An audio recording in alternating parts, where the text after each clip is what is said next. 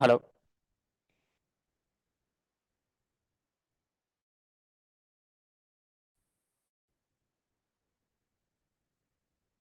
Ladies and gentlemen, a very good morning and also a warm welcome to day two of the sixth Sustainable World Conclave. My name is Aditya Malik, and once again, it's a pleasure to host this platform for all of you.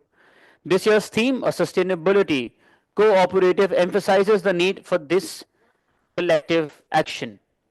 It highlights the importance of fostering a unified and coordinated effort among policymakers, businesses, and also communities to drive India's green agenda. And today, we shift our focus to power transition, the paradigm shift renewing India's energy sector, exploring the transformative changes underway in the energy landscape of India. And today's discussion, it will revolve around how India's energy sector is rapidly evolving to meet the dual challenge of economic growth and also sustainability. From advancements in renewable energy to electrification and also decarbonization strategies, we'll all delve into the key drivers of this power transition. The goal, of course, is to showcase solutions that not only address the pressing need for clean energy, but also secure India's position as a leader in the global energy shift. On that note, let's see what do we have in the store for you today. May I please request the team to play the event TV?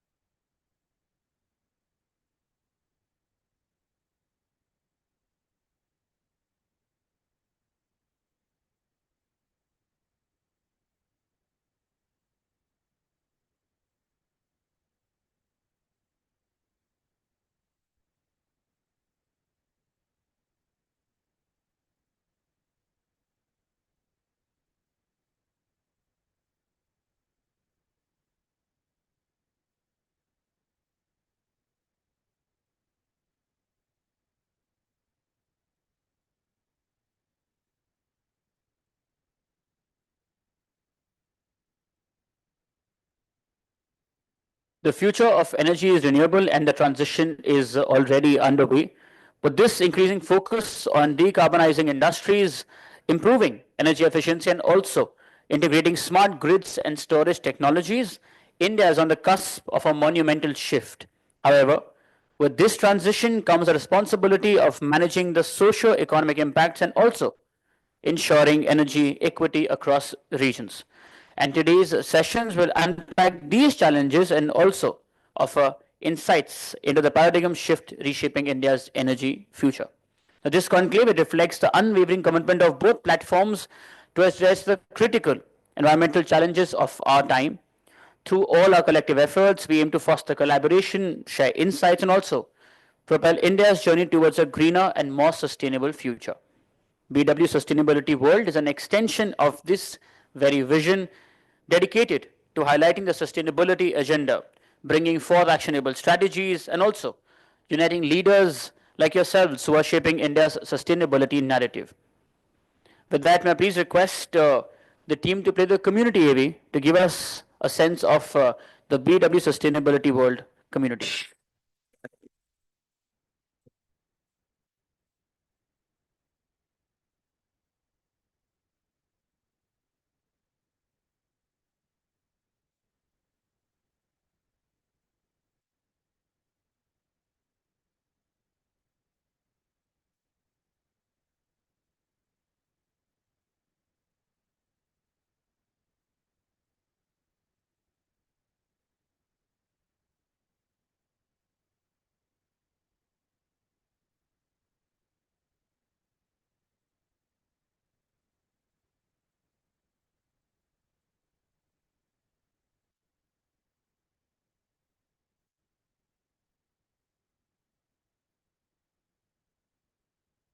BW Business World, under the visionary leadership of Dr. Anurag Batra, Chairman and Editor-in-Chief of BW Business World and founder of the Exchange for Media Group, continues to be at the forefront of business media in India.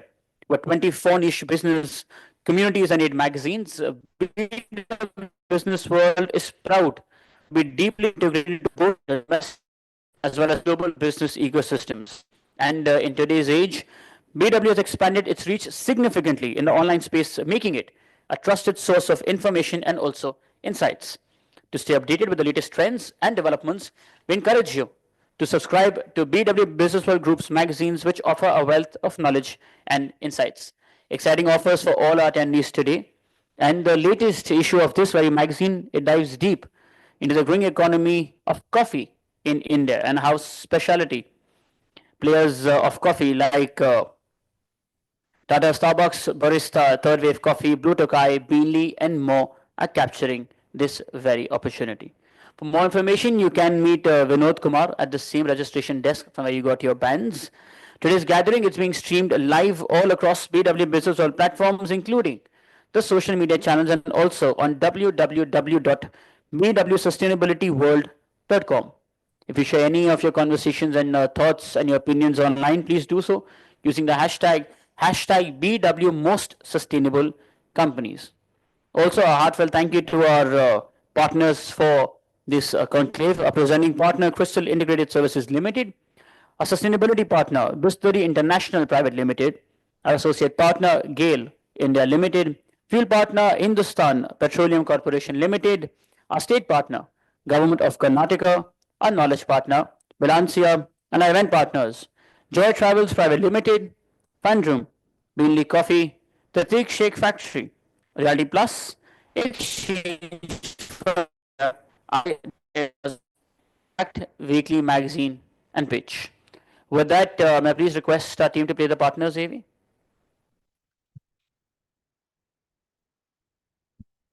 Visited banks, hospitals, schools, government offices, or airports.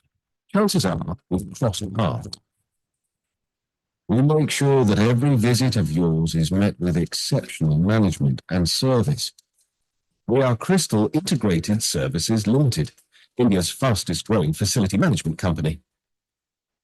Our journey began 24 years ago with a vision to emerge as one of the most preferred facility management services in India. Since inception, Crystal has maintained a clear vision with strategic focus, meticulous planning, and timely implementation driving our success.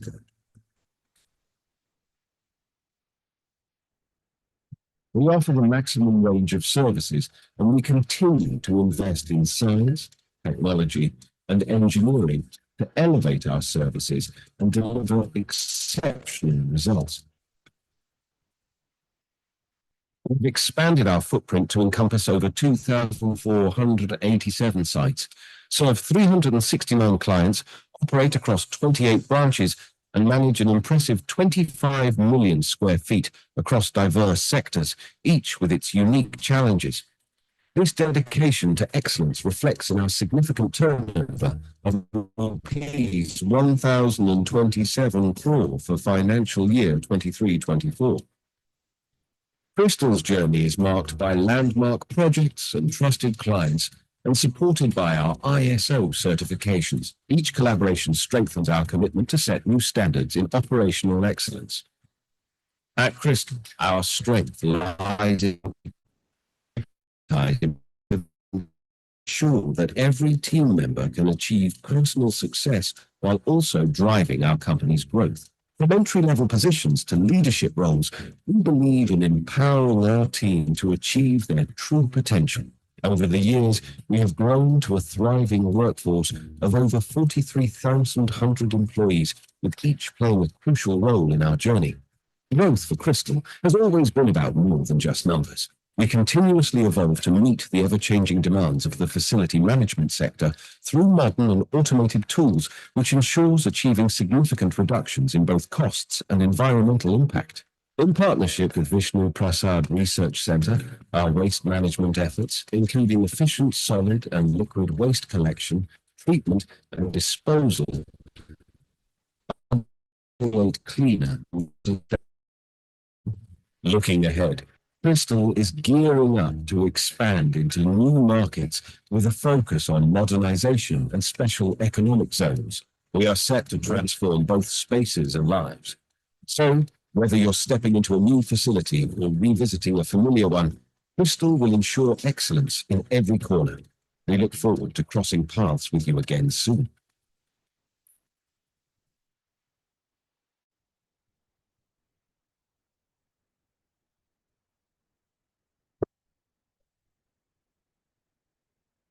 India, the land of dreams, sustainable ceremony. Dreams of growing together in future wedding world. Dreams personifying Vasudeva Kutumbakam. The world is one family. Through a constant pursuit of innovation and gain energize such dreams. Market pipelines, gold holds a strong presence in the area. Today, gold distributes more than 53% of the natural gas used in the country to consumers ranging from mega power and fertilizer plants to industry. All these attributes make GAIL the undisputed leader and preferred partner of choice on gas market in India. New and smart technologies like automation and robotics to optimize operations. GAIL has been running a digital advocacy initiative, the Hara Badlo campaign to combat the problem of air pollution by sharing real stories and several social experiments, resulting in visible behavioral changes in individual citizen level. In the pursuit of excellence and success, GAIL has shown exemplary courage, resilience to overcome challenges, agility to adapt to changing circumstances, and sincerity towards its customers to transact business. No wonder it is the preferred partner of choice. Energizing possibilities. A big thank you to our partners. And with that, for the opening address, please join me in welcoming on stage the Vice President of BW Business World, Mohit Chopra, everybody, please.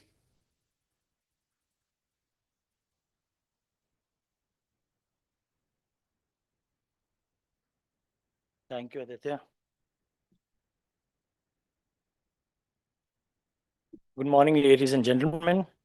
At BW Business World and BW Sustainability World, welcome you all to the 6th edition of the BW Sustainability World Conclave. It's truly encouraging to see you all here at the event.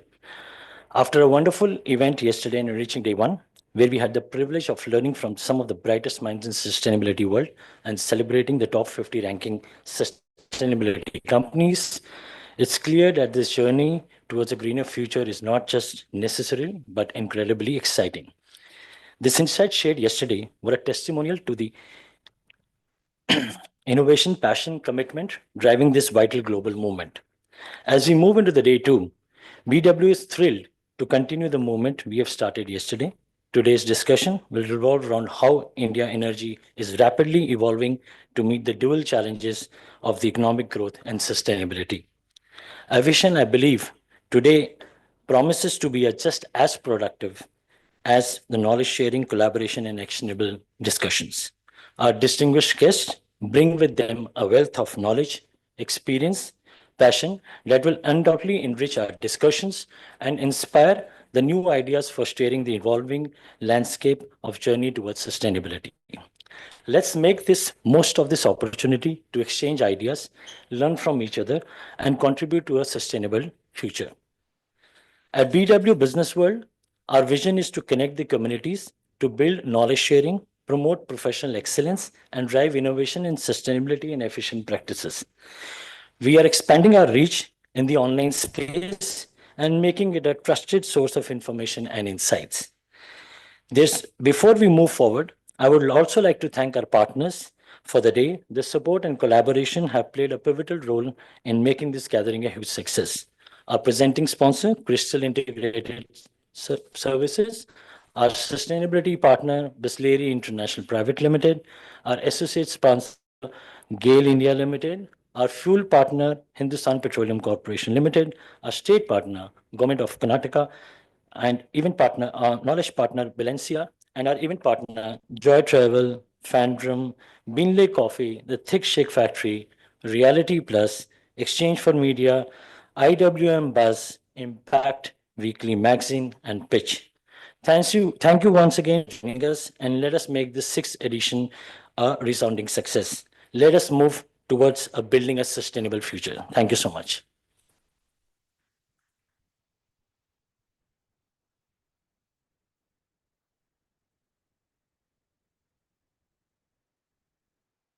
Thank you, Mohit, for welcoming everybody.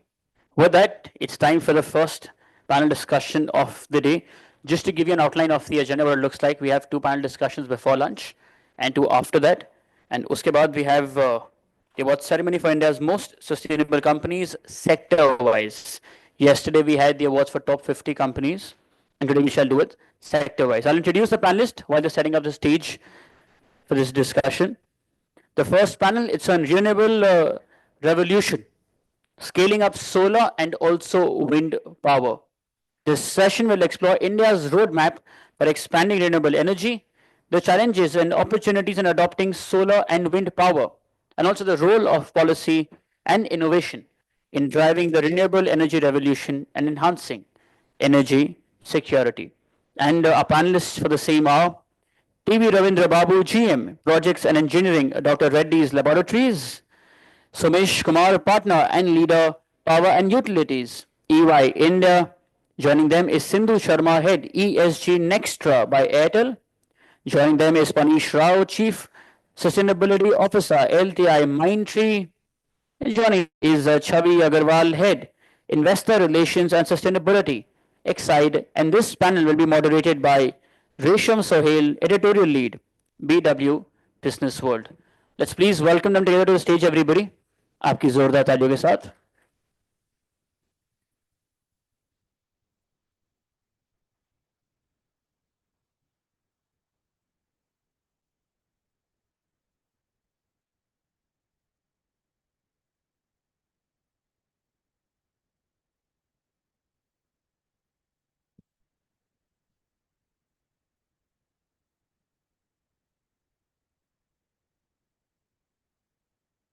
Thank you so much, Aditya. As Mohit mentioned, we had a power-packed day yesterday with many insightful panel discussions and keynote addresses. This very illustrious panel today. Thank you for joining us today. Now, I want to take all of you back for a moment. It was November 2022, COP26, Glasgow, Scotland, where our Prime Minister Narendra Modi made a very significant announcement that India aims to be net zero carbon emissions by 2070. And this was even more significant because of the two subsequent announcements.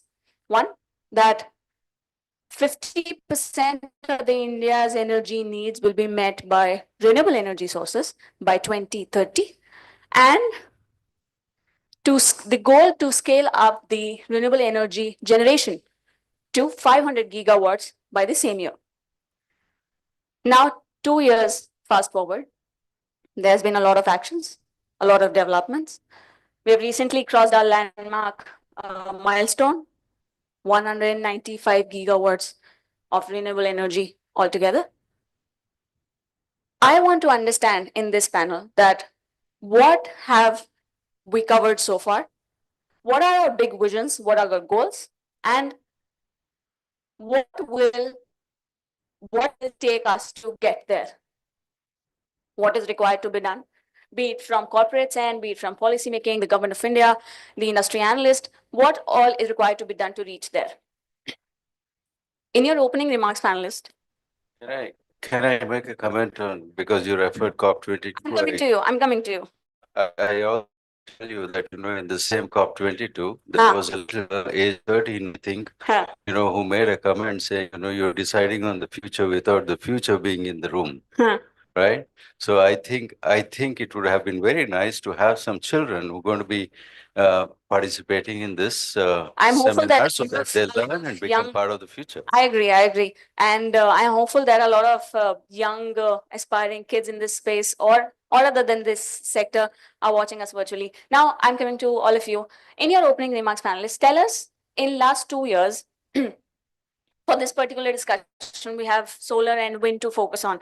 Now we understand India has done a great job in solar, but when we talk about wind power, the pace is still slow.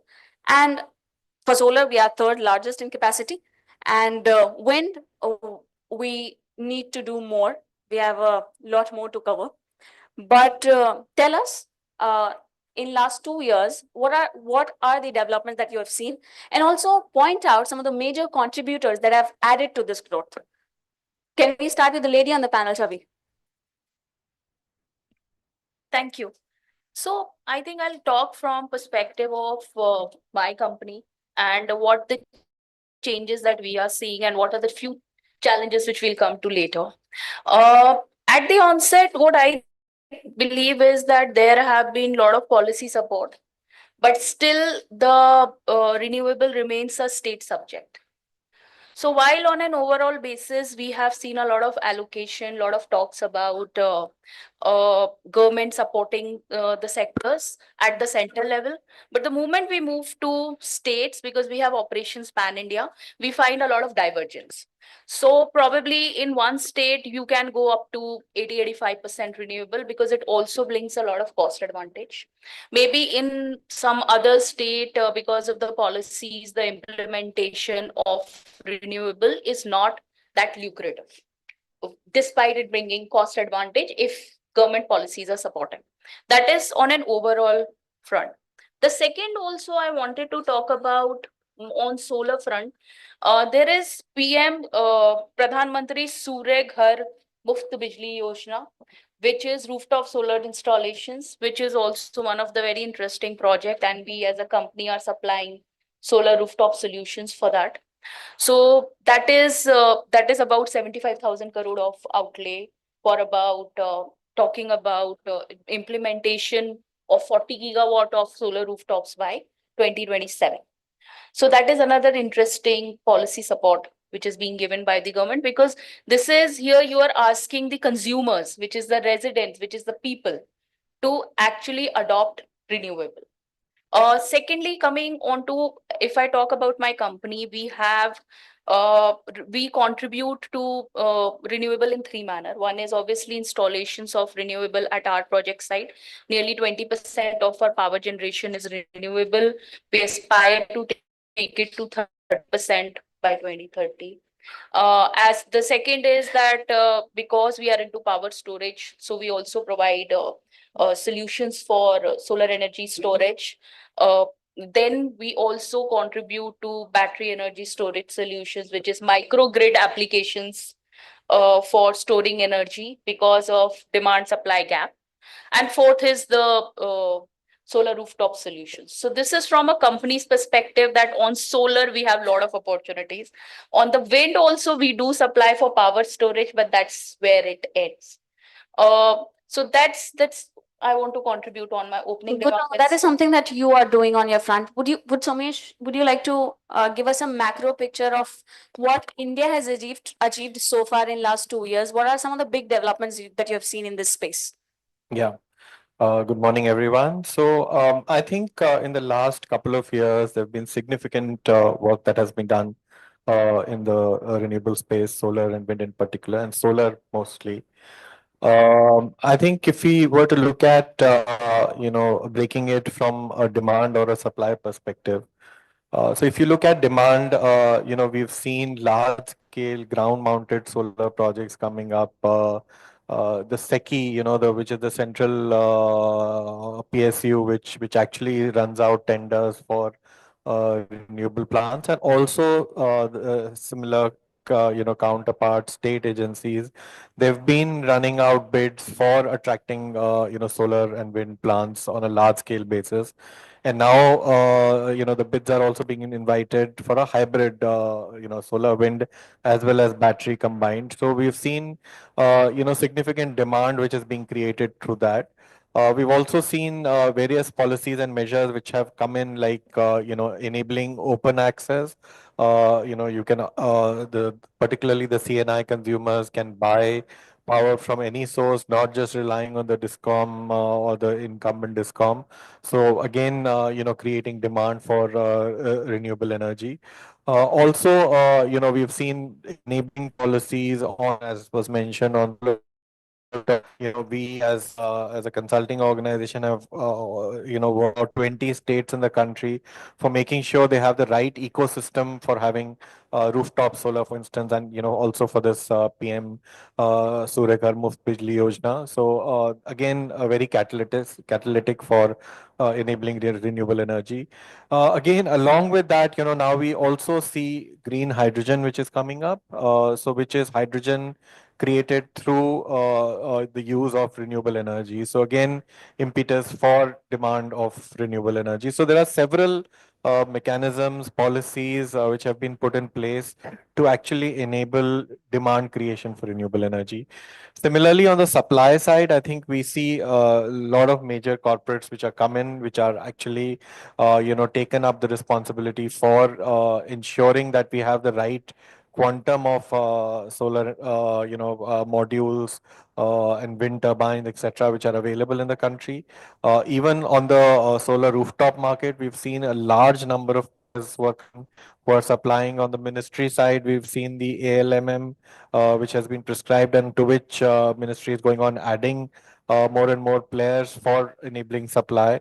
So again, on the supply side as well, we are seeing a large number of initiatives that have been taken up. The which I would like to close is that, right now our capacity addition per year is about 15 gigawatts or so. But, we are at about 200 gigawatts, and we have to, add about 300 gigawatts more in the next 6 years. So we have to add about 50 gigawatts a year, which is almost 3 times of what we've been doing right now. So that is ambitious. That gives us opportunity also, but that is something that needs to be done. So we need to see how we can fast track almost 3 times of what we've been doing right now. So that is something that is on cards for us. That's correct. You rightly mentioned about solar, that we have seen great developments in solar. We are around 95 gigawatts now in generation, and a little above 100 in capacity. Now, I'll come back to you when we talk about wind at that front. What is actually hindering the growth? Now, Sindhu, if you can share your opening remarks and tell us, in your view, what are some of the major developments that you have seen in the last 2 years? How are you contributing to it? Sure. So we are from the data center industry. We have India's largest network of data centers in India. In last 2 to 3 years, we have seen considerable, efforts which state government as well as central government has put in to bring new regulations to push consumers like us, CNI consumers like us, to adopt RE. Especially if we'll talk about CNI consumers, I believe we have much clear visibility with respect to regulations now. We have much more options in place to source power. You can now have intrastate. You can also source it from interstate. You now have battery storage option also available. Rooftop is something anyways we have in place, either in the capex or an opex model. So now from the regulatory front, I believe last 2 to 3 years, it's a great push from the government side. Still, there are a few states who are, yet to adopt the RE transition piece with respect to the open access adoption. But we still believe that with this move, we'll find all these policies in the states where we don't have right now. This is from the regulatory side. For a consumer like us, we are serving all global clients. We're also serving our investors. And for us, energy transition is one of the major agenda item. If you'll talk about our organization, we have a net zero target of 2031. Currently, we are consuming around 40 odd percentage, replacement through RE for our enterprise and hyperscale campuses. In last 5 years, we have signed, I believe, more than 15 to 16 contracts. We are not just signing the PPAs or a bilateral contract. We are a part of all these companies actually putting the capital in the companies. Now we are moving towards the ISTS, transitions where we really want to have one plant and the supplying across all the facilities which we have in various states. So this is how we are moving. With respect to I believe if you would have asked this question few years back, we were not having the policies in place, but now we have the policies. Considerable amount of push by central government, state government, option of all news with talk about green the open access policy or of policy. So it's a good move. One thing is clear that India is on the right track and corporates seem to be very good and dedicated to what we aim to achieve. Now tell me, Ravindra, in last 2 years, how have you contributed? So how have you seen the space evolve in the last 2 years? Yeah. So this solar and wind actually generates during, of course, the solar generates during daytime, and wind, there are high wind months and low wind months. So basically, these are not actually matching to the demand. So the generation curve is not exactly matching with the demand curve. So to your question, so the ISTS, where actually the wind and solar hybrid model is going to be a solution for this matching the the round the clock generation and the demand side. Like the solar generates during the daytime and the wind mostly during nighttime and high wind months time. So combining these two, actually we are able to generate uniformly round the clock about 70 to 80%. With that, actually, that is the biggest change in the last 2 years, which is going to change the entire renewable game. Like, so we have signed for almost about 150 million units already we have signed for the ISTS transaction, and another 200 million units we are able to sign. So this is going to meet almost 50% of our total global consumption. So with this ISTS. And the other thing is, so to meet our COP26, whatever the goal India we have taken to meet this 500 gigawatt capacity, basically the solar is going to generate during the daytime between 10 a.m. to 4 p.m. or 5 p.m., whatever it is. During that time, we have to actually see that the demand management. So most of the utilities, they have not actually coming up with the incentivized tariff during this peak solar generation time. If they make the availability based tariff kind of structure where actually the solar generation is more, that time if they give incentives for the users, so that many of the industries actually will not be having the round the clock loads. So they will be focusing their operations only during the generation period. And most of the load, when the more and more solar installations happens, so that load can be handled by these things. So that is one thing we have to focus on it. This is one mostly discussed and talked about challenge, the challenge of intermittency. And you're correct that we're seeing the development of blend energy generation, solar plus wind, in order to get the round the clock power when we talk about the demand and supply. I'm coming to you, Panish, your opening comments. Now, as Somesh rightly mentioned, we just have 6 years. We are sitting in 2024, 3 months left. We are expected to add roughly around 300 gigawatts. Now, this is the emissions target. India is also required to scale up the capacity per year addition, but it is required to also maintain its economic status of developing country. This is a dilemma. Now, tell us, are we on the right track when we see our energy? I think so. If you see the budgets being allocated for renewable energy, they're humongous.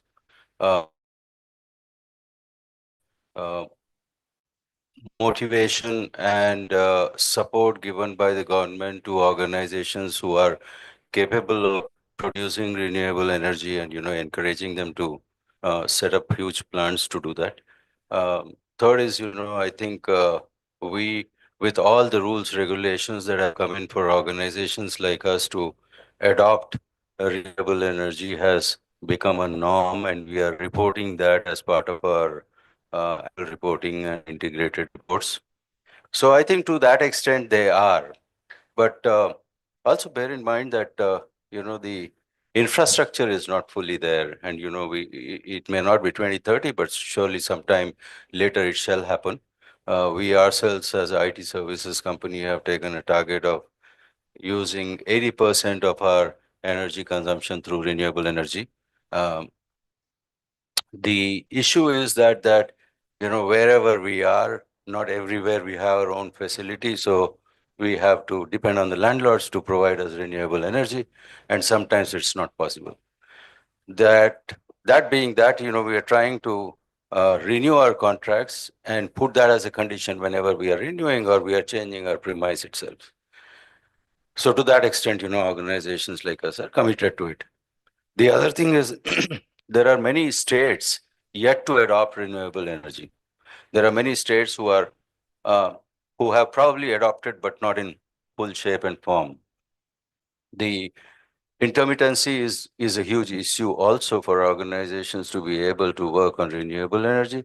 But I guess, organizations like Excite, you don't do help us because we have a storage capability. We store energy when it's available and we use it when the nature doesn't give us the energy. Um, I think the also, touching on solar and wind, wind was the first to come before solar came as a technology. And unfortunately, I think it came a little before time, before people could even realize that, that could be used as an energy. And the investments were so huge and the adoption was so late that, those who invested early probably went a little bust on that. And I guess, therefore, we talk more of solar and less of wind, but I think, both are a huge source. And other source which I believe is neglected is water. And we should start using that hugely too as a source of energy. Good to know.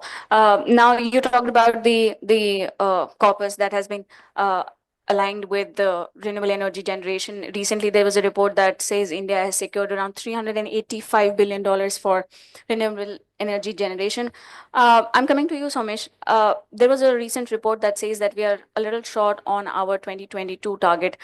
I mean, our goals are ambitious, that you rightly said. Per year capacity addition, we need to look at that. And also, when we talk about wind, we are a little lagging behind. What is required to be done? And tell us what is actually hindering. What are some of the challenges that we are facing?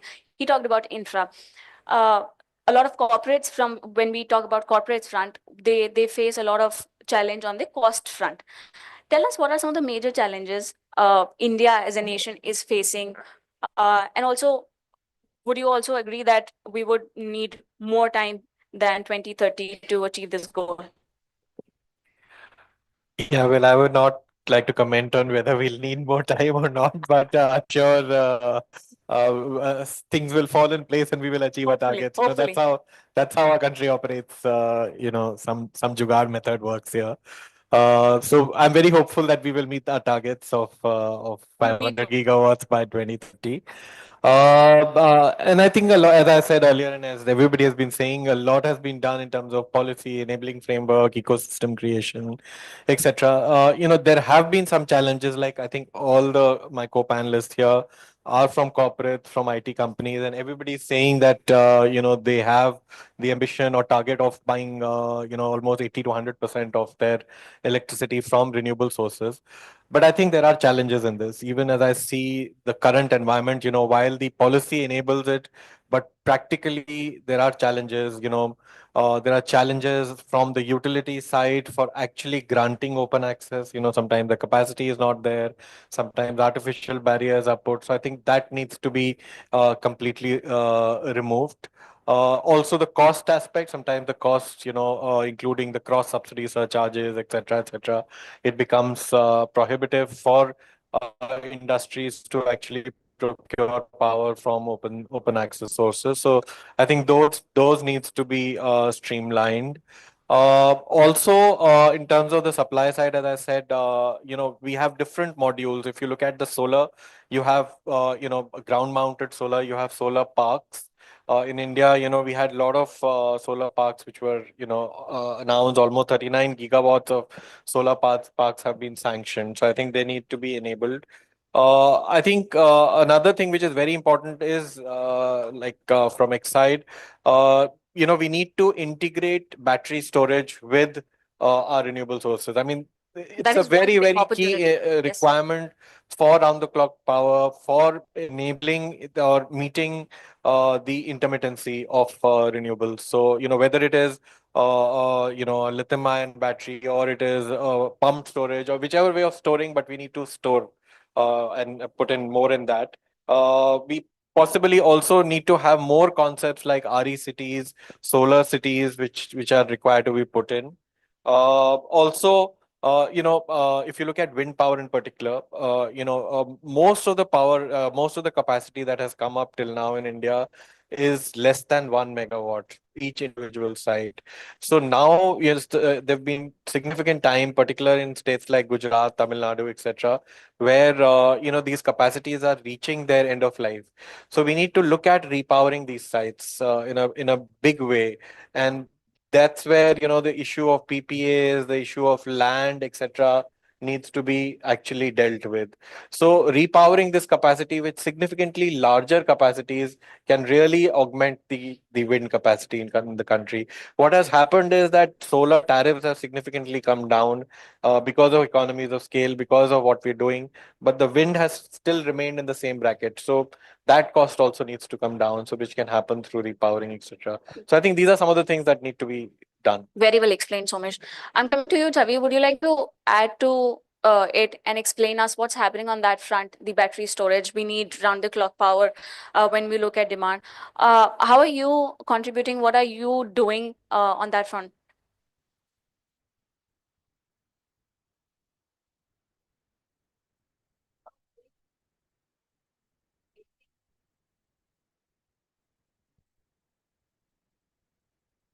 No problem.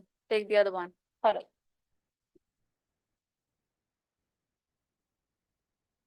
So yes, this is a big issue, which is energy storage, because that is the only thing which will differentiate or increase the acceptance of renewable in India at a wider scale. So currently what we are doing is that we are also working towards providing large storage solutions, because this will not, when you talk about storage solutions at the grid, then it will not be small storage solutions. It will be very, very large storage solutions. Currently, there are all the state governments are providing, are asking for storage solution for microgrids. So where you have say a solar park, there, where you have say a solar park, there you will have a small grid, microgrid, and there we are providing solutions for storage, energy storage. But if you're talking about at the national grid level, there the scheme which is battery energy storage solutions, it's yet to take off. So there was something announced in terms of PLI incentive scheme for battery energy storage solutions for companies who want to come and set up. But certain progress needs to be made. Currently, by government, large energy, battery energy storage solution projects have not been announced for us to supply and provide for those kind of storage solutions. So what is the need is that most of the state governments currently are cognizant of it. They are doing it at specific renewable project locations, which is more a microgrid kind of a situation. But at a national grid level, where you want to transfer large renewable power to the grid and use it when it is required, a large battery energy storage applications will require a large government push. Those tenders for now have not yet been awarded. One thing that is a big happy change is whether you look at from policy makers, you look at government of India, you look at corporates, industry experts, and everybody is very gung-ho about our vision, the goals, and the progress of this sector. Now, I'm coming to you. Tell us what are some of the challenges that you're facing when you look at scaling up your capacity? And also talk about what are some of the challenges that you face when you deal with sourcing renewable energy for your projects, or how are you dealing with this? Share any example or your experience. How has that been with you? So, one of the major, so we started with the pure vanilla project where we have signed solar PPAs. And over the time, we have realized, okay, we need solar plus wind to have maximum replacement. We added solar, wind to have around 75-80% replacement. Now, since we have the ISTS option in place, right, and for the consumer like us having the RTC load, round the clock load, we'd like to have around 90-95% replacement, which is only possible when you'll add battery storage to the wind along with your ISTS supply. So what we are doing now, we are looking for partners who will help us out with wind plus battery storage to give me supply during the peak hours, where, for the projects, for the capacity which we have not contracted under the intra-state supply. So it's like, so we have signed around 15 odd contracts. And from all these contracts, I'm getting 70-75% replacement. And each of the state is restricting ourselves because of this TOD banking, right? So we wanted to have a project. We'll start with a pilot one, but we are in discussion with various developers in the market to have solar, wind plus battery or wind plus battery storage so that I'll be able to get supply in those 3-4 hours. So something which is really fascinating, and there are a few companies who are already started working on this, because pure vanilla solar wind is driven. If still there are corporates who are not buying solar wind. I don't know what sort of regulation they are looking for, but for the maximum replacement to reach up to 90-95%, you need all these permutation combinations. Good to know. Now, Ravindra, you talked about intermittency. Now we know that renewable energy generation depends on climate. We're seeing extreme behavior of climate. We're seeing early winters. We've seen extreme temperature rates when we were in summer, June, July. How are you looking at it? Now you've put forth one solution to it, that we're looking at blend energy generation. What are talk about some of the challenges as well as some of the solutions that you're looking at it? See, anyhow, these variabilities we cannot change from the nature. Actually, whatever it is during the summer, actually the from Jan to May, the generation almost to 20% more with the solar panels. And again, from the June to December, it gets dropped. So the only solution is like the battery storage solution or the pumped storage solution. So as our co-panel members mentioned about, so the government have to look at incentivizing. Now actually the parity has not come. See, suppose if you go for the storage solution through battery, almost the per unit cost is going up to 14-15 rupees also. So which is not a viable scenario. So the government has to incentivize that and then encourage that. Initially, suppose if you take during 2013-14 and all, the solar power cost was about 8 to 9 rupees. So nobody was buying. So they have facilitated policies and then incentives, all those were given. And then in the recent 4-5 years back, actually, it has taken a leap. Same way, the storage is one of the biggest advantage for actually increase our COP26 goal also. So for that, government has to look at. And the other biggest challenge is, if you see one side, the ISTS power or the solar power, it is coming down. Actually, per unit rate generation, it is almost 2.5, 3 rupees and 3.5 rupees at the generation side. And at the landed side, we are able to get even at 4 rupees, 4.5 rupees. The other side, the discoms, if you see any state discom utilities rates, is about 8 rupees, 10 rupees and all. So the government policies, central government is making policies so to give open access approvals, deemed approvals, all those things are there in place.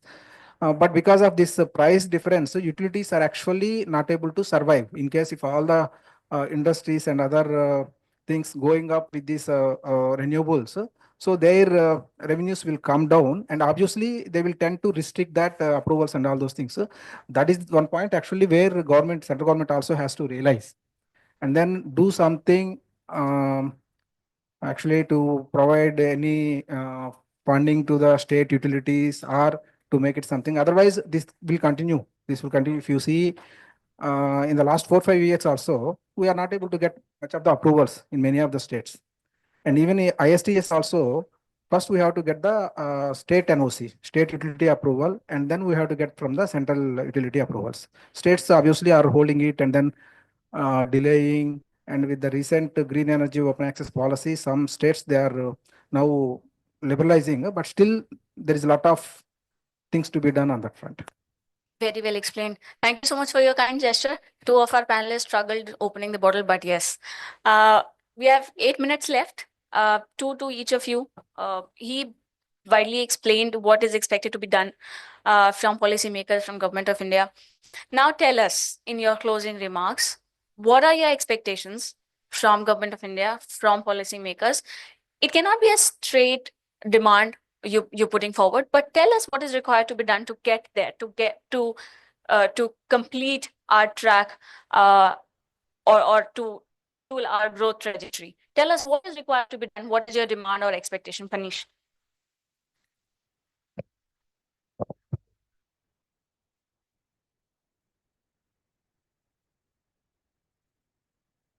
So one is, I think, the uniform adoption of the policy, transparency in it, and a very clear definition.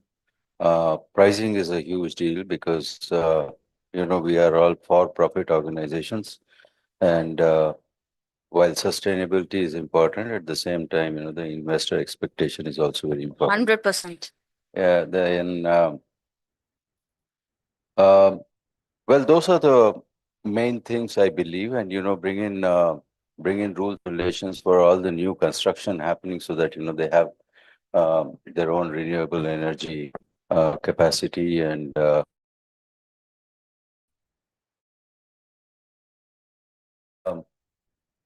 land adoption could be a huge problem for the government, because or individuals, because that's where probably you need to set in your solar farms. That's where you need to set in your windmills.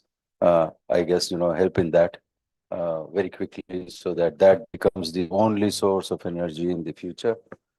And I believe that we are a very, very gifted country compared to many other countries in the world, which has got abundant sun and abundant wind too, and abundance water. If we can use that constructively, nicely, we could be a great country in terms of renewable energy.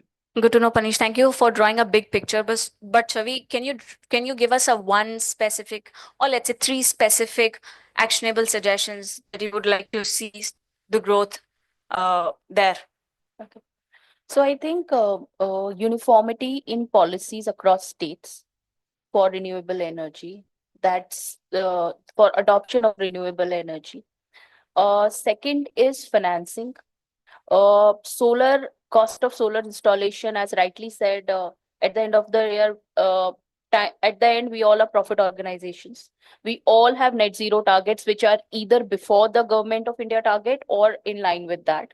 So there is huge opportunity and 100% RE is a way to achieve that target. So there is large opportunity there. So cost of, if you have to promote wind, then financing, and it has to be viable for the owner too, even for the company which is setting up the wind project, and also for the company which is buying the wind project, as we have seen in solar. So financing and making project viable is the second thing. And third thing that I would say is that we need to have policies in place for having demand supply gap sorted in terms of renewable energy storage. Good to know. These are something that everybody on this panel would not disagree with. So this is something similar.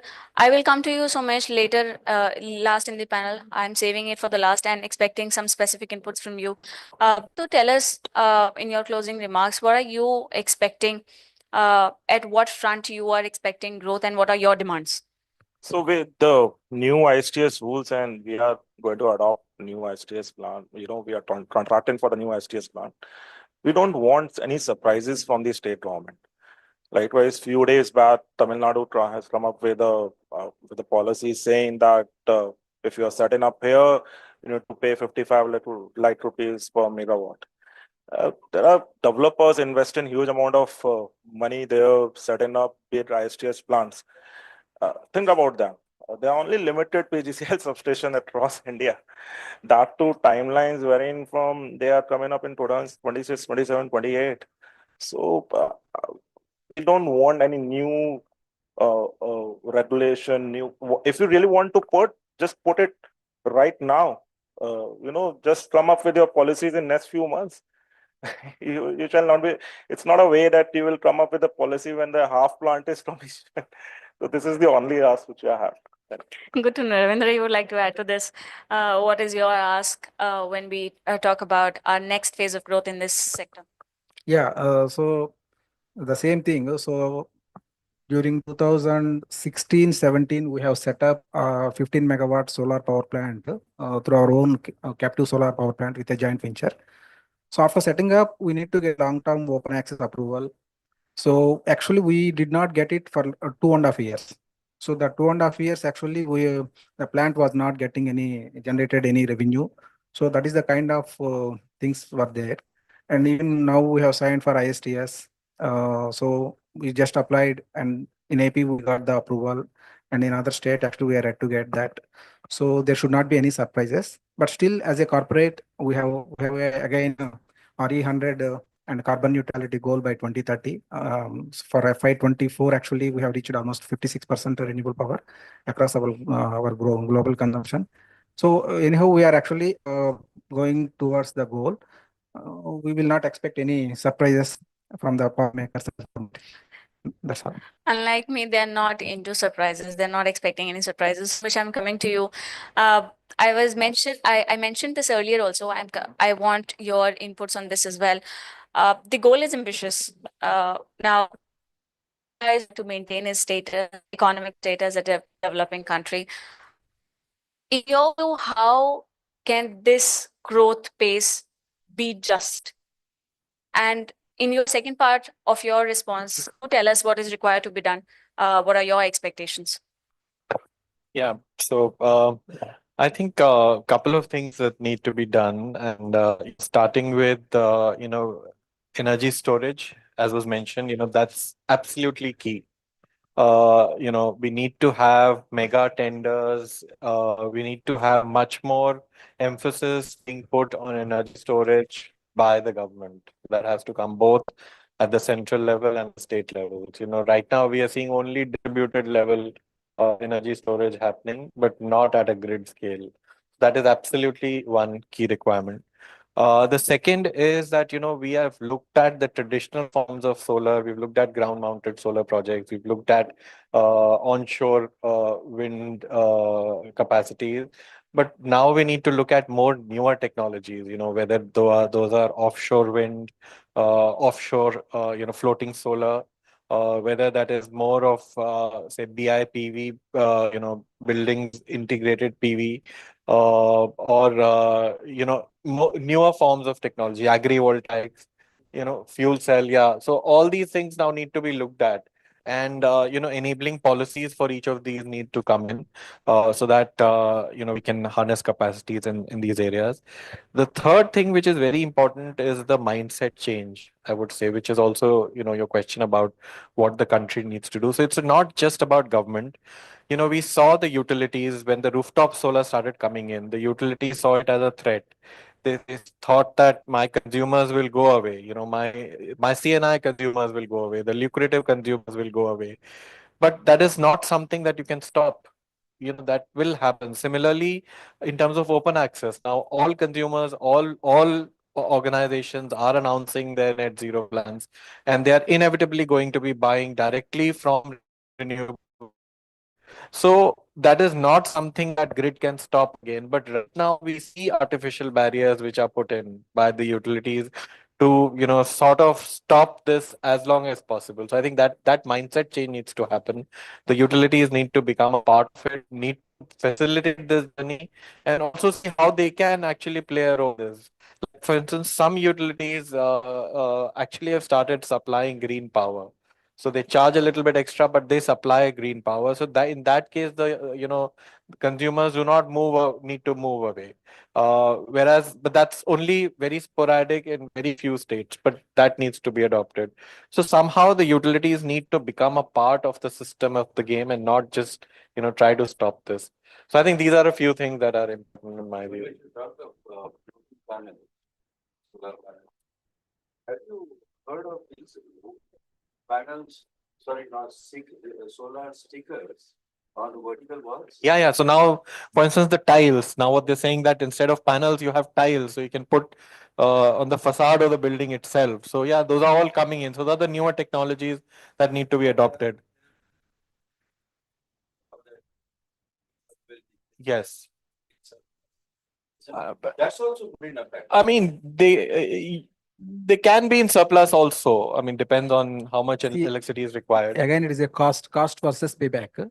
See, whenever there is a sunlight falling on that, only that time it generates. So the initial investment, see, traditional, no, not storage. The traditional solar panels almost gives about 20% generation, 20% PLF. Whereas when you put these on the facade or whatever it is, whenever there is a sunlight falling, that time only it generates. The remaining time it will not generate.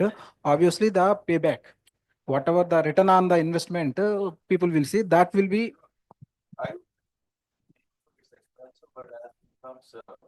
Yeah, even if it becomes like a traditional solar module, it cannot generate as like a traditional module which is mounted on a north to south kind of thing. So it will not generate. So of course,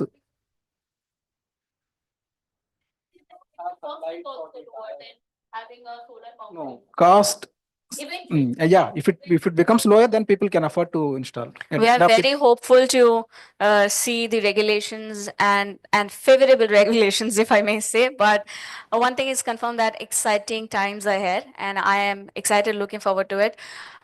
Thank you so much, panelists, for sharing these insights with us. This has been a very insightful panel discussion. Thank you so much, panelists. Thank you so much, audience. Back to you, Aditya. Yes, please, a louder one.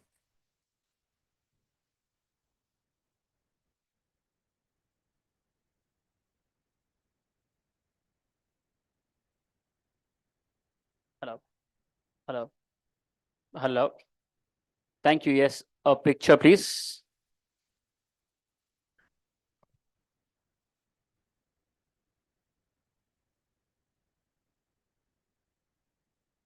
Thank you. Thank you so much. Thank you.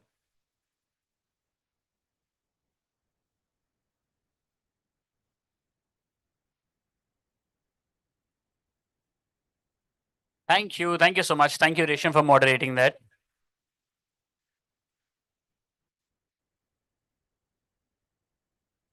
Okay, so before we move any further, we have a couple of gifts from Crystal Integrated Services Limited because हमारे पास कुछ सवाल हैं quiz के which we also had yesterday, and I've been allotted time for 2 of them. Whoever gets it right gets a prize. Very simple. Yes. So I've got some questions, a questionnaire that I have with me. Thank you, Priyanshi, for helping me with this. Chaliye, in the context of India's energy transition, what is the government's target for renewable energy capacity by 2030? By show of hands. By show of hands. This तो felt like कोई क्लेयर्स पड़ी सबके table पे. I think हमको वही बांटनी पड़ेंगी. Yes, but you said it first. You said it first. You said 500. And what's your name? Are you on the panel? Is it? Of course. Anybody who's not on the panel? If not, then we'll come to you. Yes. Anybody who's not on any panel today and wants to answer this? Yes, sir. Your name, sir? You're part of Exide. Okay. Anybody? Yes, sir. No, आपके पीछे भी sir. Yes, sir. 500. आप किसी panel का हिस्सा हैं? देखो आपको मौका मिला you said 500. तो 500 is not acceptable. नहीं ये खुद लगाने वाला थोड़ा ना है कि आप बाकी देख लीजिए. नहीं. But you said 500. So okay, but we'll give it to you, ma'am. And then you can of course give a bit of it to him and you a bit of it to him. But yes, may I please request Rahul Kamleji, President, Group President, Service Delivery of Crystal Integrated Services Limited, to please present a token to ma'am. Yes.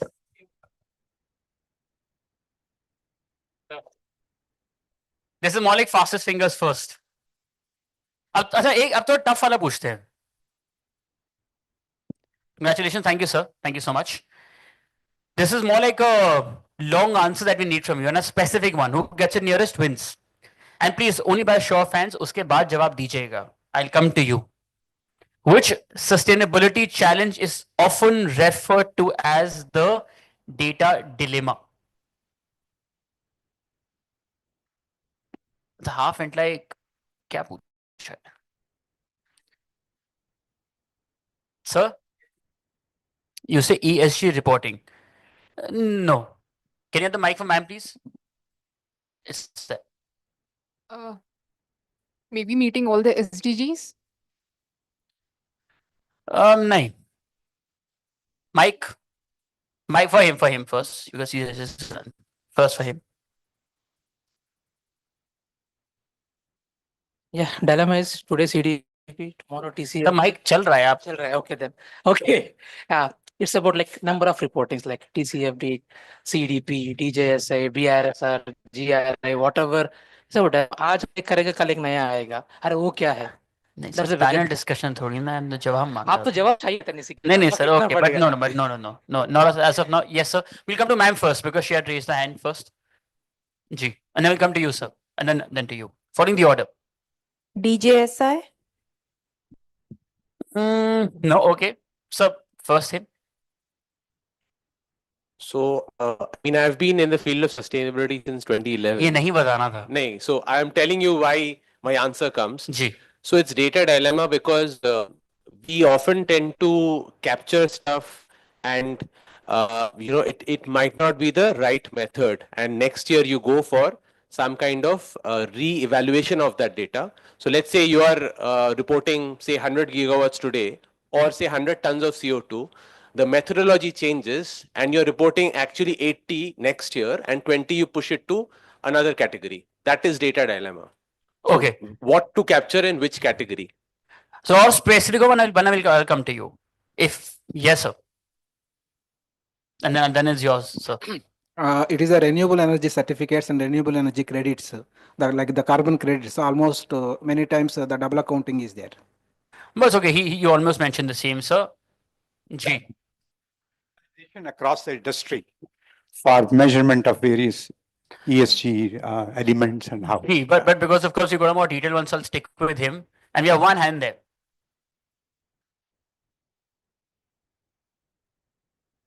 Auction of a sudden now. Data centers, for example, store a lot of data and they require a lot of electricity to, that is not sustainable as well. So storing data requiring a lot of electricity is not sustainable. So that's why that could be a data dilemma. No, okay, you're there, but of course everybody has the answers. And one last we'll do here.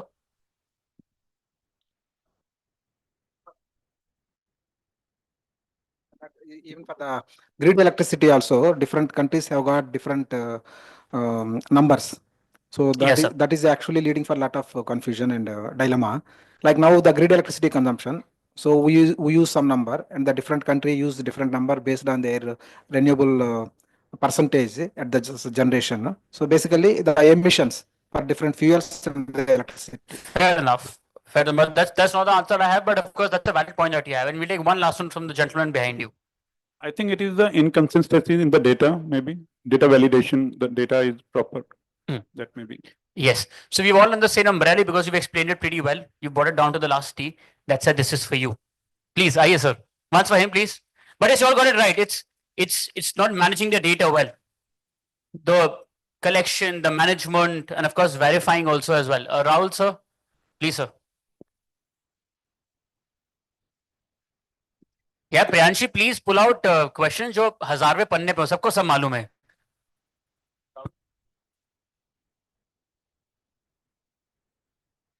Please.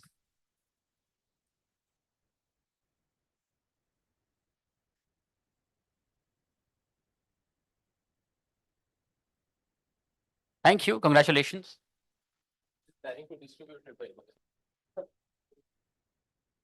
Also, for all our speakers today who were on the panel, and of course will be gracing the panel discussions after this as well, we'd request you after your session is done to please collect your tokens that we want to present to you as a love and of course as gratitude from again from Crystal Integrated Services Limited. You can get it from your registration desk or the registration desk outside once you finish your panel discussion. Thank you. चलिए इसी के साथ next panel discussion. It's on energy storage solutions, powering India's renewable ambitions. Now this panel will focus on advancements in energy storage technologies, the role of batteries in supporting renewable investment trends, and also the policies needed to integrate energy storage into India's power grid. And to share the views on the same, let's please welcome our panelist, Navinder Narang, Head, Infrastructure, Facilities and ESG, ICICI Home Finance Company. Joining him is Tanya Singhal, Founder, Menzo Carbon and Solar Rise. Joining them is Mani Khurana, Senior Energy Specialist, the World Bank. And this session will be moderated by Chandni Khosla, Board Advisor, Sustainability and Sustainable Finance. Let's please welcome everybody. आपकी जोरदार तालियों के साथ. Thank you.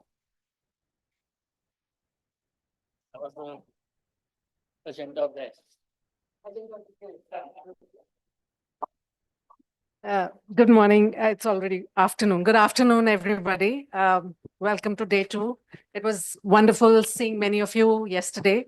And today we are talking about energy storage solutions, powering India's renewable energy ambitions. So we all are aware that we've had some fairly decent ambitions and renewable targets set for the whole country, the whole nation, and the pressing need is technological solutions to support this transition. I'm keen to hear from the panel on India's ambitious renewable energy target of 500 gigawatts by 2030. What are their views? Is it achievable or not achievable, or exceedable?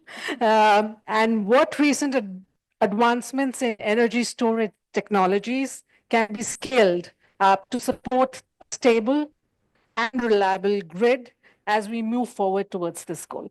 So let's start with Navinder. What are your views on this? To achieve the target 2030, we need to have the entire chain of the energy systems in place. Like it's not only creating solar or wind or water renewable energies, but also to cater for the storage solutions and the infrastructure and the compliances, the regulations around it, the governance around it. So it's the entire 360-degree approach which will work. Otherwise, any loose ends will lead to systemic failures in parts or whole also, and that will impact a lot. For example, if you look at what ICICI Bank is doing, we are trying to finance renewable energy initiatives not only at the industry level, we are also financing these initiatives at the rural level by financing the microgrids which are working. And these microgrids are not only the energy production part, but also the energy storage part at the rural side. So, Also, Navinder, yeah. we had Manish here yesterday, Yes. and he did touch upon some of those Yes. points. But what we'd love to understand is ICICI Home Finance able to take that story to the retail consumers? Are they Yeah, interested? that's very interesting. So that's where the tough part is, frankly, right? So when we look at the green loans for the developers, the margin is very less, and the work that developers have to do to come up to the compliance levels is hell of a lot. So they need pumping in of some capital to start things happening, some incentivization of the loans further than what is being allowed now. So the National Housing Bank, under which ICICI Home Finance comes, right now it doesn't have any of those very pragmatic or very highlighted kind of effects which could happen through further incentivization. So that needs to happen. Also, we need to look at how various aspects around the developer loans, like the water table or the ecosystem around that, or the recycling capabilities of the ecosystem around. That has to be figured out and a policy created to enable everybody and stakeholder to participate fully. Thank you, Naveen. That's quite insightful and appreciated. Mani, what are your views? I mean, we're truly trying to focus on energy storage technologies. Is the 500 gigawatt target ambitious or easily achievable for India? And what kind of technology investments does India need? A very good afternoon, everyone. Thank you for having me here. Firstly, I don't think it is easy at all, this target. Right now, we are adding around 18 gigawatts a year. This needs to double to meet that, to meet the 500 gigawatt target. But it's not that it's not achievable. So, given the solar manufacturing capacity which is coming, the way everything aligned, we scale up the existing technologies. The prices have already gone down, but we'll also have to actually look at new technology like offshore wind. The Gujarat, the Tamil Nadu tender came out in February this year, and we have to look at floating solar. So it's all these technologies will have to work together to make you reach that 500 gigawatt target. And what is the role that the bank is playing in this? Yeah. So having said that, all this 500 gigawatt will not be used if you don't get the storage inside. So the pumped storage and the battery storage both have to be looked at. Pump storage takes longer to establish. Battery storage is more modular, but both have to be done. And having said that, coming to the World Bank question, World Bank is working across this value chain. So we are investing in all renewable energy technologies. We are investing in all storage technologies. So when you say World Bank is investing in all renewable and storage technologies, are you doing this in tandem with the banks, public sector banks of India and the NBFCs, or have you decided to go direct into the Indian funding diaspora? So we can't do that. Okay. So the way the World Bank works is we only go into places where Government of India tells us to go. Fantastic. So we get a request from Department of Economic Affairs, and then we can work with banks because we have a long-standing engagement with State Bank of India, for example. So we lend through them. Fantastic. Thank you for clarifying that. Tanya, over to you. What are your views on this? Well, it might be slightly different from what I heard from my fellow panelists. And as a context, I'm a developer. I have built solar plants and I've built half a gigawatt plant starting at 18 rupees a unit to my last plant, which is at 2.5 rupees a unit. So the journey has been very long and one of consistency. And that's what I think the whole renewable value addition is about. So let's look at some facts. Today, you have about 200 gigawatts of renewable in India. 2010, that number was a mere 30-40, which was also largely driven by hydro and wind. There was almost zero solar. Today, there is 86 gigawatts of solar installed. Fantastic. And that has happened over 14 years, of which almost 50% of the time, solar prices were higher than coal. Right? So it was actually not an economic solution so much, but actually driven a lot by subsidies and people like World Bank supporting us to build it. Today, the situation is very different. You can produce standalone solar power at 2.5 rupees. Imagine sitting in 2050, getting a 2.5 rupee power being produced. That is the. I think 2050, it would be far more less than that. As in the project that you signed today has a flat 25-year PPA for 2.5 rupees. Right. So what I sign and I start delivering will give you power in 2050 also at 2.5 rupees is the point, right? So in my opinion, today you have reached an inflection point where the only thing that is limiting your growth is the amount of money you put in. Because in India, land is actually not a constraint. While it's a painful thing to do land acquisition. There is no constraint of land. Thankfully, we have been able to very well conquer the supply chain, get a lot of it in India. There's some portions which are still being imported, but given the policy support, even that is coming in-house, right? Grid is something that needs work on because there is intermittency, and that's where solar comes into play, and I'll come on that. But the thing that you need the most is you need trillions of dollars of financing to support it, which is where people like World Bank and ICICI have to step in. And this I'm only talking at the large scale level. You go to the microgrids or the rooftops and other levels, there is even like the PM Suryodaya Yojana scheme. You see today the kind of applications, there are millions, right? And people are talking about not just this, that they're saying, okay, give me debt support along with it so I can build it. So the limited point is there is interest. The economic value of building it is now embedded in the business model.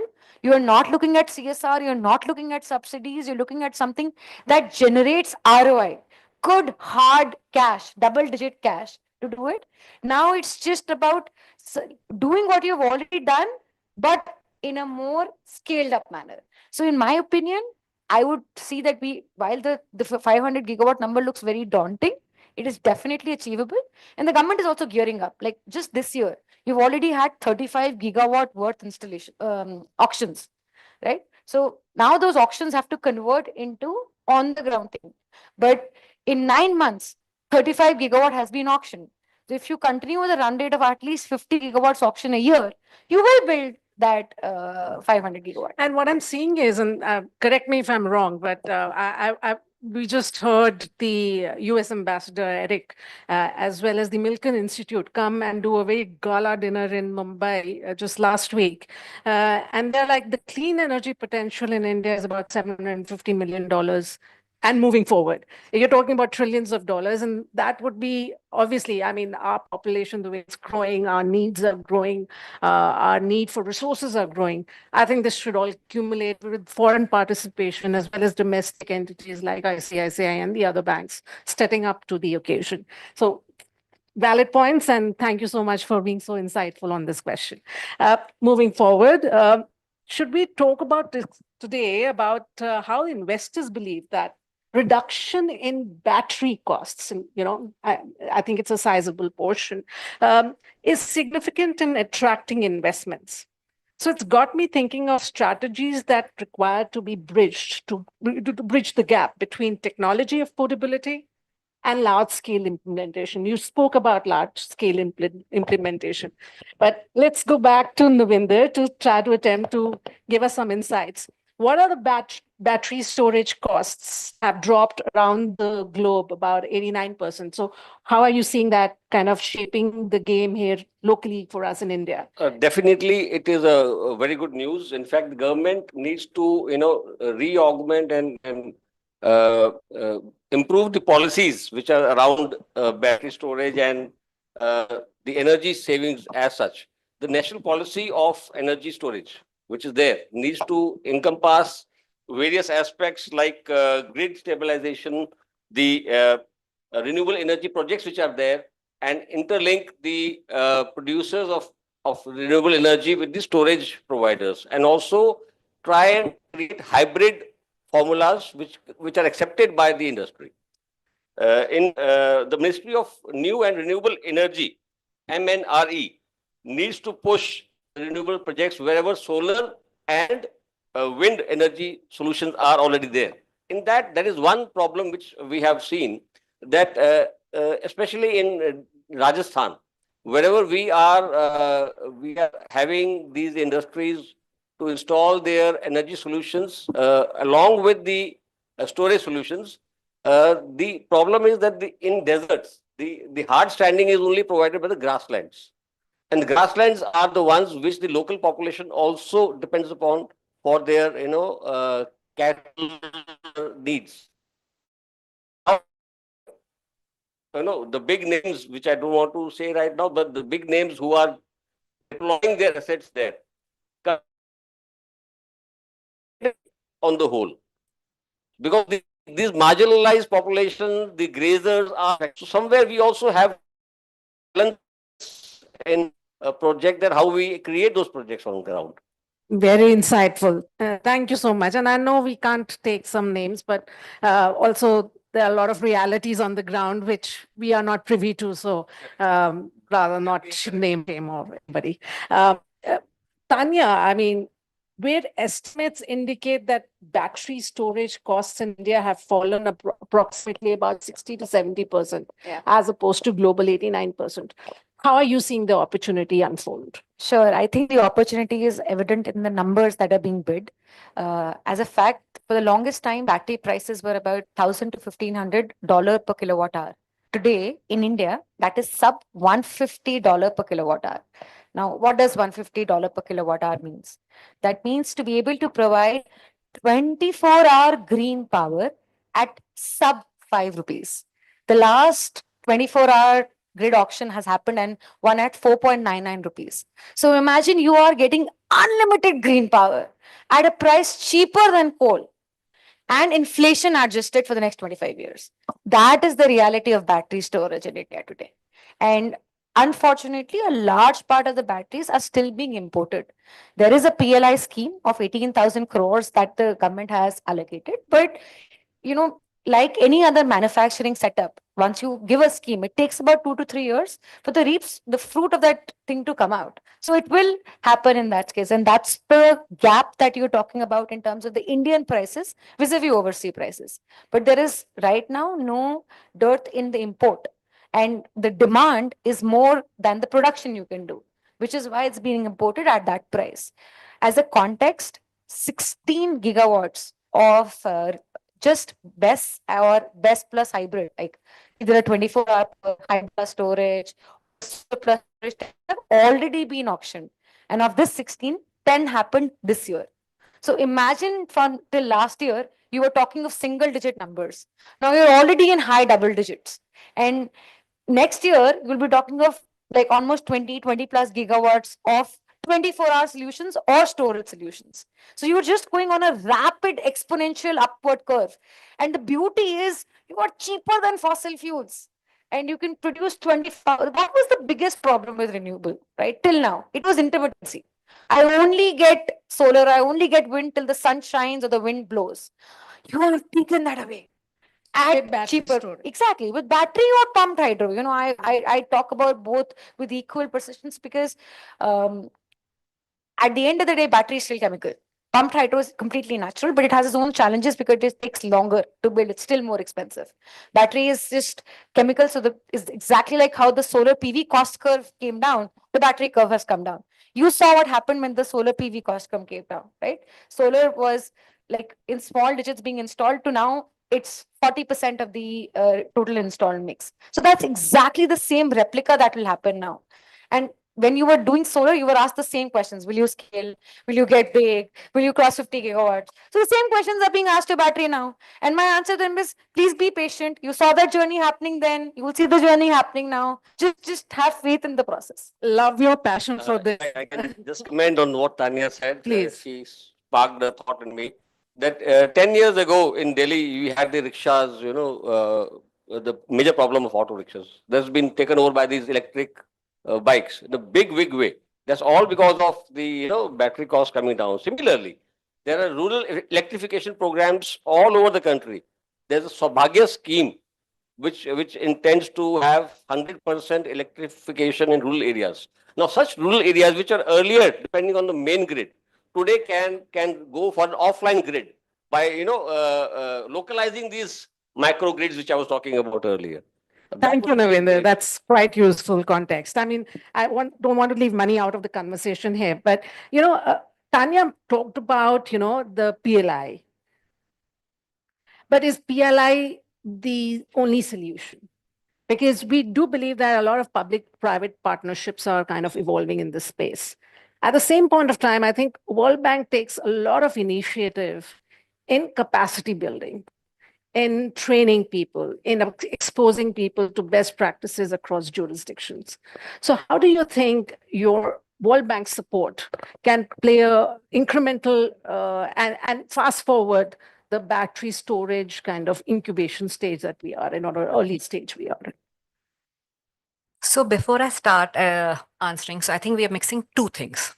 One is battery storage for the power system.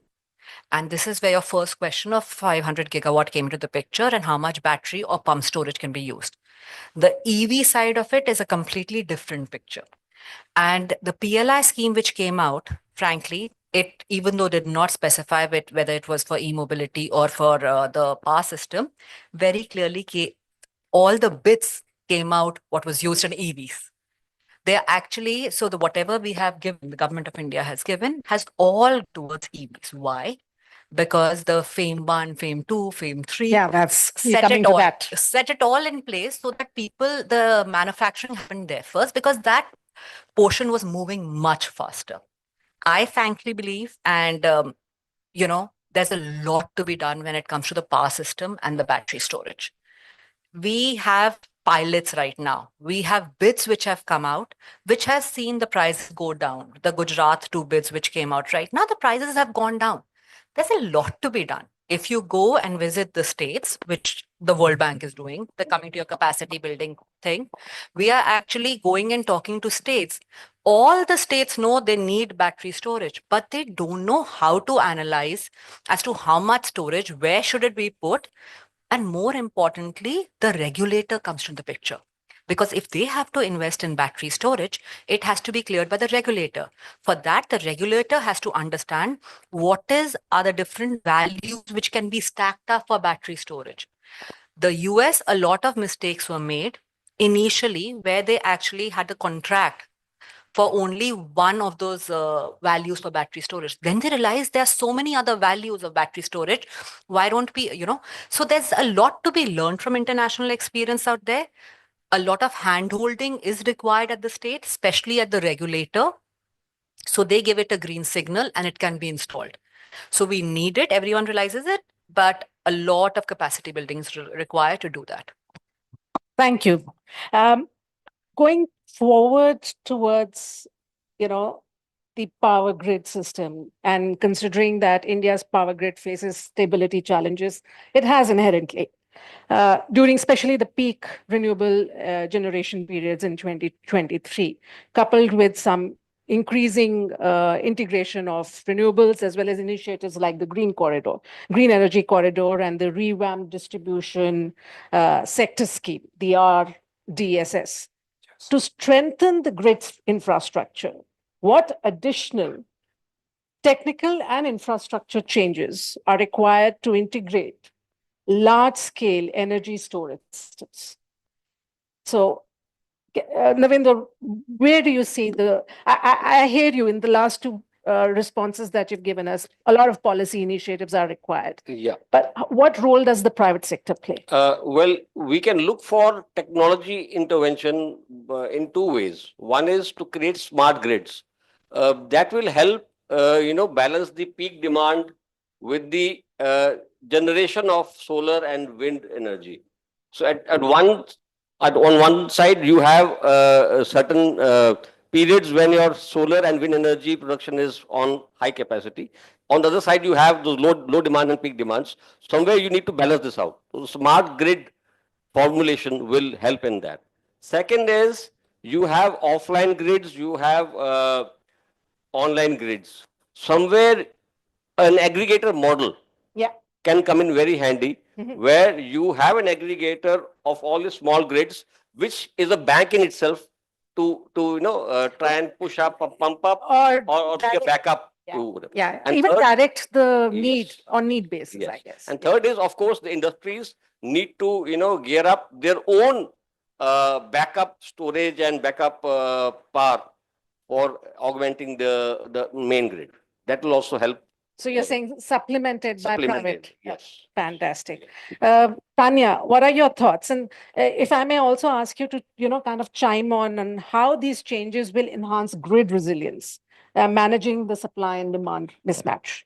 Sure. So, learning exactly like you said, to look at your international counterparts. One of the things that is globally done and definitely needs to be done in India is not just have storage at the plant end, but have storage at three different parts. First is at the generating source. So whether it's solar PV or wind or a hybrid system. So first store at the generating side. Second, you store at the grid. the place where you're actually infusing power. So which is in the government control, where they take a control on how much power I have and how much I release. And third, you store at the consumer end. Only when you'll have a nexus of storage at three places: the generating source, the transmitting source, and the consuming source, will you be in a place that you can balance the system. Else the system will fail. Now, how do you have three such diverse people talk to each other? That's where AI or smart grids or a ecosystem like a bidding system that's there already comes into, right? Today, in a world of AI, you can predict very well how well you'll be able to generate. The same way you predict when to store, when to release, but you cannot do that if you don't have infra at all three places. Fair But point. to do that, you also need the infra. Right? Like there are a lot of remote places where you build these solar plants. There is no evacuation infra there. So we need to bump that step as well. And while it's clear that it takes you about 2 years to build a large substation or the grid lines, unfortunately, the hard reality is it doesn't get done in two. It takes a little longer. So you need to not just invest in storage, you need to pre-invest in actually building the grid and then storage at the three ends: the generating end, the grid end, and the consumer end. And then marry this through a good software AI-based data solution, and then you will be able to get a good grid stability. Awesome. You are into solution building. But Tanya, just staying on that thought, I mean, when you say, build it at three different layers, what is the kind of leakages we are experiencing currently? So today you typically get not more than 90%, 90 to 93% efficiency in a charging discharging cycle. With a lot of research, you'll be able to take it north of 95%, but that's the global benchmark. So there is that level of leakage. But let's talk about flaring of power. Today in peak time, there is north of 20-25% power being flared. So if you compare it that term, the leakages that you will have in storage because of the charging to discharging efficiency are not that big. And the prices that you're talking about of the yield power, the bidding auctions and all, have already incorporated into place this inefficiency. So yes, not the ideal world or the best solution where you are getting 100% of what you store, but vis-a-vis completely flaring something and losing 100% or getting your grid shut down or asking the plants to shut down, this seems at least a much better solution. Thank you. Thank you for clarifying and shedding light on something like that. Mani, would you like to chime in on what both Navinder and Tanya have already mentioned? Thank you. So I agree. In the ideal world, you can put it there, but it costs a lot of money. We are talking about a lot of money, which frankly, by the end of the consumer will have to pay. So are we ready for the prices to go up the way they're supposed to? So this has to be done. So every state right now is trying to figure out whether it makes sense to put it at the generation or you put it in the grid. Frankly, consumer end, we are far away from it. It will be done with the scheme coming in of solar rooftop. You're putting battery storage. The thing is, you have to realize by the end of it, the weakest link in our entire power sector value chain is the distribution companies. Most of them are in red. They are in red for a reason. There's a mindset change when the ERP solutions, as simple, because it happened long time back, you can say as simple as ERP solutions came out, it's very difficult to implement those in the distribution. Government had to come out with how many bailout schemes till you actually saw any work done at that level. There is a mindset issue, there's a capacity issue, and you can't blame them. Go and sit in a distribution company's office one day. You'll realize how they are firefighting for every second of things. There's a lot of money that goes in building that infrastructure, and it takes time. And therefore, a lot of planning has to happen. So these are the realities. Yes, if you really look at the big picture, it should be done like that. And frankly, with AI there, it is easy to do it. But who are you giving that AI solution to? And who is using it on the ground? So we have to understand that there are limitations and there has to be a step-by-step approach. But Mani, aren't you really coming back to the point that there are inefficiencies in the system? And there's a role of capacity building, knowledge building, knowledge enhancement. I don't know how much is the aggregate pay structure at distribution companies. I think that also plays a lot of big role in retaining good talent. So this is the crux of the issue, because when I go for these conferences right now, we are not talking about the weakest link. We are talking about the big picture always.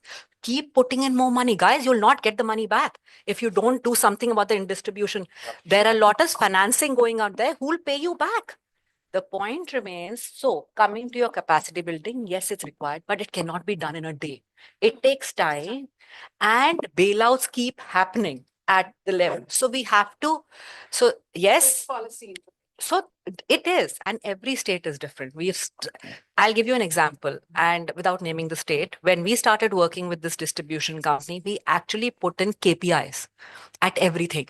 They didn't know what KPI, but we put it. I said, there has to be a way you measure what you do, because there's nothing like that happens out there, right? So we are talking about changing things which have been happening for 50 years. And there is a lot of pushback. So this is where I would urge anyone who can put money, who can put resources, to work with the distribution companies. Well, good point and very well taken. And I hope the audience also appreciates that if they are interested in the power sector and the renewable transition of India. What we'll do is, in the interest of time, we'll just have a little bit of rapid fire questions, just to get everybody also interested. And if we have time, yesterday we had requests that please open the panel to the floor, and maybe somebody in the audience might want to ask some questions. So Tanya, let's start with you, because you are the developer on the panel, and your passion shines through the way you speak.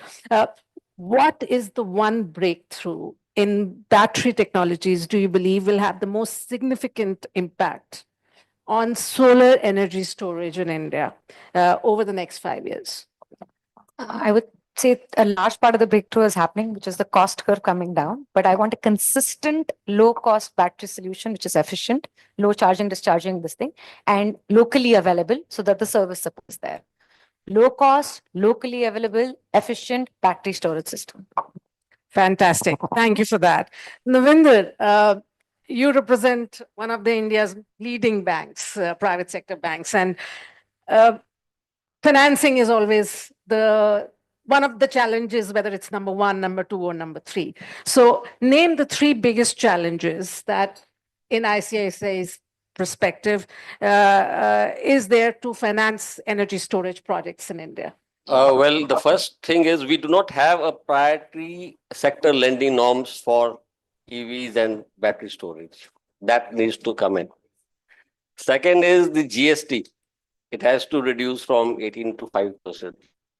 And third is obligations on part of the bigger entities of power distribution to purchase renewable energy. Just right on the dot. I think you've nailed it. Mani, in order of ranking for the three most crucial and impactful policy changes that India could implement right now to attract large-scale private or blended finance into energy storage solutions. Interesting. I'm not doing. First, I think we need to open up our power markets. If you really want these energy storage solutions to thrive, apart from where it makes sense, as we discussed on the generation level, therefore, you see all the energy storage which has come up right now is at the generation level. There are few projects out at the transmission level because it's value. If you don't give them give them the money value they are generating, why would people invest? That's the first thing, for sure. Secondly, and this is more on a personal view because I did the research on this. If you keep telling people go for EV, go for EV. But whereas if you put so much of duty, because you don't produce these EVs in the country, but when you put so much of duty for people to import that, it becomes expensive. It's non-viable. Why would you go for EV? Because everyone is replacing the car after 5 to 6 years. Give them the incentive to buy an EV. Don't make it that difficult for them. And lastly, I think this again goes to the thing. I think till we develop the manufacturing capacity, and this is a blanket statement in country, push for manufacturing capacity, but till we do, don't put don't put constraints on getting it from outside. You are actually putting your own growth on a different path there. Very good points, Mani. I think all of them extremely valid. And may I add to that? I mean, on one side, we are saying that don't put import duties on importing parts and encouraging, therefore, better EV adoption. But shouldn't also we be, on the other hand, discouraging diesel variants and petrol variants being launched in the country? So this is tricky, very tricky. This is tricky because we are talking about entire value chain, which is dependent. See, and I understand. See, and I'll give you an example. What we are trying to do, when you are moving towards coal to renewable energy and battery storage also, there's a huge population dependent on coal. And that has to be then realigned in renewable energy. Reskilled, upskilled. So they can, why would you leave that population behind? You can't do that, right? Similarly, frankly, even though it's all private players, they also have to think about the future. As they go towards the EV, what will happen to the other skill set? You know, how do they make that happen? And that needs to happen. Very well. And I think that's where I think World Bank's just taxonomy, just transition taxonomy kind of comes and plays a role. What I'll do is right now, Navinder, I'll open the floor for one question from the audience, and I'll let you make your point right after that. Please, is there anybody who has a question in the audience for the panel? Yes, please. Can somebody pass a mic to him? Hi, everyone. My name is Jayaprakash. So I have a question regarding the solar energy. So we have two models in general. One is on grid and second is off grid. So generally, most of the people prefer the on grid model because in case if a consumer is not consuming, it goes to the grid and can be utilized, by the other consumers. But when we talk about the online, offline grid, which also involves batteries, to be placed at consumer side, first, it increases the cost, and second, in case the consumer is not available, let's say for a few months or traveling for a week, does it lead to a waste of the solar energy because there is no consumption happening during that period? Or which model is better? Thank you for your question. I hope it's taken. Anybody who wants to take a shot at it? So I'll do one part of it. I'll tell you why both are important. Online grid is important where you have regular electricity supply happening and you need to balance out these things, and even the main grid requires supplement energy. Whereas offline grid is required where you have disruptions, frequent disruptions, you do have inaccessibility to regular power. You need power generation for that. But I understand where you're coming from. You don't want that solar power to be wasted away. Well, in that we can have localized grids, micro grids. That's what, again, the third time which I'm mentioning. So this thing is getting more and more noticed as a requirement. So that's where I think it gets balanced out. Both are required. And off-grid is typically places where you actually can't take the large grid. So for people, imagine who have no access to power. From there, of zero access, you have a solution which gives you some access. There you have to find innovative solutions if you're saying that the whole, like the micro community itself is not able to use it. Like if you look at the recent PM Surya Yojana scheme, it's linked to EV charging. You say, okay, if the community is not able to use it, can you power it for something else? Can you build an EV charging station which somebody else can come and pay you for? But again, these are stepping step blocks. For a community which had no power, you're giving them power. Now you're saying they have too much power. What do they do with the power that they don't want to flare? I hope we've answered your question. Navinder, your last closing remarks. While we were talking about, allowing imports and other things, I'm also a strong advocate of creating government regulatory frameworks for recycling of batteries. That is one. Second is second life batteries. There are no standards for second life batteries. So if these are there, then and also an extended producer responsibility on part of these battery manufacturers to take back those used batteries. Amazing point, Navinder. Yesterday, I was moderating the panel on circularity and recycling. So you've just chimed right into it. Money, what you would like So to just, closing I'm remarks. just happy to say that we are working on this with the government.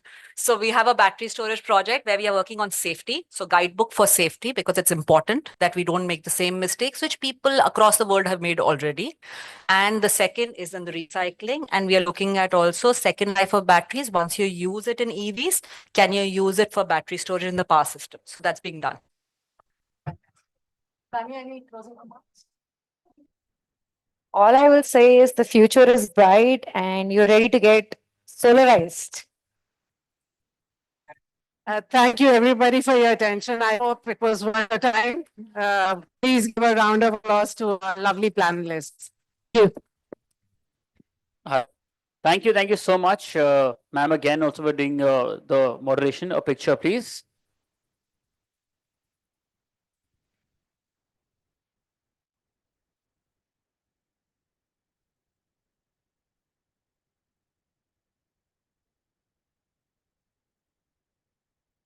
Thank you so much. It's 1 o'clock, as I said yesterday. Time to sort of re-energize, reboost, regather yourself for lunch. By 2 o'clock, we'll meet sharp again for the next panel discussion. The lunch is served outside. Thank you.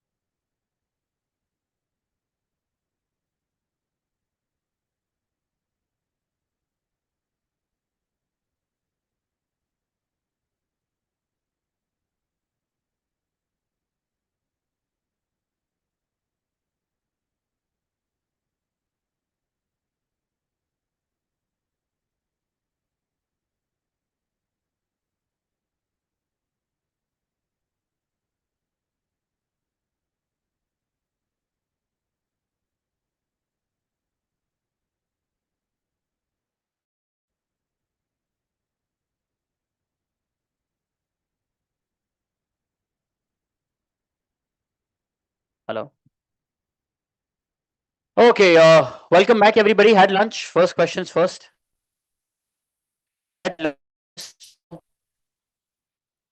Okay. What did we have in sweets? We only had rasmalai, right?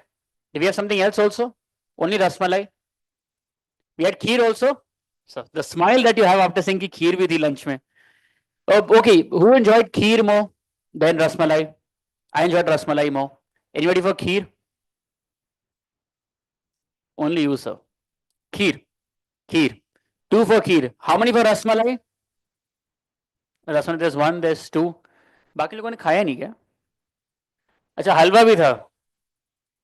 अच्छा हलवा कहाँ था? I think I need to go back home.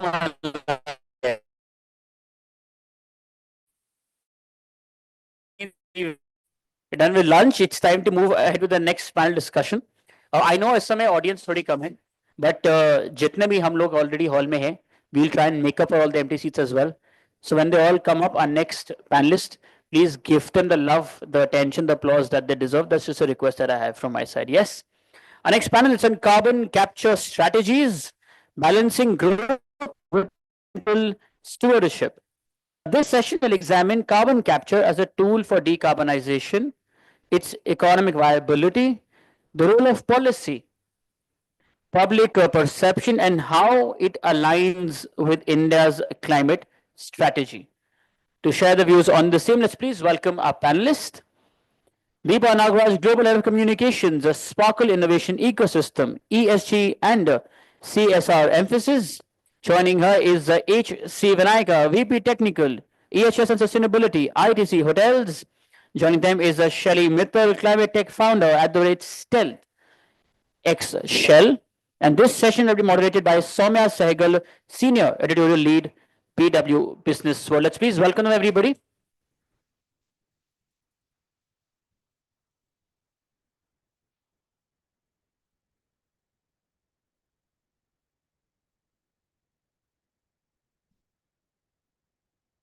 Hello, everybody. A very warm welcome to you all. So the post-lunch sessions are generally the more tougher ones to moderate. So I'll try and do a fair job. Welcome our panelists.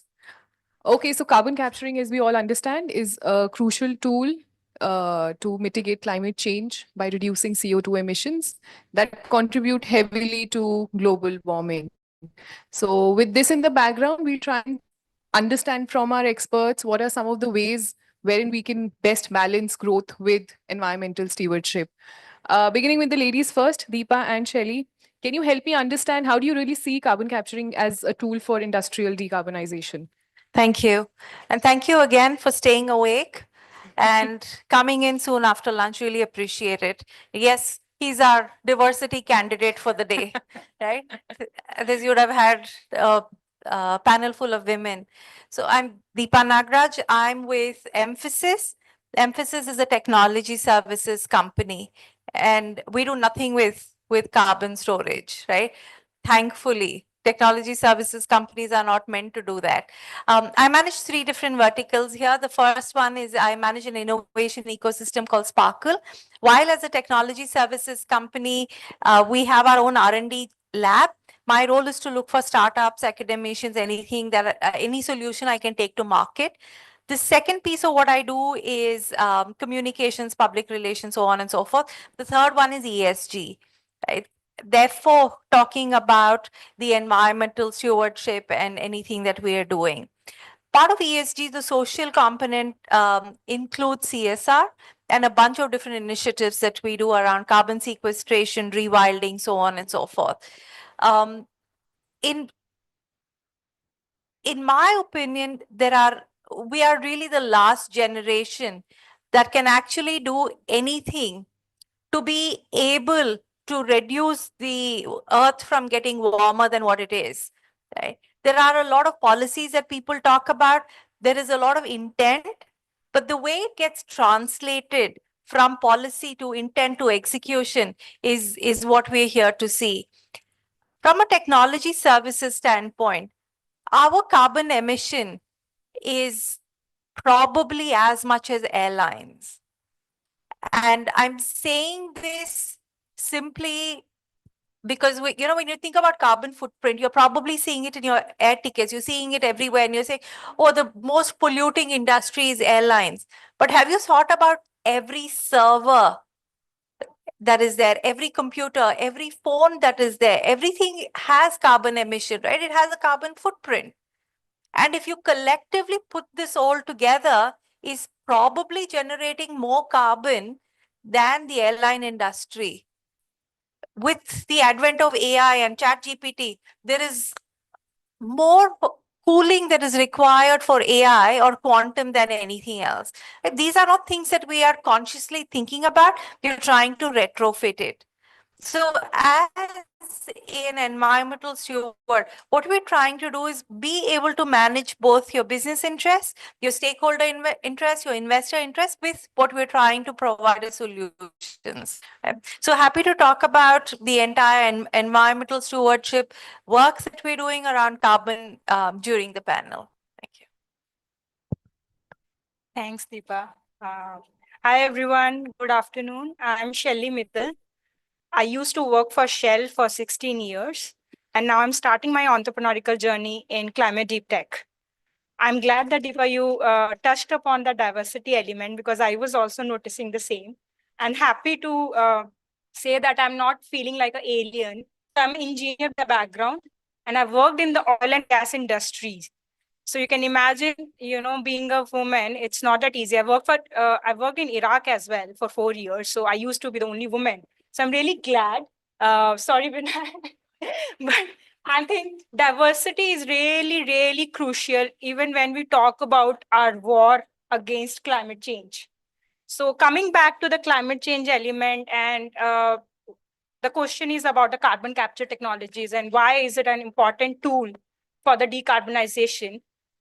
It's really important, especially for the hard to abate sectors. When we talk about sectors like cement, steel, fertilizers, chemicals, carbon capture technology is an important part of the puzzle. So if you see, India is fastest growing economy in the world. 80% of India is yet to be built. So the demand for these sectors is gonna grow multiple times. So we're talking about power is gonna grow 8 times. Cement is gonna grow 3 times. Steel almost 8 times as well by 2070. So if we have to really decouple emissions from the growth of Indian economy, carbon capture would really play a crucial role in the decarbonization of the industries. So with that, let me hand over. Good afternoon. Thank you. Thank you, Soumya and other panelists. Yeah, I'm here. I think I was observing the earlier panel. It was also the same composition, 1+3. So I think it is that puts some comfort level for us. Okay. Thank you. Actually, as far as the carbon capture is concerned, I represent hospitality. I represent ITC hotels. We are a conglomerate with about 13 businesses. Hotel is one, whether it is a paper, whether it is IT, whether it is FMCG, whether it is, anything, hotels, etc., etc. So as far as carbon capture is concerned, in our system, in the sense in hospitality, it is very small, minute areas. But we did little pilots in this area too. As of other thing is concerned, we believe in triple bottom line, that because the other line is carbon capture and also the economic sense. So that and how that will benefit in the bottom line. That is also very important. As a company, ITC, as an ITC hotel, we believe in the triple bottom line plus one extra P. That means people, planet, profit, and prosperity. So when all these things comes together, then only an organization or a company or a government or a nation prospers. That is the belief on which we are working. One of the element when the planet and people comes, then definitely is the carbon emission reduction, how I can give this Mother Earth to the next generations without polluting, without creating any harm. That is the principles. One element of this is the carbon capture. Because we did as an hotel, today about 12 of our hotel is lead zero carbon. That means scope 1 and scope 2, 100% is zero, including the hotels in Bangalore, Chennai, Maharashtra, which is Mumbai, all these hotels. Can you believe a hotel like this using all these power? That means the other gentleman was mentioning there will be an emission on the back. That means whatever you do, there will be it is creating a carbon or creating carbon dioxide outside. How I can prevent?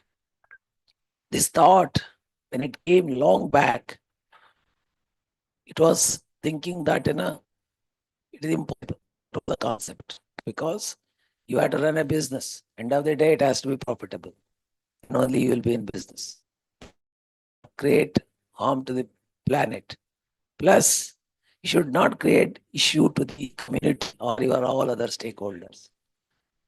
So, but today I'll take it this conversation later, how we did it as a pilot, as a one, and then multiply it to the other hotels. Same thing, a carbon capture. We did it in one as a pilot, still is under trial. And definitely it is also the one which is hard to abate scenario, where it is impossible how that particular technology can be used. Not only the residues is putting into a deep sea, but how I can use it for our other utilities. That is how the entire ecosystem works. Thank you. Sure. Understood. Thank you for setting the base for this conversation. Deepa, my next question is actually for you. Can you help me understand the kind of policy support that we have on the carbon capturing initiatives in India? There are a whole bunch of carbon capture initiatives, right? There are policies are there, and I'm not the expert at it, right? But if any of you've probably witnessed any specific outcome of it, I'd be happy to hear. But what I don't see happening is while all these policies have come, how are they is there a carrot or stick model to this right now, right? Most of us in our organizations are probably not following the policies that are laid out because it's not really part of the law of the land. We are doing a bunch of activities either for because our clients are asking us to do, or it is market facing, or it is for every RFI, RFP somebody is asking us to do, right? EcoVadis, for example, anybody who has a European client will mandate EcoVadis as one of the ranking methodologies that are needed. Dow Jones Sustainability Index, if you have to be part of the ESG index, you have to feature in that.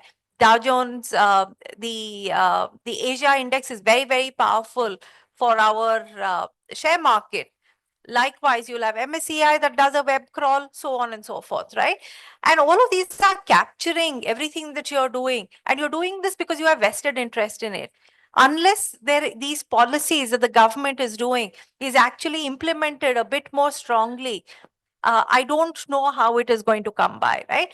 For all emphasis offices in India are in SEZs that are anyway in renewable energy source. So we use no brown energy. The pandemic has taught us to work differently. We don't have to go to work. Work comes to us. People are working from home. We're trying to figure out what is the entire carbon that is emitted by laptops when people are working at home, what sort of energy that they're using, how can we reduce that? Those kind of things that we're doing. There's one part of it where you're trying to look at carbon and carbon capturing. The other key thing is carbon sequestration. If there is already carbon that has been emitted, how do you ensure that you're reducing the impact of it? How can you sequestrate this? We hear about floods, right? Mumbai, there were floods in the Chennai region. These are not just because of urban development. It's also because you've taken off natural resources. Mangroves, which were the rock bed, so to speak, of the brackish water that prevented flooding and were the largest source of carbon sequestration was actually completely removed.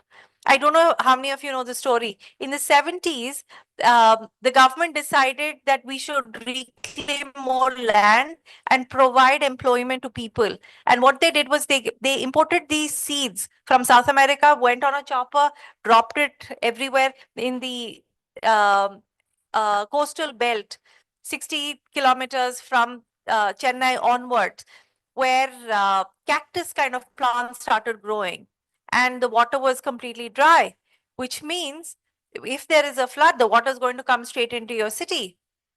And why would you want to do that? Right?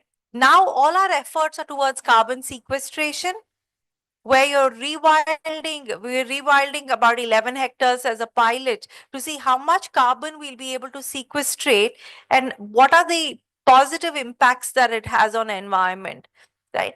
So like organizations like us, if you are not carbon capturing, I would highly recommend that you look at alternate ways of reducing carbon like the sequestration piece. And all of this is natural. It doesn't have to be done in a compressed lab to create a diamond, right? It's not about lab grown diamonds. It's actually natural ways of sequestration. Okay, understood. Shelly and Vinayak, can you, as an extension to this, what are some of the ways that the government or even the private sectors can use to incentivize the increased adoption of carbon capturing strategies, especially in developing areas which have perhaps the limited resources with them? Yeah, I think that's an interesting topic to discuss. In the last panel, we heard about how the solar and the industry has actually evolved over time, and the cost curve has actually gone down. Similarly, for carbon capture technologies, we are really at the early stage right now, and indeed, effective policy intervention is needed.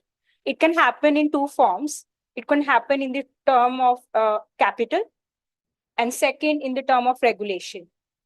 So government funding, grants, all of these aspects to finance the carbon capture technologies is really important to ensure that it can become commercially attractive. The second one being the regulatory part, that's where the carbon tax comes into play. So if the cost of emitting the carbon is higher than the cost of capturing the carbon, that will actually encourage the heavy industries to adopt the carbon technologies. So right now, the cost of capturing carbon ranges from $30 to $90 per ton. So the carbon tax would have to be more than that, somewhere in the range of $100 per ton of CO2 emitted. If government can actually make an effective carbon tax system in India, that can really help to deploy the carbon technologies at scale. So let me actually share the global perspective. If we look at global north, which is actually really leading the way in carbon capture technologies, the US has already launched 45Q tax credit, which is a significant financial incentive to deploy the CCS projects. European Union is encouraging cross-border collaboration to ensure that they can work together towards the carbon capture. UK has already committed, I think, roughly $20 billion I'm talking about, $20 billion in the next 20 years to deploy the carbon capture technologies. So India can indeed play a crucial role, and policy would have to come into play, similar to what we did with solar, what we did with EV. But right now, it is still work in progress. We haven't got any specific policy for carbon capture technologies yet, but it is needed for sure. Yeah, I fully agree with Shelly, because as of now, when we started the renewable energy, for example, started using about 10 to 15 years back. Government has incentivized. There was a yearly banking. That means I can generate, store it, I can use it in a year long. But slowly that incentive it's like a tax holidays. Even the installation of the plant, when we're installing it, there was actually the entire depreciation benefit. So exactly the same thing like this, if the government can come up with a policy for the carbon capture, because carbon capture definitely it is very, very essential in a heavy industries, whether it is a cement or iron and ore, etc., etc. So there, then the people will have incentivize it, so they will go more and more. The other thing is that this is very, very another the technology barrier. In India, it is as of now, when we did it long back, a small pilot, it used to be took about 2 to 3 years to import those equipments. So then also there are a lot of questions because even in the government, some of the things, these technologies, they must not have used it, and there are many questions. So we have to answer those. What are you going to do with the residues? How you are going to dispose it? Because the carbon capture, you capture the carbon. What are you going to do? I cannot dispose it just like that. Are you going to put the deep sea or any other? I mean, in our case, maybe in those mines, deep unutilized mines, etc. In a bigger property, I mean, bigger scale. Smaller scales, then we have come up with some other novel idea of why don't we use it? We use it for the bicarbonates. This is nothing but this convert into bicarbonate, use it as a soap or a detergent, and use it for our own utilities. So that is how that got cleared. So there are many barriers. So definitely it is a one area which needs to be looked into by the policymakers and incentivize both from the technology and the equipment and the depreciation benefit, like exactly what she said, with other renewable, whether it is a wind, whether it is a solar, whether it is, I mean, small idle, etc. So then it becomes a big success. I can just add to this. Right? When you're talking about policy, it doesn't essentially have to be for carbon capturing, right? The entire life cycle of manufacturing, and right now, right, with the China Plus One, manufacture in India, make in India policy, how are you going to be able to curb the carbon footprint right from getting the raw materials from wherever you're getting to being able to use that to manufacture and then ship that back? Right now, technology, equipment manufacturing is at an all-time high. Your chips are still coming from somewhere else, right? All your raw materials are coming from somewhere else. If you look at it, between Dell, HP, Apple, GE Healthcare, everything is being manufactured here, but the raw materials are all coming from somewhere else. What is the carbon footprint of each of those? How can you reduce that? And then if you have to send it back somewhere else for testing, and you're then getting it certified somewhere else, each of that is as well carbon footprint. So it's not just about capturing after you've gone ahead and emitted as much carbon, but reducing it from the beginning. The policies will have to be from the start to the end. Likewise, every single European brand of perfume is bottled by a bottle that is manufactured in India, right? So you're actually manufacturing it here and shipping, and you and I try our suitcases when we're traveling, the 80% chance is going to break. Think about it traveling all the way from here to Europe, right? And then you're thinking about bottling it there and then calling it safe. Now EU is thinking about using recycled plastic and instead of actually getting it all the way from India. And the minute you have EU carbon taxes, even those manufacturing things will go up. The minute you start having make in India, all of that, I think the policies will have to be ahead of time to think about the life cycle and just not capturing after the emission. Sense. Deepa and Shelley, what are some of the potential risks or environmental impacts when we talk about carbon capturing and storing? Can you give us a sense of that? Sure. I think if we look at the application of carbon capture to be underground or in storage, it is actually a reverse of what happens in oil and gas. So when I used to work, right, we used to take the carbon out of the ground and then we are using right now in our diesel or petrol cars. When we are saying that we're going to use the carbon capture and store it back into the underground fields or depleted oil and gas fields, we are actually reversing the flow. So then imagine if that carbon is getting captured underground, there's a huge ecological risk as well, because if there's a leakage of carbon dioxide that happens underground, there could be a potential risk that can be caused to the biodiversity and also to the communities if it is not contained. So having a proper review of the geological conditions, so whether the storage sites are actually suitable for storing carbon dioxide, is really important. Another important environmental impact is the water requirement. Similar to the data centers for AI, the carbon capture technology also requires a lot of water in order to regenerate the solvents which are needed to capture carbon. So that water that is needed is also an environmental impact, because in India we don't have water as a scarce thing, right? So we can't actually afford to use a lot of water. We have to ensure that how can we optimize the water for the carbon capture technologies. So these are some of the major risks that are involved, and that's where the technology advancements are needed. And that's where the private players will play a key role in ensuring that we can innovate, we can do the pilot projects so that the viability of the technology can be proven before we actually scale them up. Thank you. One of the easiest solutions that people keep talking about, if there's just so much carbon, why can't you make diamonds out of it?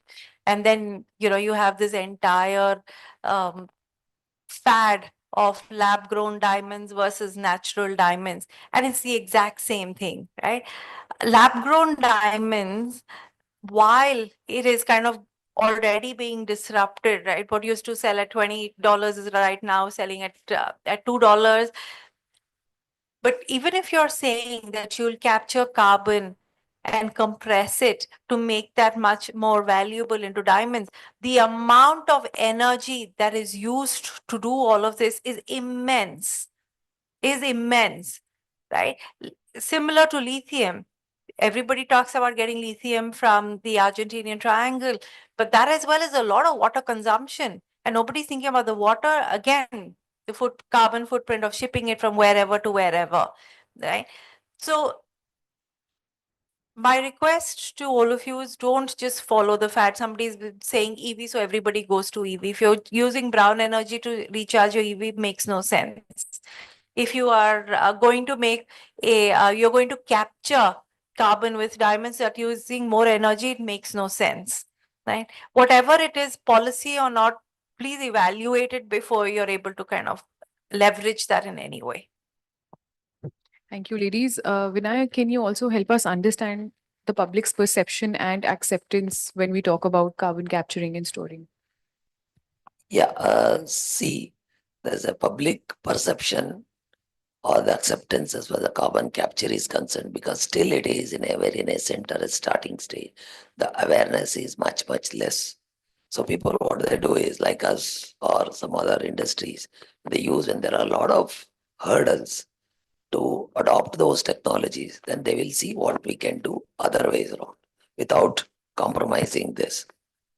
Like for example, hotel industry uses electricity, which is comes from grid. When there is a power outage, we run the generators.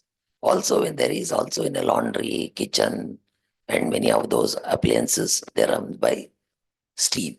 So steam means boiler. Boiler means scope 1, that is your fuel. So when there is just imagine there is incentivized technologies available, etc. This scope 1 emission can be easily abated or can be reduced by using the carbon capture. Unfortunately, when that is not there, then people will think of, okay, now scope 2 emission. I am dependent on our own renewable sources like solar, wind, whether it is third party, our own captive generation, etc. Convert all these equipment, which is boiler or the some of those gas equipments, etc., to electrical appliances and reduce the emissions. That is what we have adopted. Because of this particular barrier, because of this particular things, how we did was this. So the public perception as of now is one is awareness, the issue of awareness, and the issue of how economically it is viable. Okay, so in the interest of time, I will have to come down to my last question, which I want each of you to give 1 point each for this. How can we best integrate carbon capture with India's climate strategy? What is your point of view? I think we need to follow a three-step approach: restrict, reduce, and then remove. So restrict your demand, reduce the emissions, and then look at the carbon removal technologies. Yeah, definitely the policymakers has to think on this, where it is impossible to eliminate that emissions, there only we can use this particular one. Because if there is easily can be done by the other two, definitely it is better to.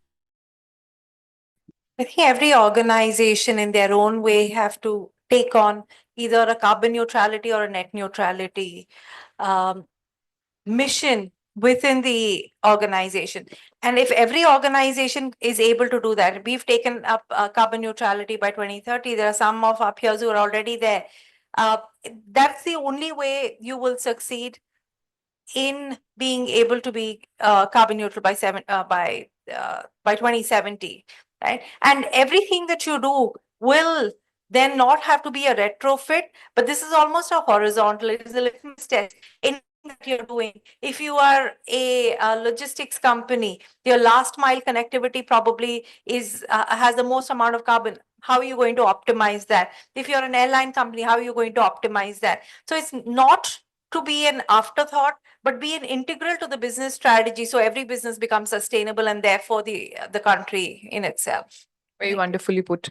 Thank you, ladies and gentlemen, for joining us on a weekday and taking our time. Thank you so much. Thank you. Yes, please go ahead.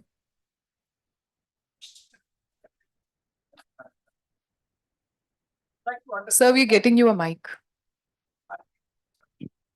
Hello, can you hear me now? Okay, so but I would like to understand what is the carbon trading system? How does the carbon credits are earned? They are sold. I'm told it works like an exchange, like a stock exchange. Any idea you can give it, please? Thank you. Sorry, can you repeat the question? Sorry? Can you repeat the question, please? Yeah, question is carbon trading system. Yeah. That carbon credits, earning, selling, exchanging, earning money out of it, or paying money for it. How does it work? Yeah, that's, I think that's definitely a conversation after the panel, but let me keep it brief. It is quite similar to the fish market, but then with a lot more complexity, I would say, because we have to really verify that whatever we are buying is actually indeed being carried out on the ground. So when we say carbon credits, our Indian government is planning to launch a carbon trading system by 2026. They're going to put a ceiling for each industry that how much carbon they can emit. If they are not able to fulfill, they have to pay a fine, or they can buy credits from the market to fulfill that kind of ceiling. Say, you yourself told, I think Vinayak told, that this is still at a stage of awareness. Oh, yes. Even the carbon capture system, that how much we can capture, how much we can save, what is the index that we are working. And world has gone forward to exchange of it and selling and buying of it. I will Is answer it your a question. capitalist economy like China and America? They are working against each other in this way. I will answer your question. See, carbon trading is nothing but you reduce your carbon. For example, I'm using business as usual. This building uses say 100 units. You use some innovative method and you started using 50 units. There is a delta of 50 units you reduced. I'm just giving us an example. That 50 units is equivalent to some type of carbon, means 1 ton carbon, half ton, whatever. If you prove this by the third party, there will be an audit or a review, then you can keep that. That is validity is for 10 years. That is how the trading works. That 10 year, you can sell. Today, in the international market, this is called as a CDM mechanism, means clean development mechanism. International market, it sells about say $1, $2. You can sell it, but validity is for, you can hold it for 10 years. That is one mechanism. Second one is a carbon credit, what she just mentioned, is the one where You cannot do it. You are in an industry where you cannot reduce your intensity, carbon intensity. You can buy the carbon through an exchange. How they will do it? For example, I have a solar plant. I give it to the grid at 3 rupees per unit. But actually, 3 rupees is very less. I am not making my money. So the government will do is 1 ton of this. Other one you can do as a carbon credit, 1 ton, 2 ton, whatever the ton of that solar plant, that can be put it in exchange. So that in a year, if I generate 1 crore units of electricity, government pays something, which is the base price. Rest of the things will be as a stray in a stock market. I can sell it to the third party. That is how the second thing exchange works. It's called as IEX, Indian Exchange, Indian Energy Exchange or something. Is this system working? What I'm saying? Yeah, What you're telling? IEX is working. Yes. It's working. Yes. It is Who working. are the companies who are participating? She's from oil and gas companies, so am I. I know this industry is such where you cannot bring the carbon emission as zero or even reduce very much than that. Correct. There are limits to which you can reduce. So idea was to know exactly that how we can really collect the carbon credits and then sell it off or buy it off to neutralize our system that is there. Yeah, it's the IEX. I think we need some practical examples who are doing it. Otherwise, You can IEX. Yeah, this is the thing is that, for example, a particular industry uses, say, 100 units. 50 units they reduce by using their own solar or etc. Another 50 units, how they can do it? They can buy the carbon credits. Carbon credit can be purchased by these things. This is how it works. The other one is a CDM mechanism. That is a different thing. It means clean development mechanism where outside you can, in the international market, you can sell it. Industry like yours, getting to neutrality or net zero is going to be so difficult. That's why you have carbon offsets, right? That you'll only have to buy to be able to offset even the 50 that you're doing, and you offset that. But for you to be able to take a studied decision to say what is greenwashing versus otherwise is a lot. If you go to a typical consultant, and if you have a net zero score, net zero that you want to achieve by 2030, the easiest thing that they'll tell you is, take offsets from the Amazon, right? But that is probably, in my mind, not the best way to do it unless you're able to reduce it yourself. So it comes back to the same thing. Thank you. Yeah, it's okay. Anything is better than nothing that is there. It is not giving me live how it's going. But yes, concept is. See, like USA dumping it, I'm told all the junk what they have bought into Asian country at some cost. How it's working, the idea arose out of that. Hello. Thank you. Picture, please.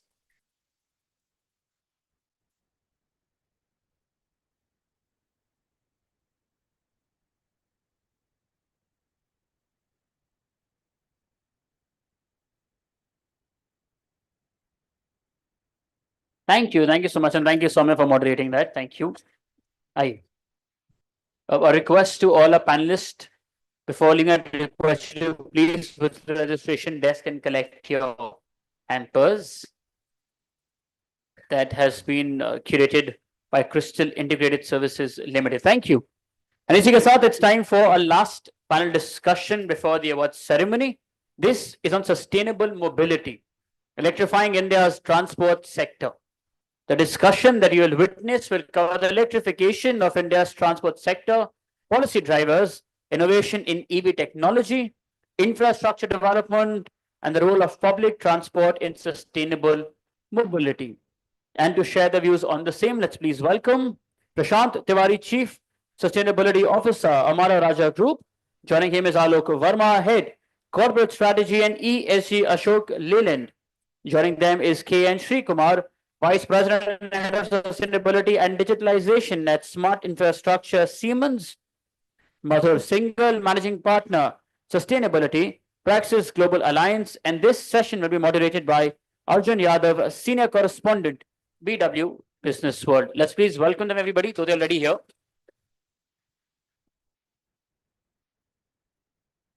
Thank you, Aditya. We're ending this two-day conclave with a topic that resonates with the masses at large. While I was preparing, and as we speak today, Norway yesterday became the first country in the world where the number of electric vehicles have surpassed gas-powered vehicles. Now, India achieves, it intends to achieve a similar stride. And while researching for this panel, I was going through some recent statements made by the Union Minister of Road and Transport and Highways, Shri Nitin Gadkari. And if I may quote some, EVs to have cost parity with petrol and diesel cars in the next 2 years. EV manufacturers don't need any subsidy now. India will be in a position to export our lithium-ion battery to different parts of the world. I want to eliminate, this was controversial, I want to eliminate diesel and petrol vehicles from this country within the next 10 years. India has a great potential to export electric two-wheelers, and EV sales are likely to reach 10 million annually by 2030 and create 50 million jobs. Now, these statements made in the last 2-3 months, reflect and touches upon the whole ecosystem of this EV, what we are talking about. So in your opening comments, panelists, I want to understand, given these statements, how far have we come in India's electrification journey? The intent that is reflected from these statements and the ground realities. Is there any gap? How far we have bridged that gap? If you would like to start. Thank you, Arjun. And I'm Prashant. I lead sustainability at Amara Raja. We are setting up a lithium-ion gigawatt-hour factory, and we manufacture chargers, battery management system. So just a brief intro about what we do. Now, we are in Delhi and 14 other cities out of top 20 are the most polluted cities in the world. I'm just trying to establish a business case for, and I'll talk about carbon part later. So, and with the growing economy, people getting richer, the vehicle ownership is also going to go up. Many of our cities have already become unlivable, and things are not going to change unless we do something about it.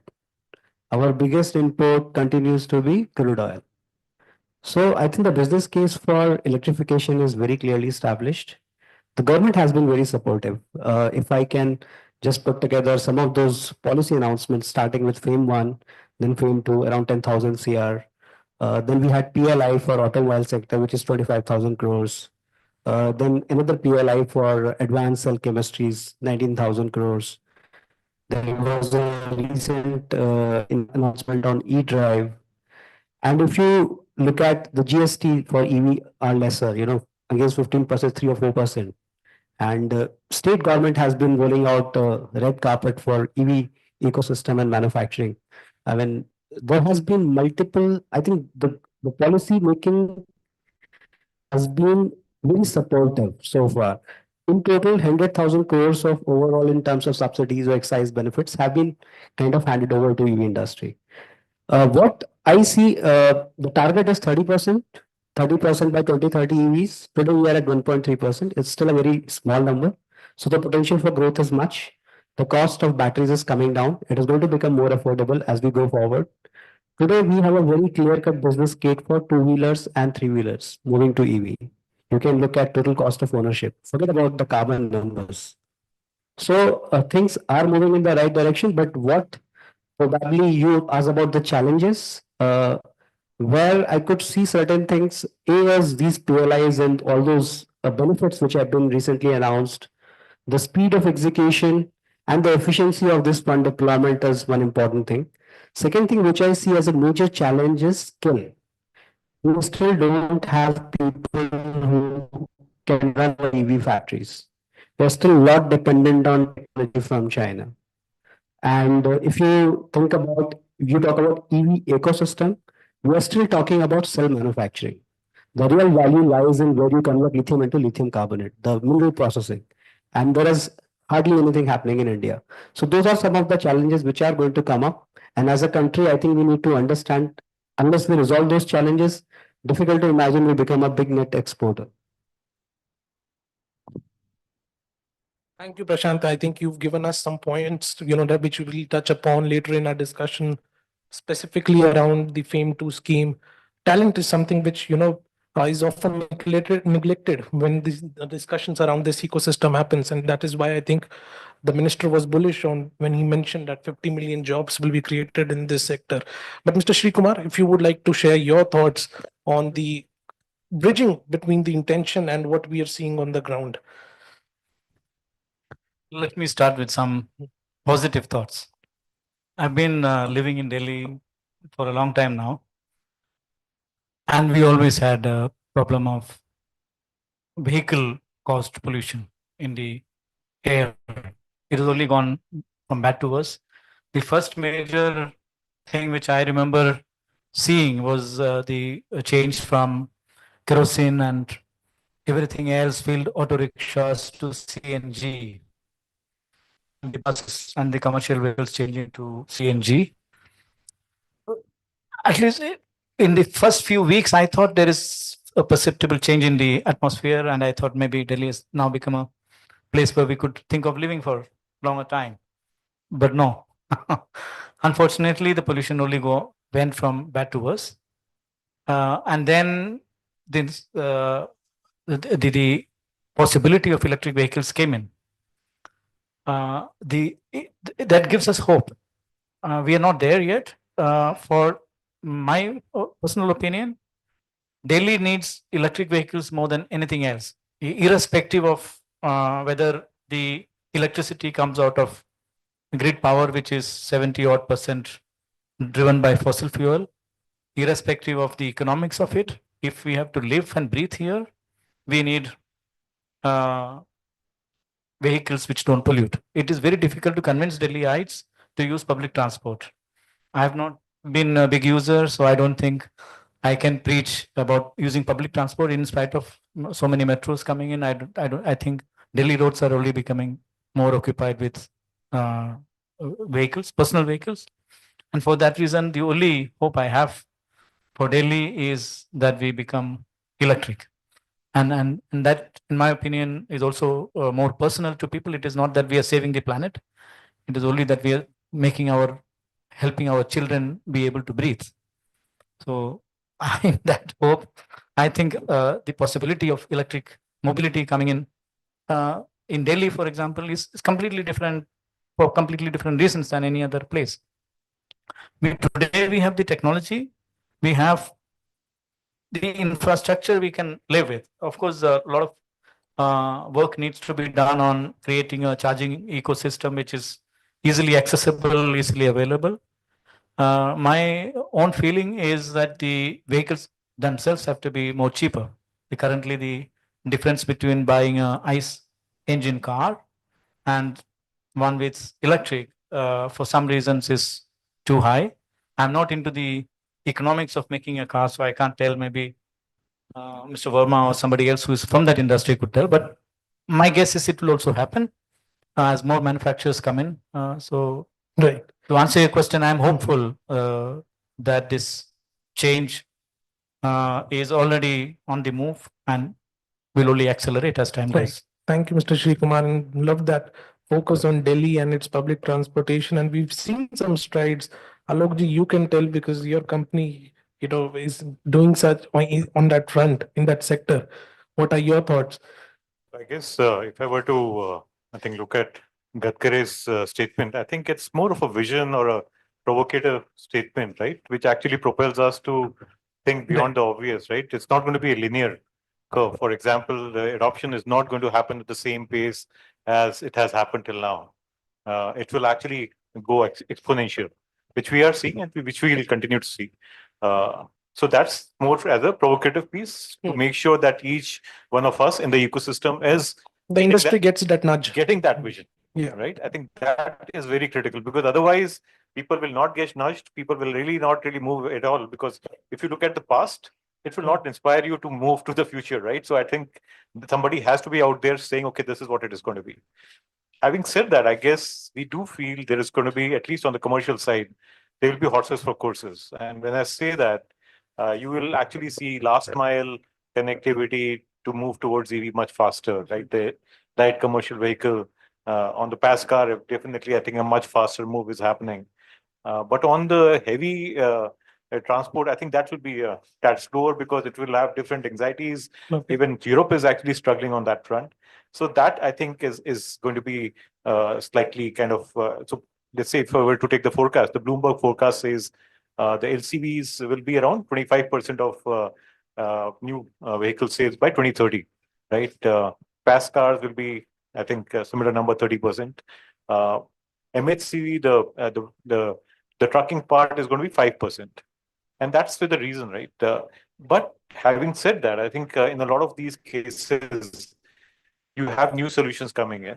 And we heard a few new solutions discussion as well. For example, if swapping comes as an industrial kind of a way of hastening the movement of the transition, it can actually move this 5% to, let's say, 10%, 12%, 15%, because a lot of more use cases will become. It's my daily job right now to see in terms of which are the use cases which are becoming much more viable. So there are use cases which are viable right now also.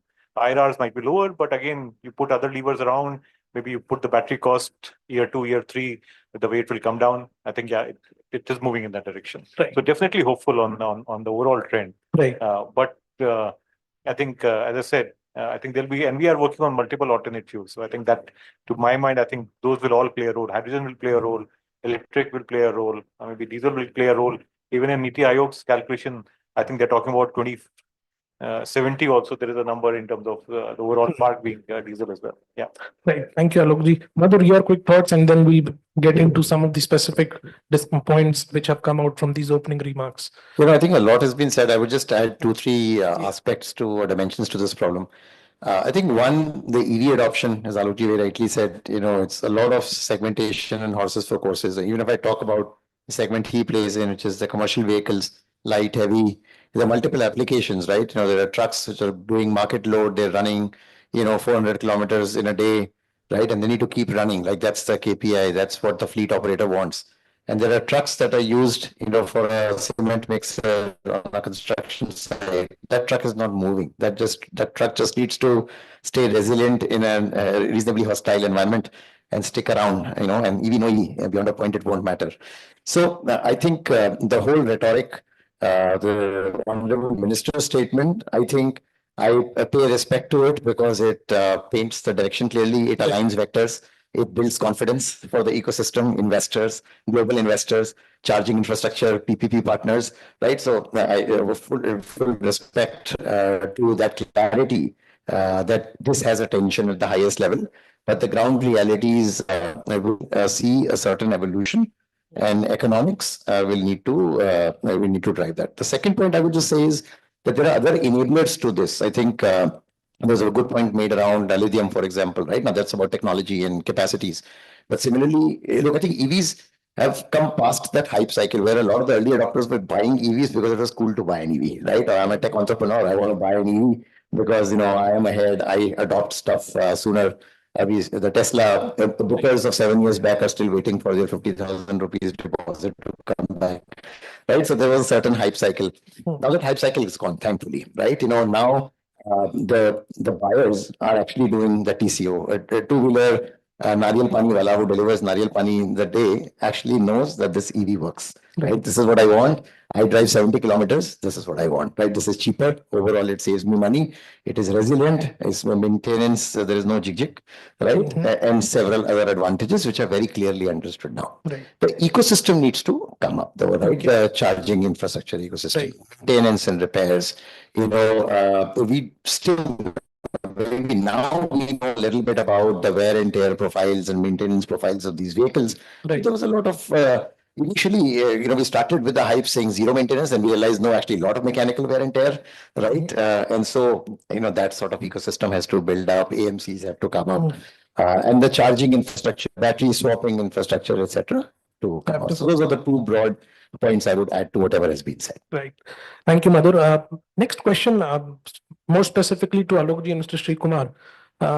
We're seeing a global trend where, hybrids are being, preferred more than EVs. If you look at the plans recently of the Asian giants, be it Suzuki, Toyota, Hyundai, they're aligning their plans, towards hybrids. Volkswagen just announced a few days back that how they are stepping up their investments on hybrids. Volvo, on the other hand, backtracked its plan of going full electric by 2030. And Bernstein report this year showed that hybrid sales, plug-in hybrids around the world have gone up 50% compared to 8%, the battery electric vehicles. And as you mentioned, FAME, since the since the rollback of the incentives in February, we are seeing a month-on-month decline in EV sales in India. So how is this hybrid scene being evolved, Alok, in India? What parallels do you draw from these global trends, and how do you see it playing up in India? So I think, I guess you'll have to look at two hybrids, right? Not many of them are in India. So having said that, I think the Japanese technology is much more geared towards hybrid technology, which is the plug-in hybrid. And I think that's where they've been pushing into the government. From a government standpoint, at this stage, it probably doesn't make sense to have an intermediate transition stage. If we were evolved as other countries, I think it was a good transition play. But as of now, I think a hybrid typically is much more expensive because you are actually having two different systems in play. You have the electric system, you have the normal ICE engine. Yes, you take care of the range anxiety, but that range anxiety is actually, the players are taking away the range anxiety already. So I think, and the network will kick in. From a government standpoint, again, to get the basic advantage of electric, I think we talked about the fact that there's a huge forex outflow from India's standpoint on the oil front. So it doesn't solve there. I think so. We have seen the government has actually not really pushed the case from. At the same time, it will give efficiencies to an regular ICE engine. So I think, as I said, horses for courses. You should not really take away that option from the consumer standpoint, but you will see, I think, electric coming front and center than the hybrid. Right. Mr. Shivkumar, your thoughts on the evolving hybrid scene in India and the consumer sentiment that you're reading around them? I mean, look, if you ask me, whatever hybrid available in Indian market, I would rather call them more efficient ICE engines. Yeah, they don't run on anything other than petrol or diesel. Plug-in hybrids, if and when they're available, it could cater to some people's psyche, and if they are largely they are largely using electric power to power the vehicle, and the ICE part is only in emergency, then it is still a good thing because it would help people to go for electric.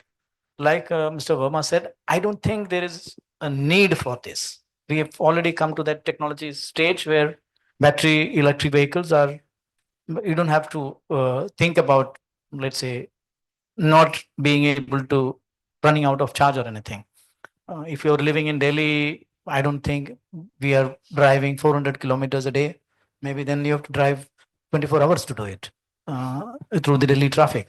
So we already have enough battery operated, let's say, vehicles with capacity, which is reasonable enough to survive most cases. But for that reason, it is good enough. And if there are some people who would want to have something as a backup, plug-in hybrid would be an option. Beyond that, at least I personally don't call hybrid as anything other than a marketing. Okay. It is good that it is more efficient. Definitely, it uses less petrol. Why not? But then, I mean, there is It's no not point in the calling pure it. play of, but when we are talking about electrifying India's fleet. It doesn't add much to electrification. It reduces consumption of petrol. That's it. Right. Madhurji, your quick thoughts. I mean, clearly there's a consensus evolving that range anxiety is a thing of a past. Your thoughts on that? See, one, range anxiety is a thing of the past, increasingly so. Yeah, for longer trips, etc. The current range and this sort of anxiety about what if not would have stuck in a traffic. It's always that event risk, right? You're driving from Mumbai to Pune, and the Lonavala stretch takes 4 hours and the car is on. And then, it's not really range anxiety. It's about, is there a backup? So there is that element which needs to be taken care of, which partially gets solved with infrastructure, swapping, whatever other kinds of infrastructure. The other part also, I think there's so much talk about range anxiety. When I used to do this work 10 years back, yeah, this was very real. But today, like, remember, every 10 kilometers of range you add actually adds a lot of cost on the battery, right? A lot of cost and a lot of weight to the vehicle. So, I don't think we are blindly and mindlessly going towards increasing range. That's not a smart thing to do. There's an optima. Toyota Prius 15 years back was giving us 1300 kilometers of range, right? A more effective ICE engine was giving us that kind of range, right? Was that needed? Actually, not so much. Yeah, it reduced your trips to the fuel station when it was not needed. So I think we'll get to maybe a little bit more stretch on the range, and rest the technology sort of takes care of the cell technology, the efficiency on the battery, lesser, reduction in performance attributes, right? Batteries also lose performance over the years. I think some of these things will take care of, from where we are today. But yeah, anxiety, broadly speaking, anxiety is not as much of a problem. It has other considerations. Just a little bit. I think we are not saying that we are living in a perfect world. Yeah. Right, so that don't take it that all the problems of the electric has been solved. But I think the point is it's better to solve those problems than to go for a hybrid solution. So I think that's where I think the focus should be. Sure. Prashant, coming out from the discussion, all of it boils down to the battery thing. I just want to address this hybrid thing also. It's very interesting conversation, and I was going through a Niti Aayog, paper, how this 2040 in India will look like, and there is space for all the technologies. In fact, the target of electrification is 30% EVs by 2030. So remaining 70% is something else. There is a focus around biofuels. E20 is already in. By 2025, E20 will become mandatory. So there will be multiple solutions. There is no one solution which will solve all our problems. Now, there is one technical thing which sometimes don't get discussed so much. In a hybrid vehicle, there is a smaller battery. Now, the battery has a number of discharge cycles. So a 40 kilowatt hour of, can get charged, let's say 5,000 times. Technical range is 15 lakh kilometers. That hybrid vehicle with the same number of cycles will get charged and discharged multiple times during same day. So your range or your life of the battery comes down drastically in case of hybrids. And I don't think any of those hybrids which are being sold has any, component of warranty on battery part. Although EV does offer you 8-9 years, and it can go much beyond that. If you just look at the number of discharge cycles, it can handle. So those things, I think there is enough space for a lot of technologies. There is no one thing. Definitely with the prices of batteries coming down. If right now we are at $120 per kilowatt hour, if it comes to 80-90, I think the game for hybrid will become very difficult to justify. Okay. And how would you see this model of battery as a service? It's quite contextual given just 7-10 days back, JSW MG came out with this plan with their Windsor car. How do you see that shaping this whole ecosystem? Very interesting what happened a few days back. It's like a cat among the pigeons. Nobody gave it a thought, but now you have a vehicle which sells for 10 lakhs. Very feature, a lot of features, and you pay 3 rupees 50 paisa as a, what is that? 3.5 rupees as a rent per kilometer. So it becomes the total cost of ownership suddenly for EV has become lesser than ICE. The capex as well as opex, and these are very interesting times. You will see a lot of movement in EV in next few months. Battery as a service is a great concept. It brings down the initial purchase cost, and it also in a way communicates the confidence an organization has on their batteries. So it's not only this, they also said that 3 years you can get a full buyback of 60%, and the battery has unlimited kilometer, unlimited year warranty. I was trying to read through the lines. If there is something which I am missing, there is nothing. So interesting times. Swappable batteries, Alok spoke about it. That's another thing, I mean, today if you go to a place like Lucknow, there are e-rickshaws which are running on lead acid battery. What they do is they come back in the evening, they just swap the battery. The other battery is getting charged, they swap the battery. So it's already happening where the economy makes sense. For cars or the auto manufacturers, the challenge would be standardization. Right. Now, BYD battery is Interoperability. different from MG battery is different from Tata Nexon. So can you just replace it with something else immediately in 10 minutes time? Maybe technology would evolve. Alokji, I saw you picking up the mic. Yeah. So this is something that we kind of deal with in terms of trying to see which use cases and which is the model that works. See, typically in a BEV, finally it has to be on the commercial side, has to be funded by the financiers. So what are the questions that they ask? What is the battery life? Right. So right now, I think the jury's out what is going to be the battery life, basis which they will say, okay, this is my terms. Right. They will also ask what is the salvage value of the vehicle. Right. Again a question mark in terms of we're too early in the cycle to make that happen. And then again, in terms of so overall, I think the tenure of the loan and all those things become. If you look at swappable or battery as a service, suddenly those things go out of the window. You don't have to have a grade risk. You don't have to have a tenure issue. You can actually give a 10-year loan and stuff like that. So it becomes much more affordable from that standpoint. And as rightly put, Prashant, in terms of it brings up down the capex because you're taking out the battery in commercial vehicles. The battery cost is roughly around 50% of the overall cost. So you take away that, it becomes comparable to the diesel. And then you, on the OPEX side, again, it's a much better deal, 25% definitely for sure. So again, net, it becomes much more from an adoption standpoint. We'll have to see. Right. There are cases, let's say the control cases where I think on the port side, you really need to have a much better availability of the vehicle. So the initial cases will be like that. But I think this is a promising one. Having said that, I think there are things that need to be ironed out, but definitely promising. Mr. Sri Kumar, your thoughts on it, on this model and something that which we were discussing in terms of fast charging becoming the next big thing compared to range anxiety. What are your thoughts on all this? My thoughts are that multiple models, business models Yeah. would emerge, and that will support the whole transition from ICE engines to electric. Which one will those be? Hard for me to predict. But I mean, as people gain confidence, like Prashant said, that the battery can actually last longer, then there will be companies who are willing to put money on the table. Okay, your risk, which there is no risk. If you have a perception of risk, you pay me for that, I will give you. Take the risk away. So these kind of multiple models will come.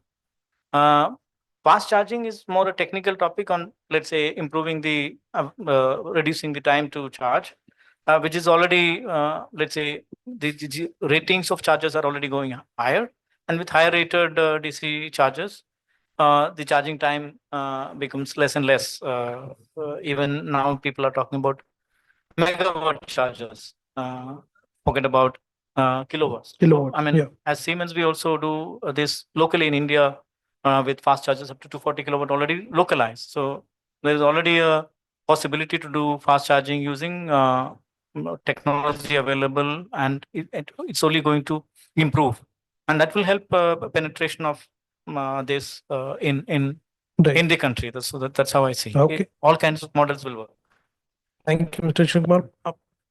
Very quickly, Madhur, your thoughts. I have 2 minutes on the screen, and then I'll take a concluding round of comments from each one of you. Yeah, no, I think I've already spoken about it. I think the only thing I would say is that from an infrastructure and technology point of view, see, a lot of the batteries are, so to speak, hard-coded in the devices, a lot like our mobile phones, right? And there's a lot of good reason and logic to do that because you make the battery more efficient, you prevent energy loss and whatnot. But also, in use cases and applications where the running needs to happen, a vehicle needs to be on the road, swapping is probably the most efficient. We will not waste time. I think fast charging technology and infrastructure. And one thing maybe that's not spoken is this layer that needs to be applied where a fast charger can actually work on any battery, like almost think of it as an intermediary protocol, right? Which could charge the vehicle. Probably will truly sort of lead to adoption. Otherwise, charging technology might happen, but the charging infrastructure providers who have already laid out the infrastructure are not going to go and change the infrastructure till the capex has paid for itself. It's like telecom, right? The 6G adoption can happen today. 5G could have happened many years back, but it did not until the 3G, 4G infrastructure or telecom was paid for themselves. Right. So that capex and the infrastructure is a pretty important element to this. Okay, so a lot of focus today on the battery technologies, and rightly so, because we're discussing EVs. But in your concluding comments, I mean, Prashant, you of course represent a battery company, but if I have to ask you that beyond battery technology, what is that one technology that you see going forward, reshaping this electrification journey? Our topic today is sustainable mobility. I think we should have spoken about electrification of public transport. Right. And I think we need to pat ourselves on the back. India has one of the highest electrification when it comes to electrification. Buses are also picking up. Right. The third, the last mile connectivity, there are a lot of e-rickshaws now. So things are, kind of moving forward at a very rapid pace. Sometimes we don't see that trend because we are not buying EV yet. There are constraints. Another thing I think which we should talk about is, sorry, I'll come to that point, but the grid part. I mean, if we have so many EVs getting charged at the same time, can my grid handle it? Well, what about the load balancing? And whether that energy is renewable or not. And that's another part of it. So there is a lot of work which needs to happen, making sure that the charger has a BESS, which is battery enabled storage service, and it is also able to sometimes charge the grid. So all those vehicle as charging, I mean, giving back to the grid. So there are a lot of things which are evolving here. Now coming to the future technologies, yes, there is a lot of talk about hydrogen. I do not know. I mean, the progress is there, but it would take some time. But like I said, 10 years down the line, there would be, multiple things available to you as a consumer. Okay. Mr. Shikumar, what are you picking up when we're looking at the future trend? I mean, so I would, sorry to disappoint you, I would like to focus on what's present. Yeah. That we can solve. So in my opinion, there is enough work to be done on penetrating, let's say, converting fossil fuel to electric. And the current technology with the technology for vehicles, the technology for charging, have enough space to let's say cater to. Of course, there would be other alternatives, whether it is biofuels or hydrogen, whatnot. I mean, I think last week I also read Toyota is looking at water as a fuel. So there would be topics, but I mean, we could still continue to focus on current, let's say, possible track of electric mobility in place of fossil fuel mobility. And that's at least how I would like to think personally. Okay. Alokji? Yeah, I think focus more on sustainable mobility rather than just electric. Yeah. Because I think that's what the question is. So alternate fuels, I think we are working across multiple powertrains. We're working on hydrogen fuel, H2Is, H2FCEV. We're working on the bio CNG, which is again it's a CNG engine, so that's there. Then on LNG, we are having our portfolio. So we're working across different, and we have products out in the market as well. So we are our H2 FCEV, hydrogen FCEV buses are with NTPC. So I think working in the much of the very strictest of geographies, very at heights like Ladakh and Leh. So we have one of the highest fleet in terms of H2Is running with Reliance. So again, these are different technologies which again are on their own journey, right? It's not as though they're also kind of. So when I look at the TCO for them, it's also as though it's not as though they are really ready to go. But I think with the green hydrogen mission, and I think some interesting kind of play in terms of hydrogen production that are coming up. I don't know whether we have a line of sight to $1 per kg, but definitely I think with the blue hydrogen, I think I'm told one can reach 1.7, 1.8, 2. So I think journey is on, and I think there are initially we were disappointed by on the hydrogen side, people focusing more on the refining or the petrochemical sector because that's the big use case for them. But we found people who are also looking at automotive as a sector, transportation as a sector, because in hydrogen, what really happens is the scale economics don't increase beyond a point. So you can actually have distributed production centers along with your infrastructure. So I think those are things that we are seeing now. So hopeful there. Okay, Alokji. Madhu, very quickly, what are you seeing, gauging when it comes to flex fuels, hydrogen? No, I think, see, the fuels, the alternate fuels, biofuels, water, whatever other Yeah. fuels are, I think those technologies will come, those waves of technologies will come, you can't stop them, and, and for good reason. I think the bigger issue to me, the whole part of sustainable mobility when we work at Praxis, it's not just about the vehicle, but also what happens to the public infrastructure. And look, EV is still a car and it is still jamming the road. And we have the infrastructure to ply those cars. We can keep making them cheaper, better, more efficient, less costly, which means more and more and more cars on the road. It's very akin to what happened to tourism in Europe, where Airbnbs came, tourism grew, everybody is happy, more revenue, but now they want to talk about over tourism. They want to restrict tourists, right? So I just want to take a slightly, maybe leave it on a little bit more somber note. While EVs and technology and new technologies will evolve, they're evolving, a lot of R&D dollars, etc., going in. But the government will at some stage surely have to look at the more holistic effects of this, and the enabling infrastructure, public infrastructure, smart infrastructure, smart cities, all of that will need to soon kick in as a big constraint to how mobility or urban mobility in particular will evolve with time. Thank you, Madhur, and thank you everybody, for sharing your thoughts this afternoon. I think we have time for 2 questions from the audience. Anybody from the audience, if they want to pose some questions to the panelists on this topic? Yeah.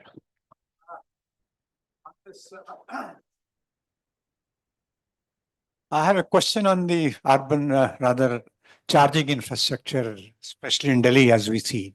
You think how long it will take to really facilitate infrastructure which is just suitable for the number of cars we are ambitious for? Because today, if you drive from one corner to other corner, the kind of time what it takes, kind of infrastructure weakness of that system itself, how it will take and what long it will take? Are we in the lagging part of this fund? Any idea on that? Okay, Maybe I can just share some statistics. And the second part is difficult to answer whether we are progressing well enough. So India has around 6,000 public chargers. Now that's a statistics. Many of them are not fast chargers and many of them are not reliable. You go there and you realize that charger is not working. It's down. Is 80% not working, 20% working? So you are saying 80%, but yeah, there is a big number, right? So compare it with China, they have 2.5 million.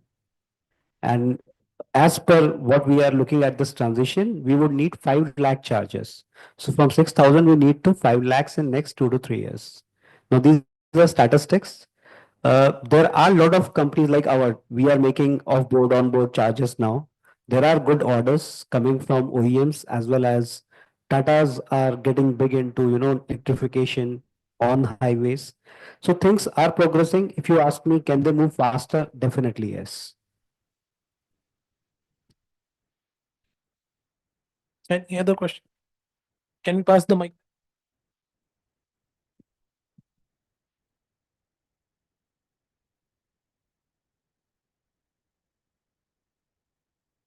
Thank you, Arjun. So I had 2 questions, one of which related to MG, newer vehicle you have already asked. Second one is from Prashant. So Prashant, I am a retail investor in Amar Raja and I have great confidence in your company. My question is, you talked about, while talking about hybrid vehicle, you talked about that the battery life, because they are constantly charging, it's reduced. So in newer EVs, we are seeing something which is known as regenerative braking. So doesn't it impact the battery life or battery lifespan?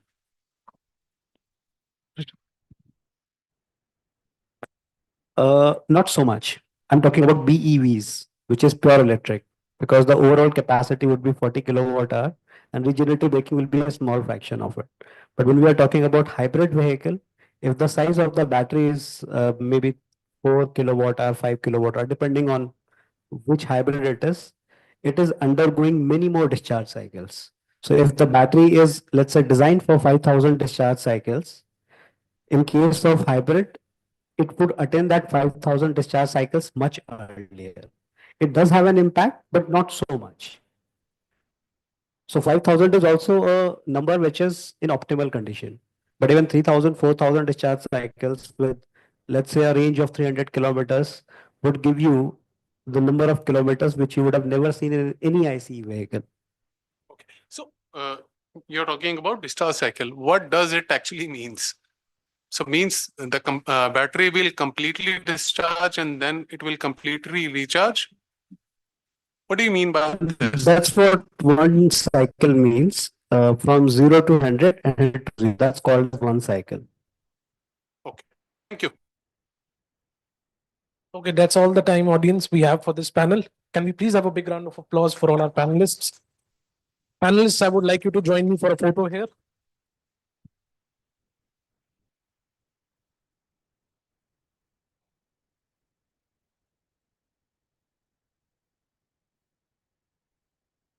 Hello.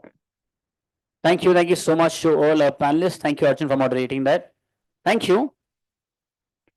Also, I please request you to collect your gifts from the registration desk. Thank you. Okay, before we begin with the awards ceremony, may I please request our team to play the partners AV.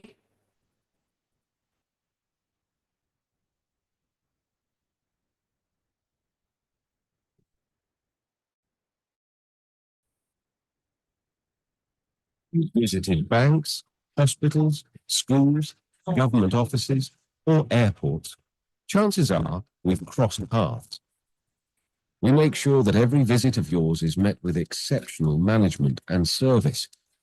We are Crystal Integrated Services Limited, India's fastest growing facility management company.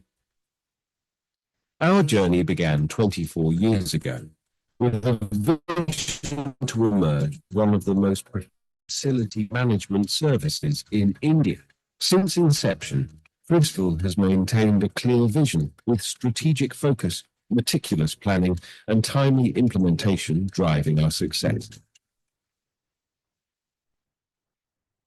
We offer the maximum range of services, and we continue to invest in science, technology, and engineering to elevate our services and deliver exceptional results.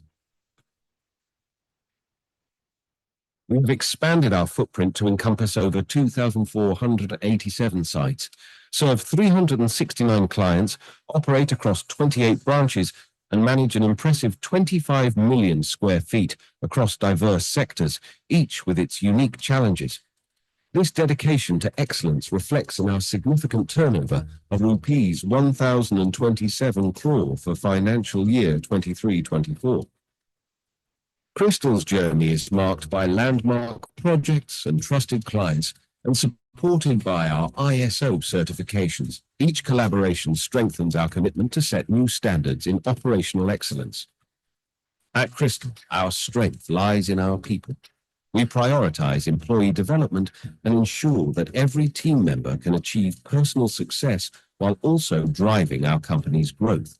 From entry-level positions to leadership roles, we believe in empowering our team to achieve their true potential. Over the years, we have grown to a thriving workforce of over 43,100 employees, with each playing a crucial role in our journey. Growth for Crystal has always been about more than just numbers. We continuously evolve to meet the ever-changing demands of the facility management sector through modern and automated tools, which ensures achieving significant reductions in both costs and environmental impact. In partnership with Vishnu Prasad Research Centre, our waste management efforts, including efficient solid and liquid waste collection, treatment and disposal, are designed to create cleaner and more sustainable city. Looking ahead, Crystal is gearing up to expand into new markets with a focus on modernization and special economic zones. We are set to transform both spaces and lives. So, whether you're stepping into a new facility or revisiting a familiar one, Crystal will ensure excellence in every corner. We look forward to crossing paths with you again soon.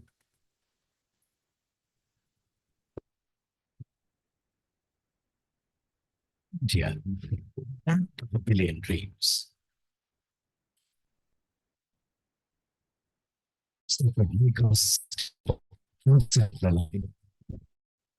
Dreams of growing together in future-ready world. Dreams personifying Vasudeva Kutumbakam. The world is one family.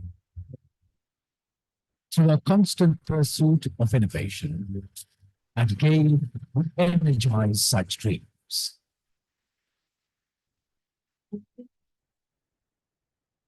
Doing network of pipelines, GAIL holds a strong presence in the entire natural gas value chain.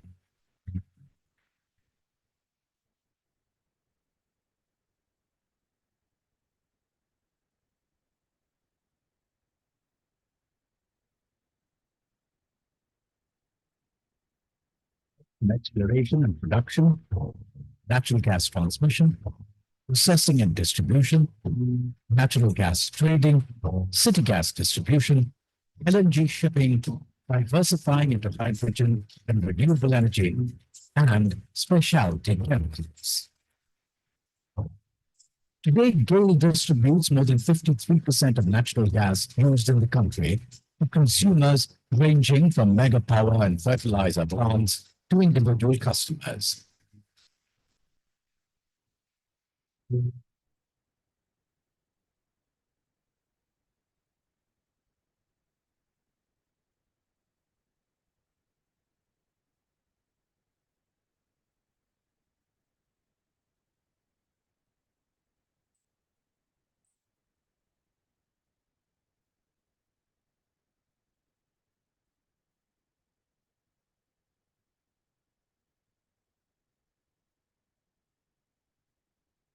Following a rapid financial growth over the years, GAIL has grown organically and established its international presence with multiple key markets and gas trading across varied geographical and price indexations.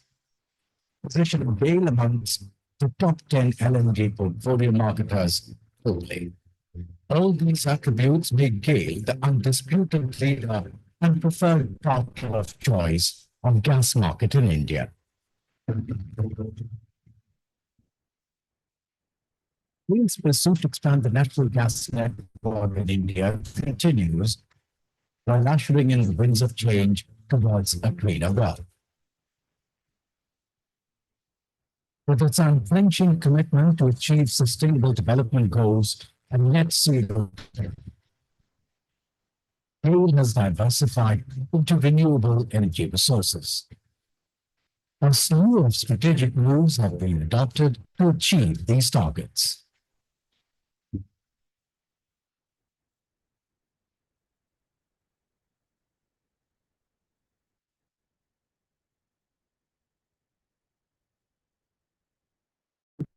In achieving hallmark of success lies with the skilled workforce, driven by endless creativity and passionate zeal to achieve the extraordinary. GAIL has in turn prioritized health and safety of the workforce with international best practices in place. Transparency, accountability, and ethical governance are the core values imbibed in GAIL, leading to ease of business, making it the ideal partner of choice by all valued stakeholders.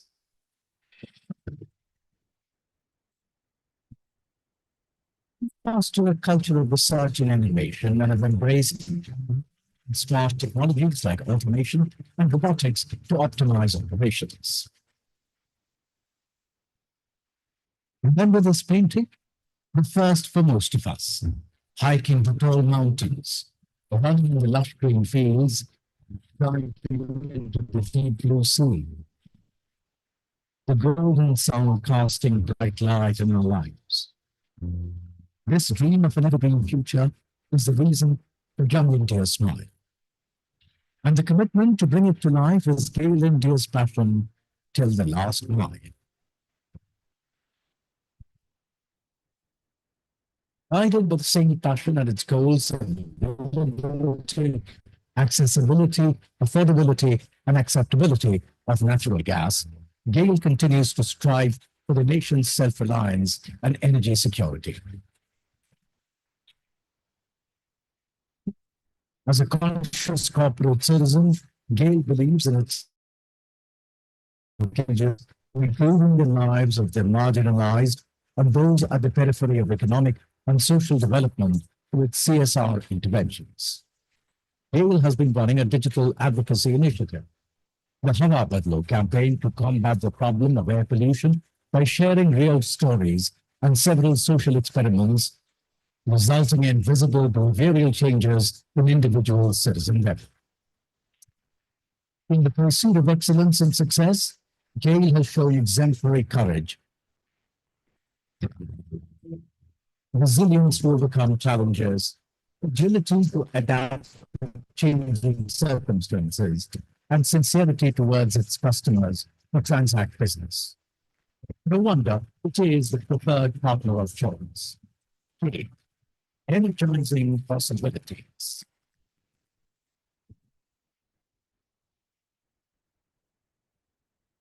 Thank you to our partners. अब इसके बाद awards await us, जहां हमें मदद पड़ेगी आप लोगों के बहुत सारे जोश की. Of course, all your cheers, because all your colleagues will walk up on the stage to collect their bid. So we'll take a quick short 10-minute chai break to sort of re-energize ourselves, and then we'll assemble here at sharp 3:45 the award ceremony as well. Thank you. And we'll start sharp because a couple of winners have their flights to catch as well. So 3:45 it is. Thank you.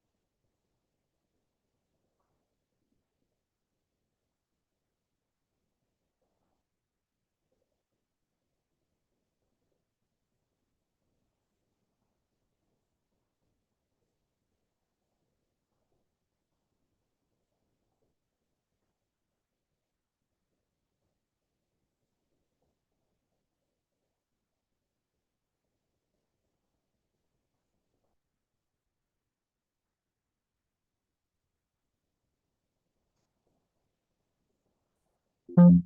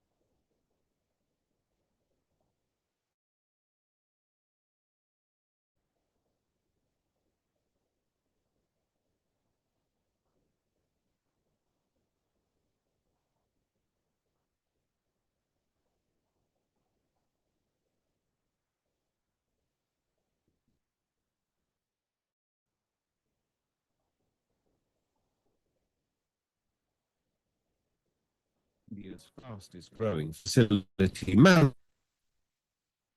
our journey began 24 years ago. with vision to emerge as one of the most preferred facility management services in India. Since inception, Crystal has maintained a clear vision with strategic focus, meticulous planning, and implementation driving our success.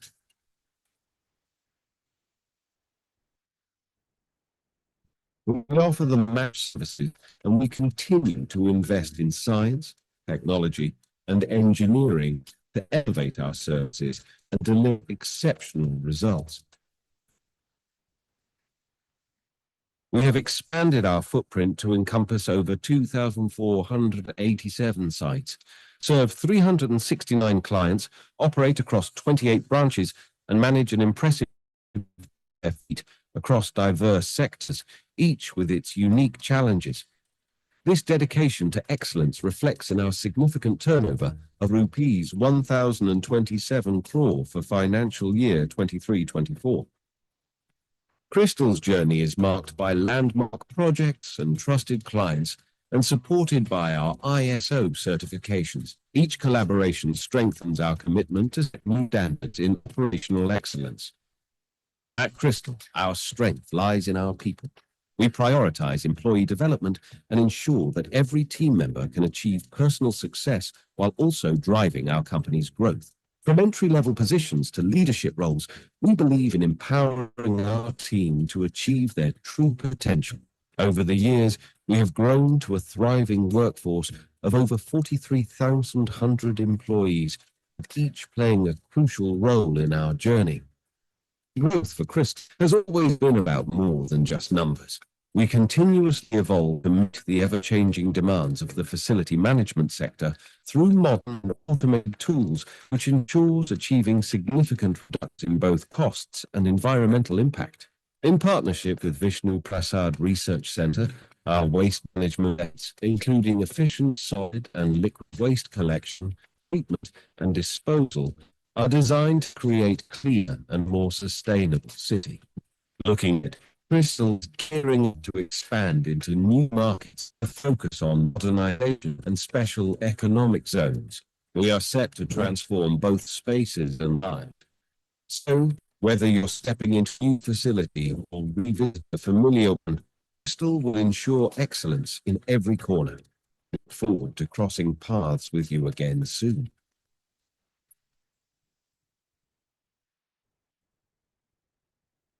India, the land of a billion dreams. Dreams that will make us sustainable and self-reliant. Dreams of growing together in a future-ready world. Dreams personifying Vasudhaiva Kutumbakam. The world is one family. Through a constant pursuit of innovation, at GAIL, we energize such dreams.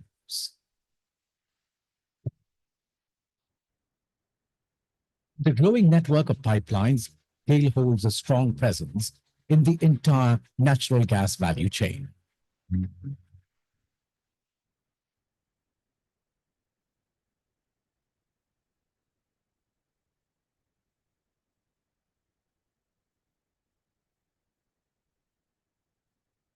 Right from exploration and production, natural gas transmission, processing and distribution, natural gas trading, city gas distribution, LNG shipping, diversifying into hydrogen and renewable energy, and specialty chemicals.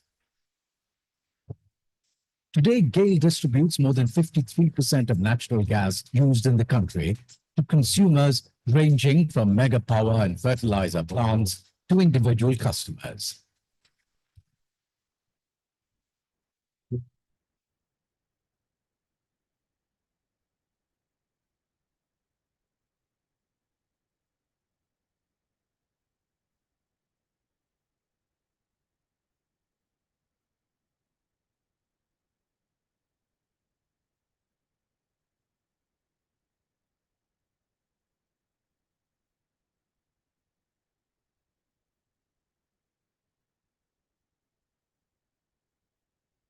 Recording a rapid financial growth over the years.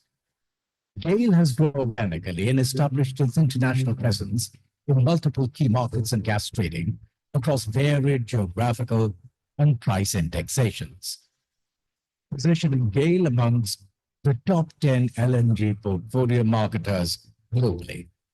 All these attributes make GAIL the undisputed leader and preferred partner of choice of gas market in India.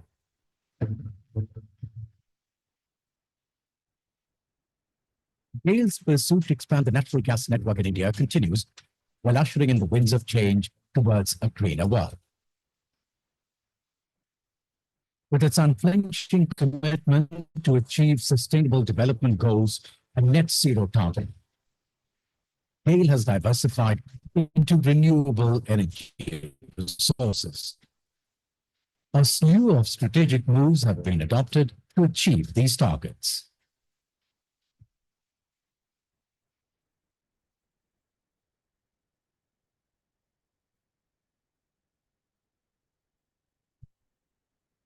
Credit for setting new benchmarks and achieving hallmark of success lies with the skilled workforce who are driven by endless creativity and passionate zeal to achieve extraordinary. GAIL has in turn prioritized health and safety of the workforce with international best practices in place.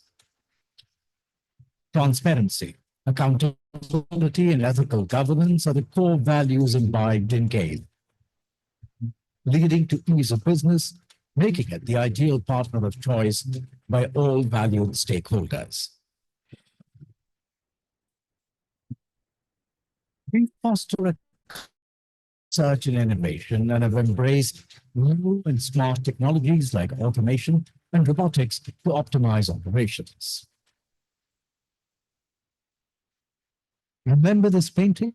The first for most of us, hiking the tall mountains, running in the lush green fields, diving into the deep blue sea, the golden sun casting bright light in our lives. This dream of an evergreen future is the reason for Young India's smile. And the commitment to bring it to life is GAIL India's passion till the last mile.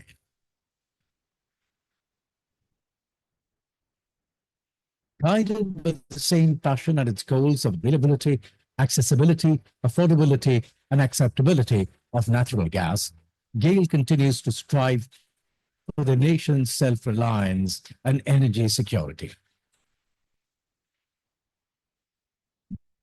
As a conscious corporate citizen, GAIL believes in its social purpose and actively engages in improving the lives of the marginalized and those at the periphery of economic and social development through its CSR interventions. GAIL has been running a digital advocacy initiative, the Hawa Badlo campaign, to combat the problem of air pollution by sharing real stories and several social experiments, resulting in visible behavioral changes in individual citizen level.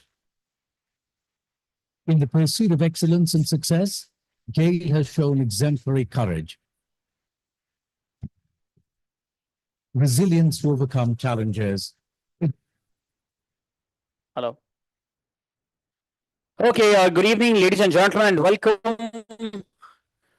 to the awards ceremony on day 2, where we continue celebrating India's most sustainable companies for 2024. And this evening, we are here to recognize the sectoral top performers, the companies that have not only excelled overall, but also set the highest standards in sustainability within their specific sectors. Now, this prestigious recognition in India's most sustainable companies, sectoral leaders, honors organizations that have demonstrated unmatched leadership across environmental, social, and governance pillars, pushing the boundaries of sustainability in their very industry. Now, these companies, like yourselves, they're true trailblazers, showing us that sectoral excellence and sustainability go hand in hand. But the journey of reaching out to this awards, of course, it had a lot of important milestones that it met along the way. May I please request our team to play the AV?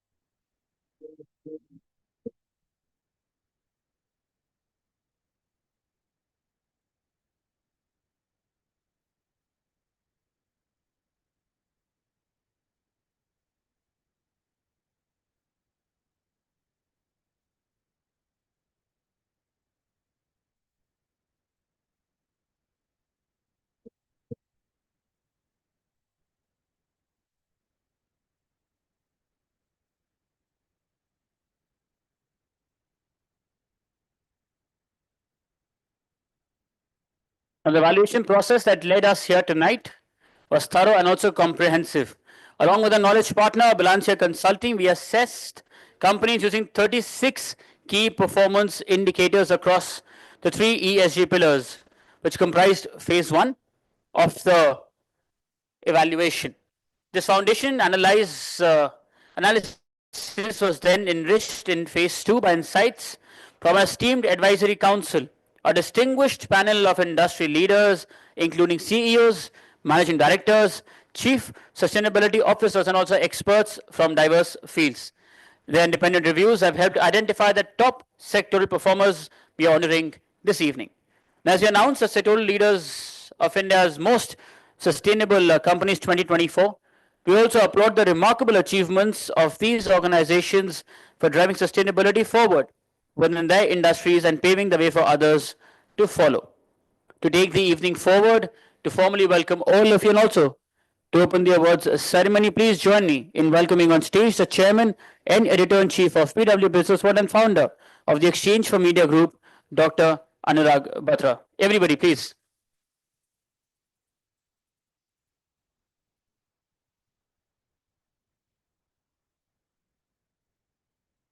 You can send it to everyone. Good afternoon. I don't want to let me say what Elizabeth Taylor said to many of us suitors. I won't keep you long. The process has been shared yesterday. The top 50 companies in the IMSC were awarded.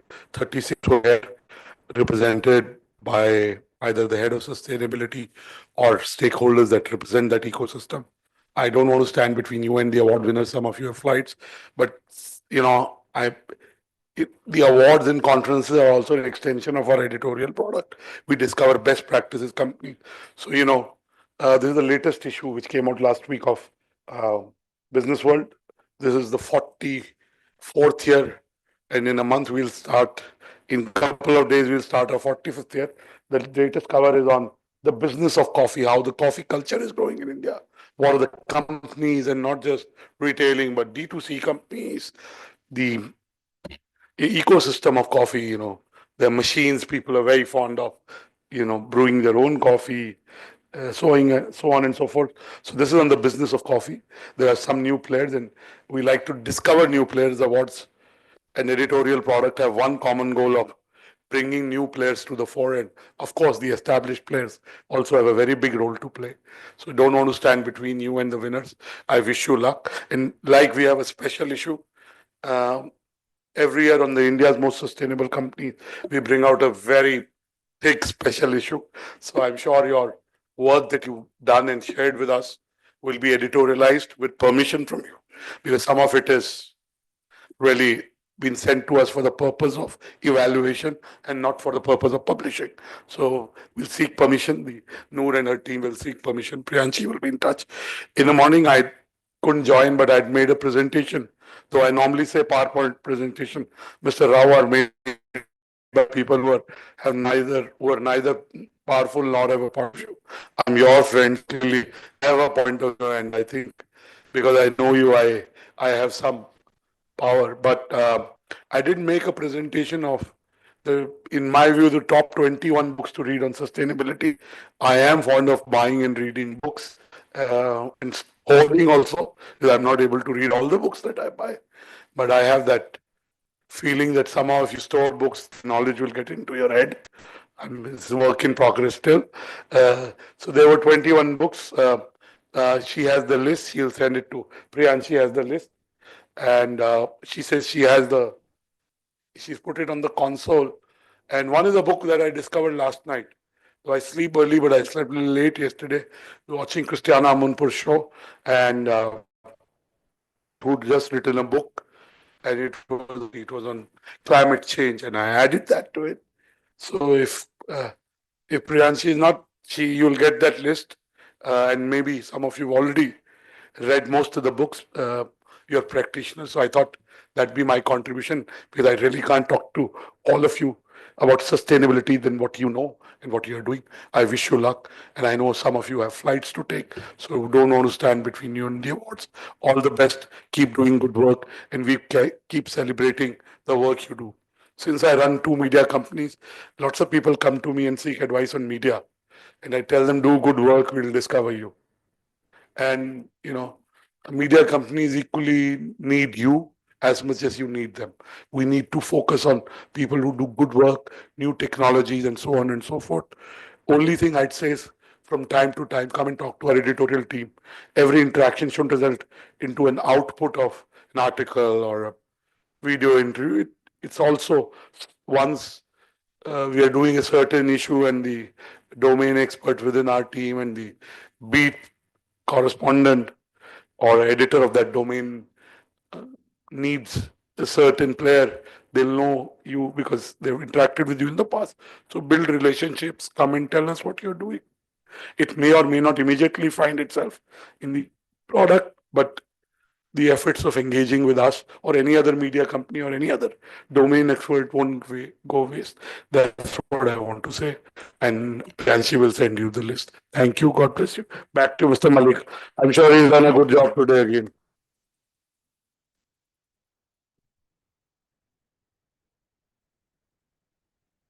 Thank you so much, Dr. Batra. And we'll quickly start because there's someone who's a flight at 6 और तब से मुझे देख रहे हैं और घड़ी को. चलिए, the ceremony is being streamed live across all BW business all platforms, including the social media channels. Any happy moment that you share online, please do so. Also use the hashtag BW Most Sustainable Companies. A quick reminder for all the winners: once you've received your award, please step down and proceed to stage left for an individual picture, and also try and stay back for a group picture in the end for your magazine. Not you, sir. You have a flight. Chalo. With that, please join me once again in welcoming on stage our presenters for the first set of awards. Dr. Anurag Batra, Chairman and Editor-in-Chief of BW Business One and founder of the Exchange Media Group. I will also request Mr. Rahul Kamble, Group President, Service Delivery, Crystal Integrated Services Limited, to please, sir, also join us on the stage. Let's welcome them. Get your hands warmed. Surely the first category, it's consumer goods. And it's in ranking order. जब मुझे भी नहीं मालूम अभी हम सब screen पर साथ में देखेंगे. The first one, please.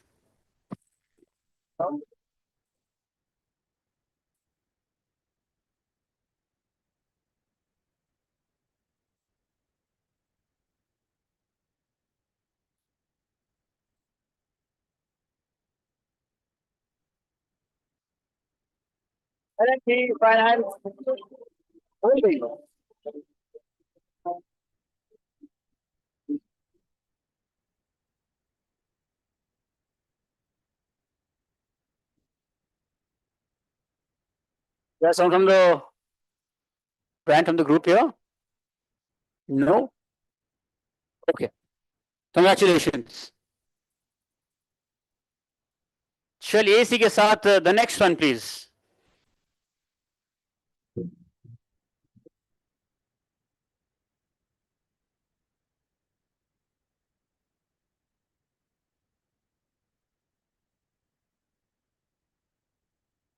Rank number 3 is Focus Consumer Products. We have with us Mr. Ram Vedanath, ADP and Head of Environmental Sustainability, Growth with Industries Group, to receive the award.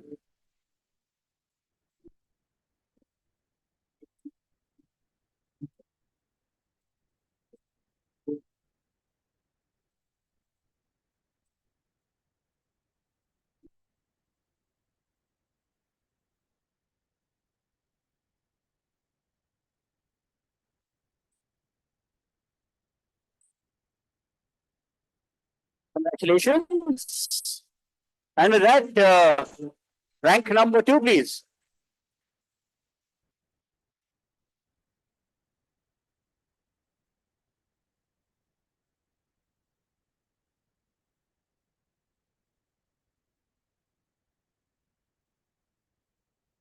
We have with us Vice Chancellor Head, Government and Corporate Affairs to receive the award.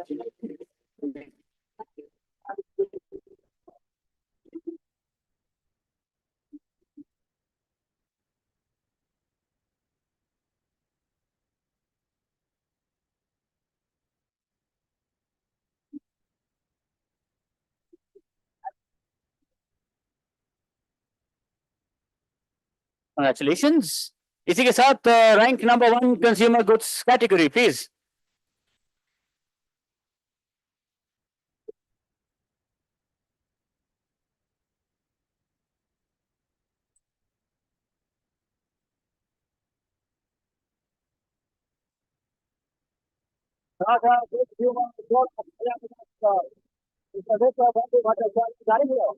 Sustainability to receive the award.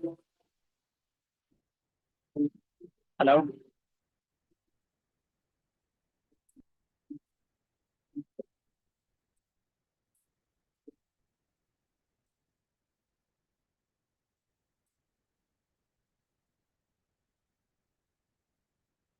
Congratulations, sir. Congratulations. इसी के साथ next category, which is pharma and healthcare, and rank number 5 in that, please.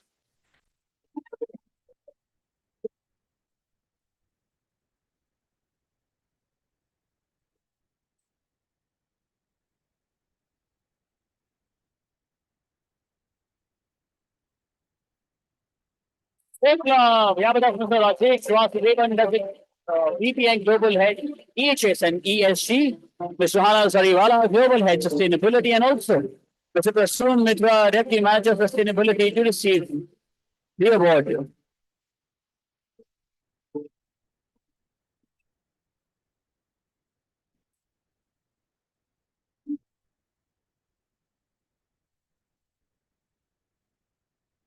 Congratulations. Winners, please don't forget your individual picture and then also group picture in the end. With that, rank number 4.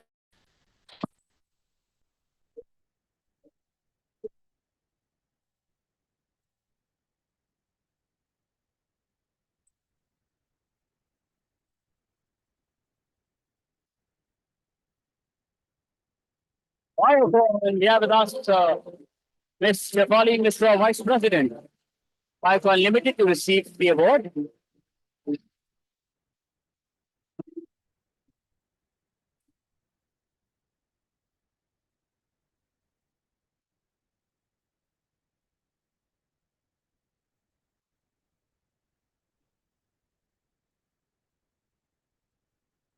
Congratulations, ma'am. चलिए इसी के साथ rank number 3.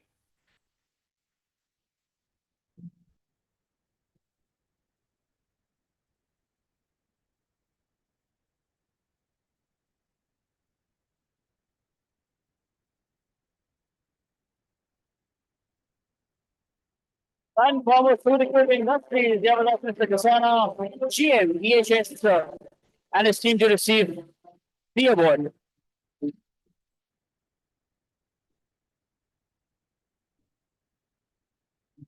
Everybody for them, please. Congratulations, sir, and safe journey. चलिए इसी के साथ rank number 2.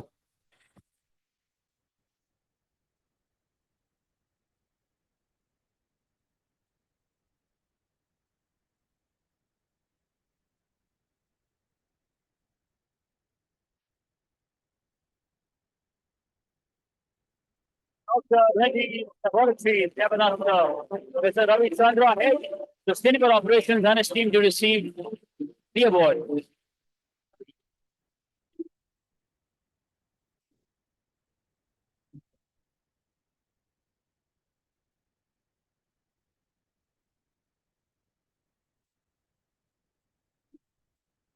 Congratulations, gentlemen.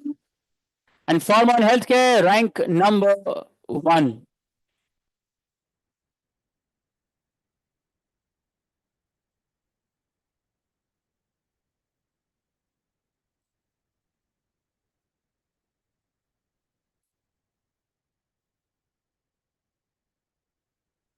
CSK Pharmaceuticals. Yeah, with us, Science Mohammed Iqbal, the Corporate Social Responsibility Lead. Also, sir, to receive the award.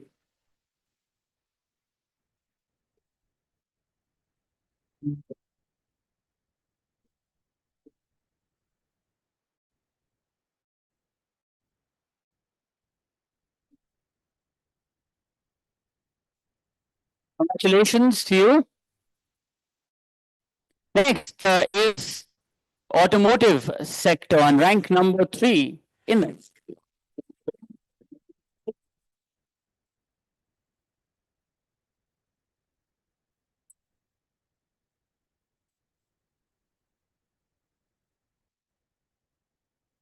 TVS Motor Company, Yamada Krishna, Hemako Kumar, Sati and Tiram Kumar also is only controlling to receive the award.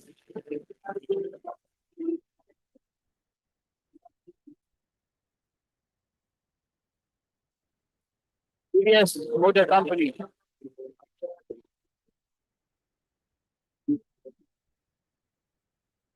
Congratulations to you. Rank number 2.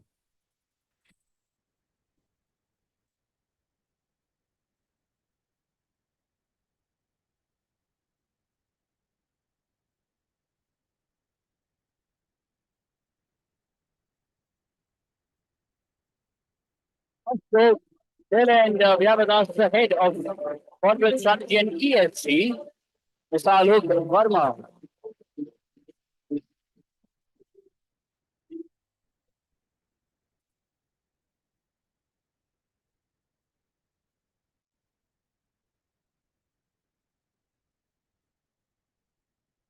And with that, rank number 1, please.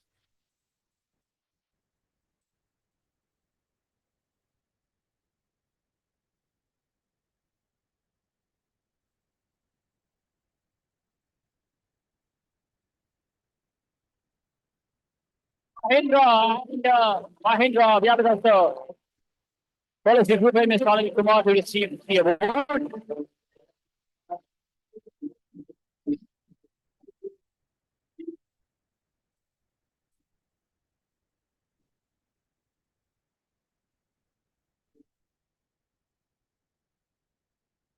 Congratulations, sir. Congratulations to you.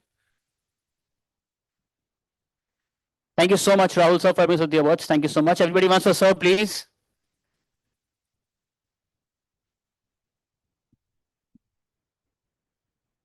Now, please request Shalindra Gupta ji, Chief Operating Officer and Head, Manufacturing North Cluster, Ultratech Cement Limited, to please join us on the stage and help us present awards. Everybody, let's welcome, sir. From automotive, next sectors, automotive components, and rank number 3 in that, please.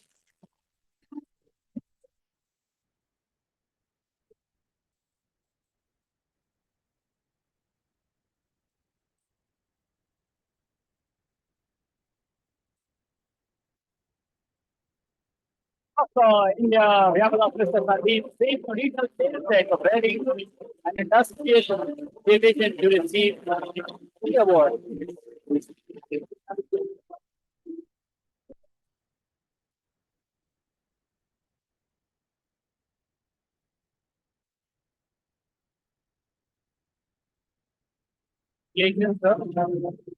Just to tell you that this section is doing conducive with their talis.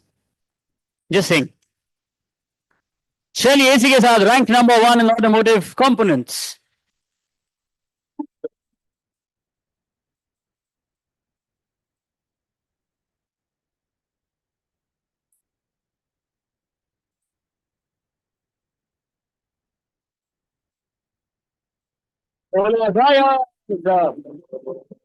We have Mr. Daniel Lawrence, Chief Technology Officer, and also the Seneca Global Head Sustainability and CSR, to receive the award.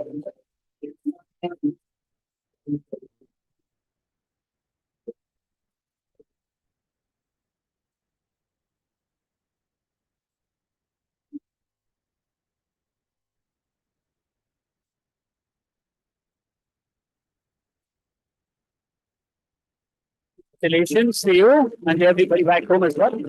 Winners, quick reminder, individual picture and then a group picture as well in the end.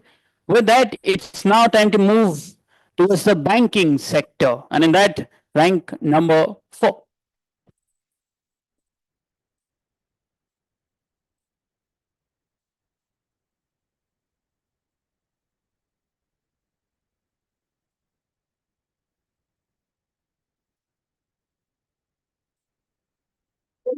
Mahindra Bank, we have Diara Sinha, ABP ESC, to receive the award.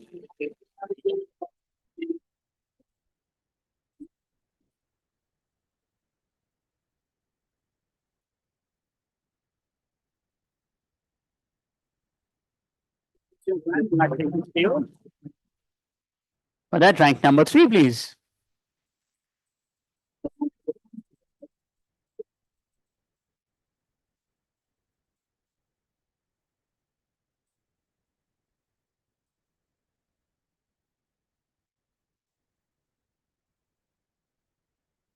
Axis Bank, we have with Officer Senate Story Senior VP1, Government Coverage Group, Axis Bank.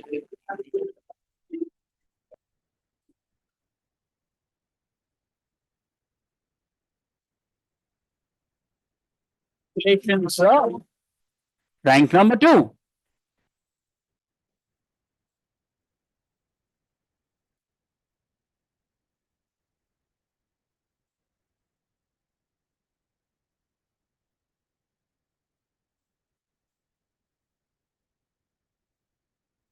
HDFC Bank, we have with us Mr. Amit Goel to receive the award.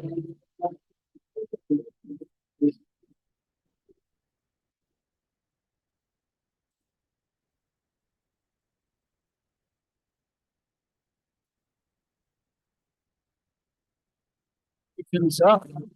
And Shalia banking sector, rank number 1.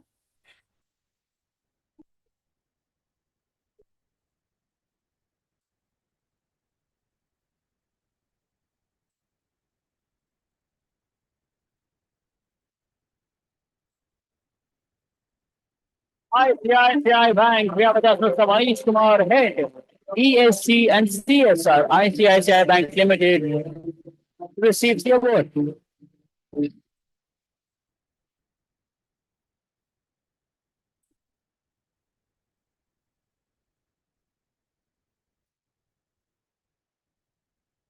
Congratulations, sir. इसी के साथ time for our next category, infrastructure engineering, and in that rank number 3, please.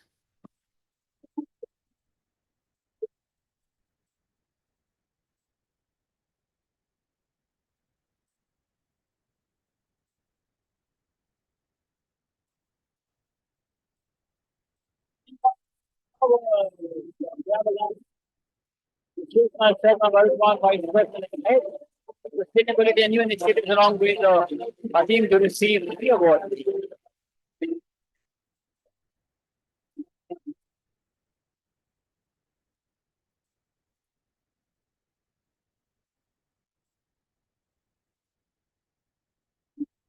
Congratulations to you. And the next one, please.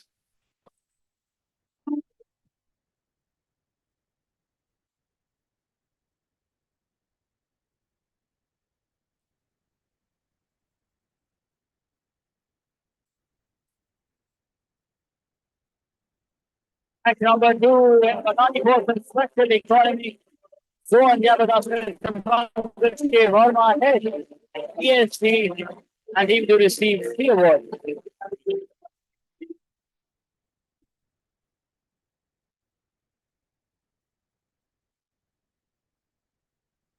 Congratulations, sir. And rank number 1, please.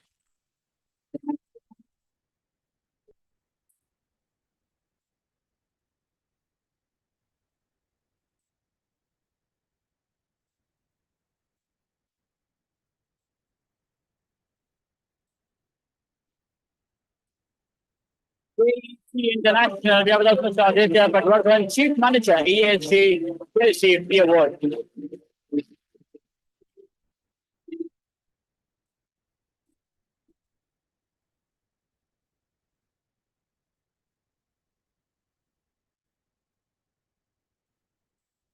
Congratulations, sir.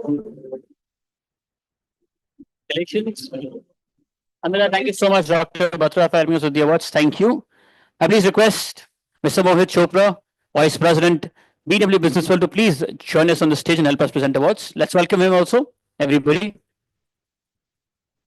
He also delivered the opening address today. चलिए इसी के साथ our next category, capital goods.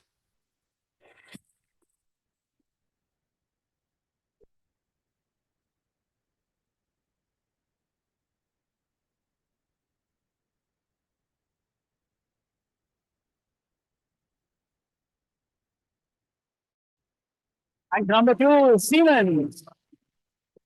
Yeah, that's Mr. K. N. Sri Kumar, the head of digitalization and sustainability at Siemens Smart Infrastructure. Also management.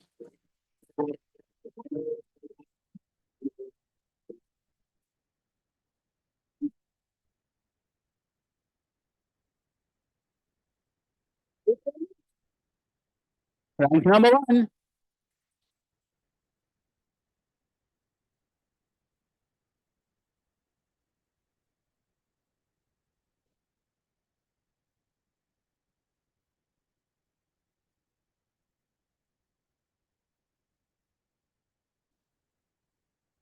Exciting.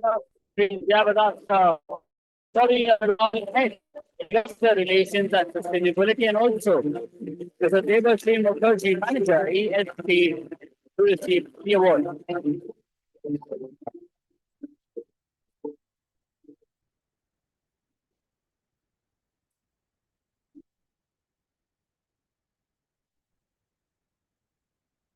Congratulations. And thank you so much, Sir Gupta, sir. Thank you so much. Everybody wants a sir, please. Thank you. I please request Mr. Siddharth Nanda, Head, ESG and Sustainability, Balanche Consulting, to please join us on the stage and help us present awards. The next set of winners. Let's welcome him, everybody.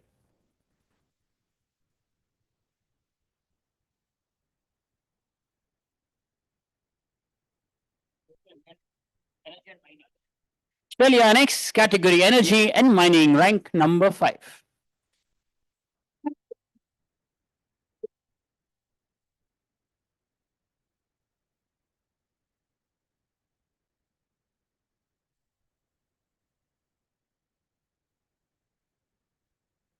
All right, Petroleum Corporation, Jabadaf Mr. R.C. Gupta, ETM, HFSE, to receive the award.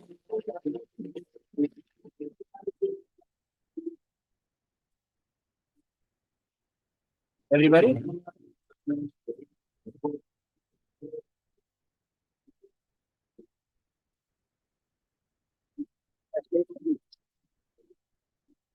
Rank number 4 next.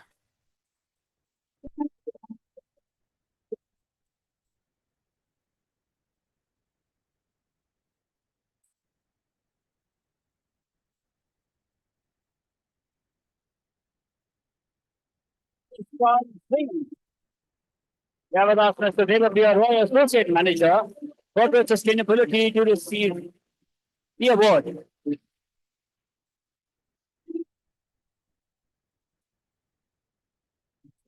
Ready? Congratulations. चलिए इसी के साथ the next rank, please.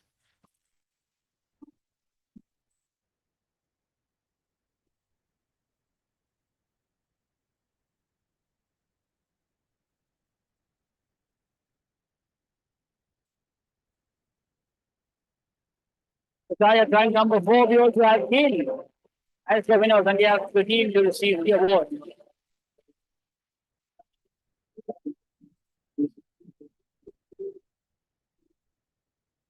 Mr. Sameer Irmani with us.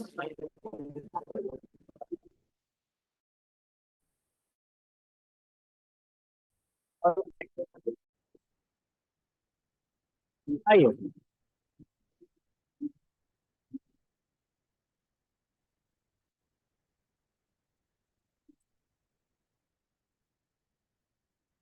congratulations, Sameer sir. Big congratulations. चलिए rank number 3.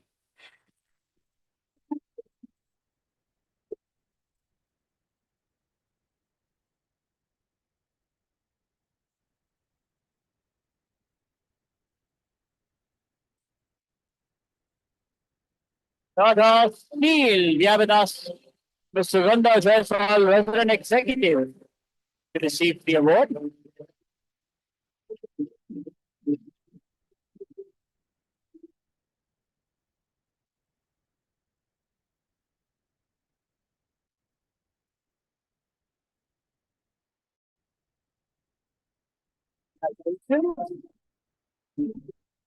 And rank number 2.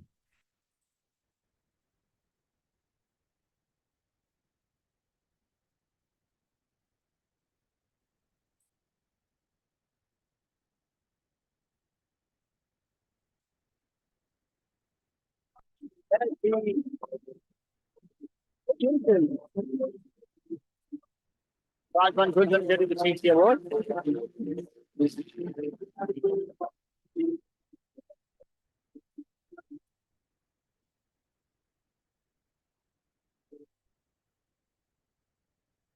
Congratulations, sir. And rank number 1.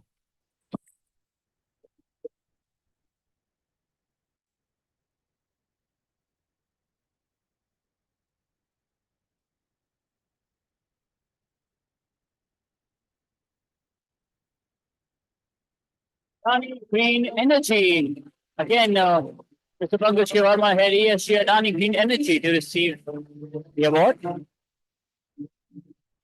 Talia. Congratulations, sir. Congratulations. Next sector is cement and building materials. And before we announce the rank number 3 in that, Anurag sir.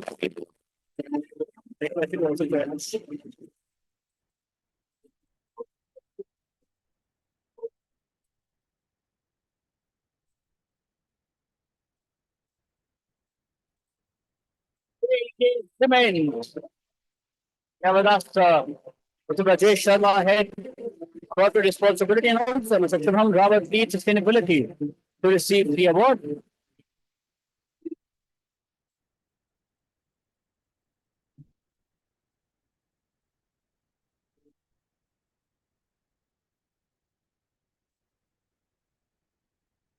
Congratulations. Rank number 2, cement and building materials.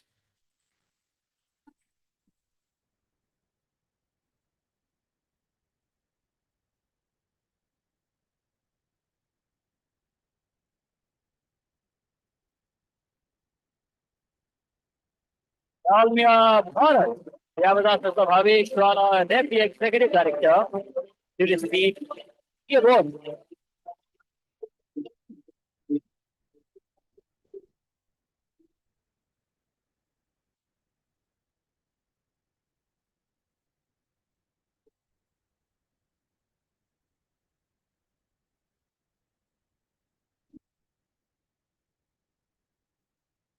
Congratulations, sir.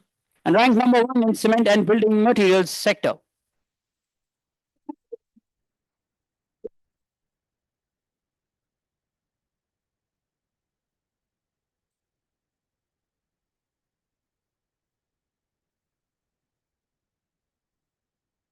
Also, cement, we have with us Mr. Shalendra Gupta, Chief Operating Officer and Head, Manufacturing North Cluster, along with his team to receive the award.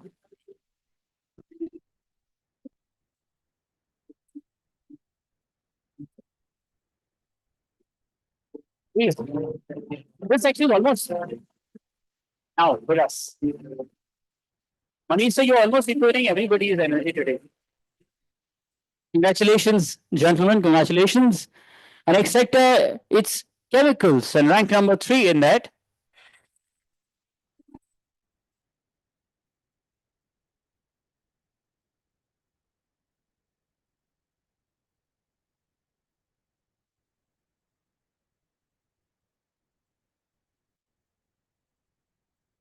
PM India. We have Mr. Selvary Gupta ahead. Government Affairs to receive the award.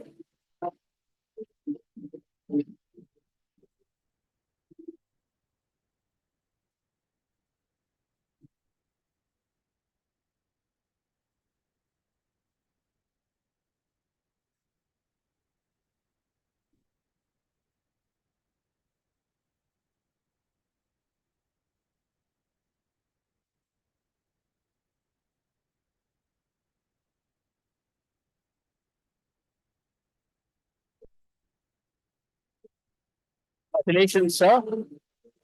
And rank number 2, please.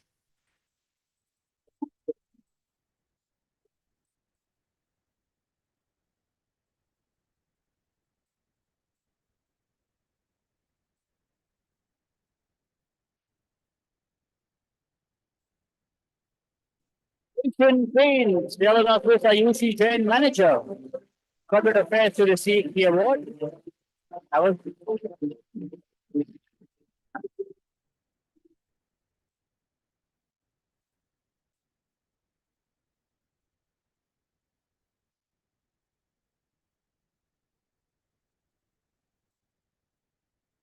Congratulations, and ranked number 1 in the chemicals category.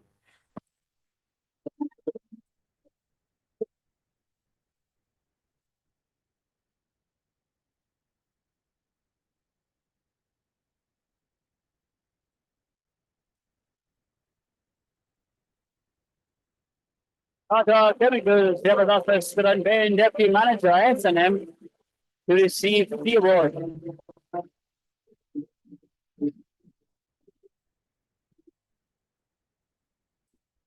Tata Chemicals. Congratulations, man. Our next sector is conglomerates and ranked number 3 in that.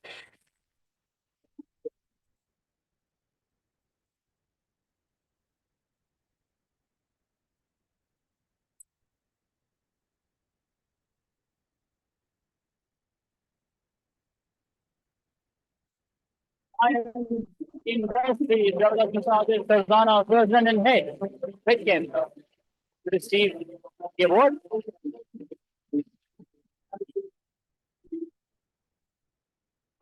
Steve.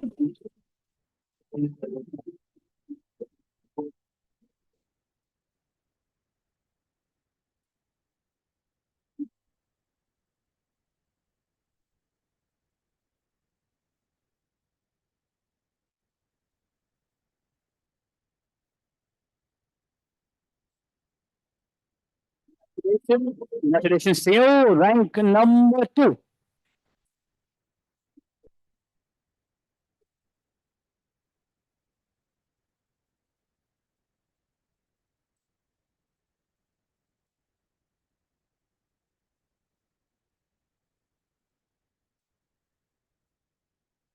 Industries.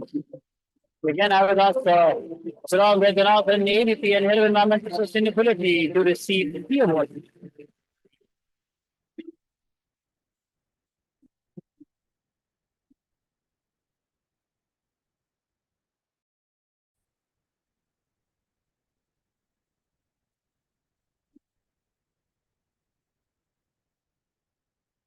Congratulations, and with that, rank number 1.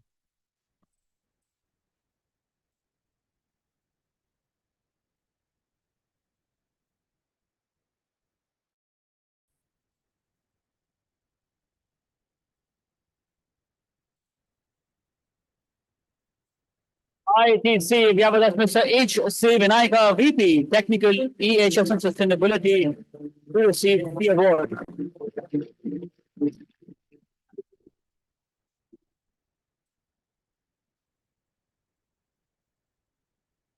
Please give ITC a huge round of applause.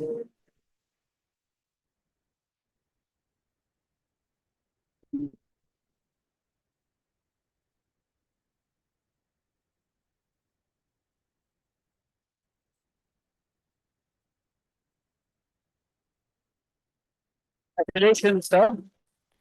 Our next category, it's consumer services, retail, and entertainment. And in that, we only have rank number 2.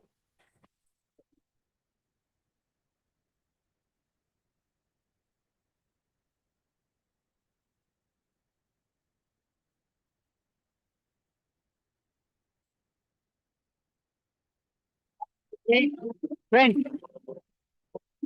And we have nobody to receive the award. Congratulations to them. Yes, they're busy shopping. Shirley, rank number 2.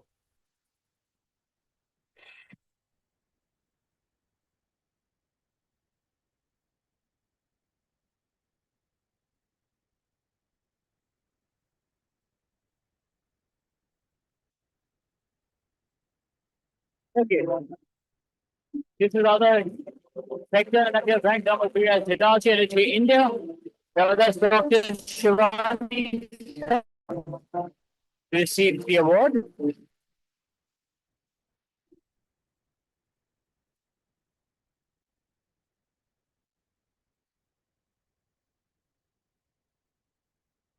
Well, louder, no? Couple of more. Congratulations, man. That was rank number 3, Hitachi Energy India. Now for rank number 2.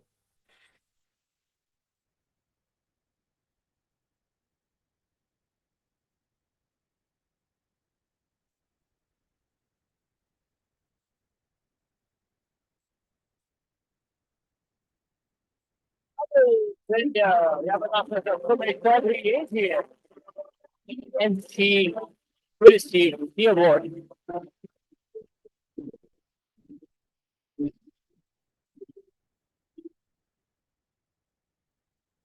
I will thank everybody.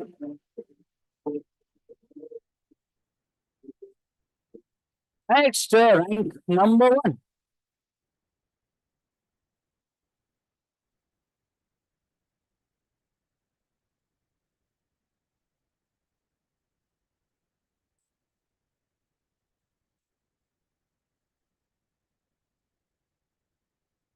ABP India, we have Mr. Rohan Kumar Singh, CHRO. We have Mr. Rajesh Shah, Country Environment Head to receive the award. Raman sir couldn't make it.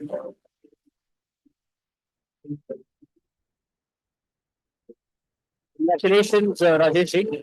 But don't forget individual picture and then also a group picture in the end. Our next sector is financial services and insurance, rank number 4.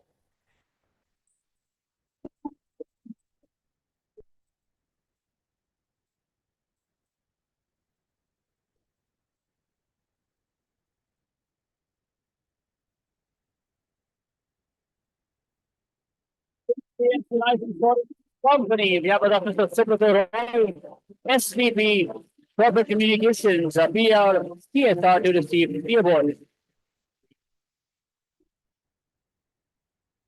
Please.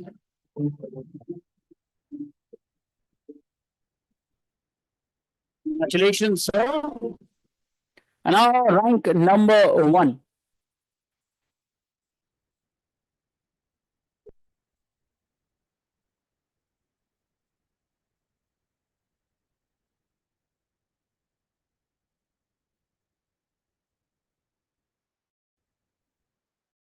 Mahindra and Mahindra Financial Services.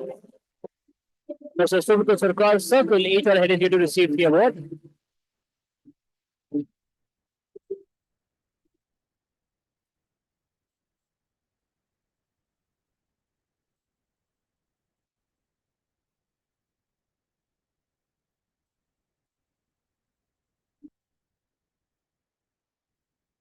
Congratulations. Thank you so much for that, sir. Thank you. Everybody wants a sir, please. Thank you. Please request Mr. Sriram, PM Vice President, Service Delivery, Crystal to please join us on the stage, sir, and help us present awards. Let's welcome him.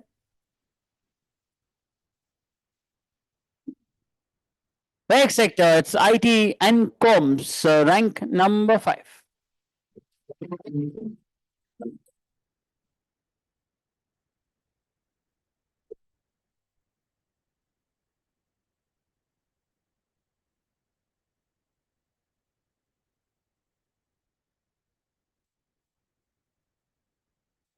API Mindtree. We have Mr. Panish Rao, Chief Sustainability Officer, and also Mr. Surendra Kumar, General Manager and Head Sustainability Governance to receive the award. Please, he's been a constant clapper for all of you. I think he deserves one.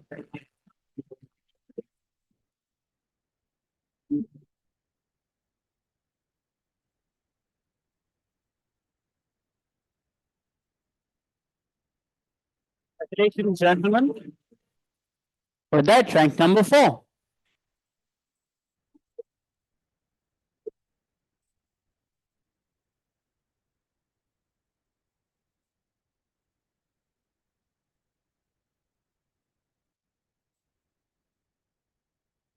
Tata Consultancy Services, Ramadas Mr. Ajay Kumar, lead environmental sustainability, health and safety, to receive the award.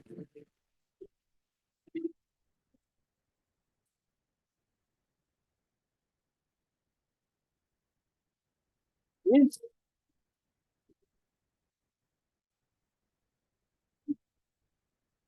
Congratulations, sir. And rank number 3.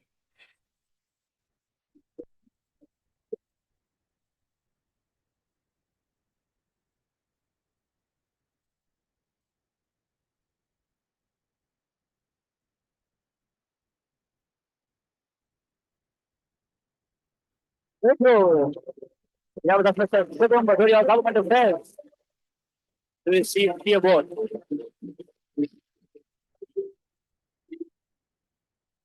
Wipro.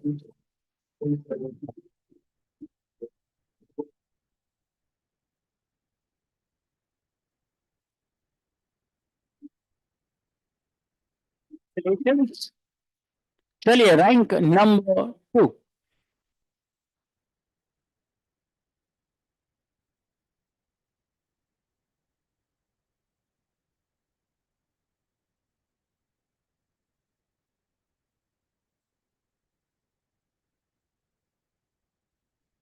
HCL Technologies. Yavadas Ms. Deepika Duggal, GM, Sustainability, to receive the award.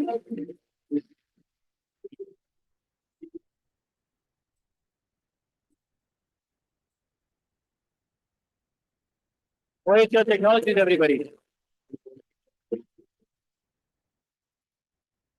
And rank number 1.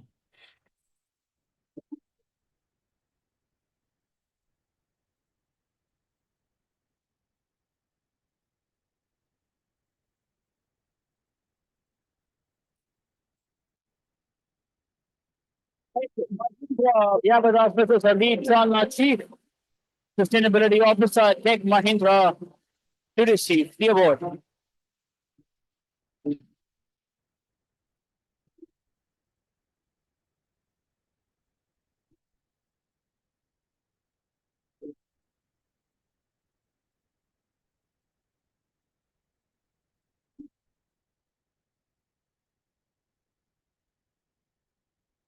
Congratulations.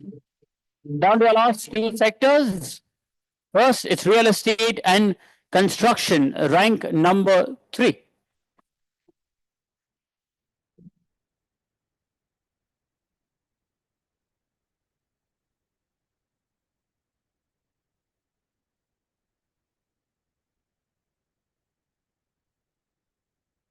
We have with us Mr. Anjay Pathak, General Manager Construction, to receive the award.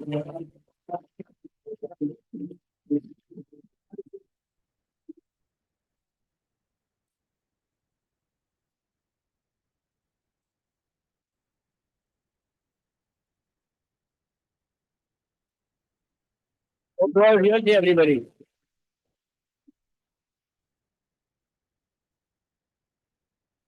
Congratulations. Rank number 2.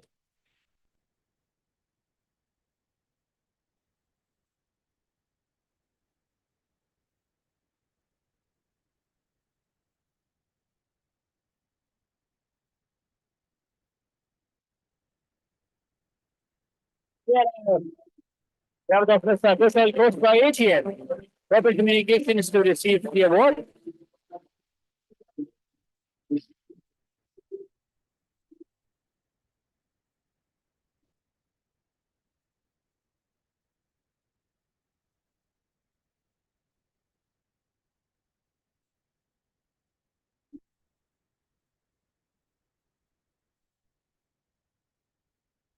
It's investment. Congratulations. Real estate and construction, rank number 1.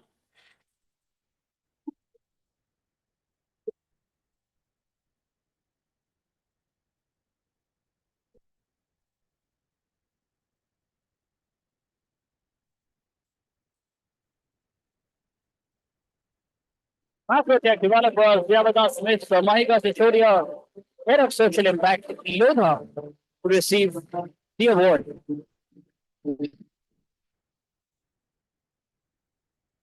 Let's please give them everybody a round of applause.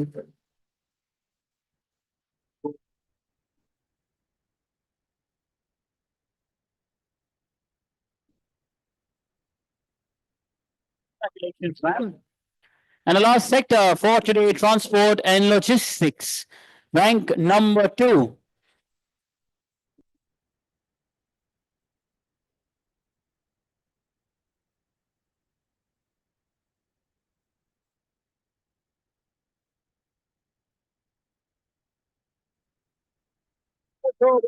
Yabadaf, Mr. Kenal Raw, Vice President Finance and Head of ESG. We also again have Mr. Bobby Sala with us and also Mr. Ajit Habu, Director ESG and Sustainability, to receive the award.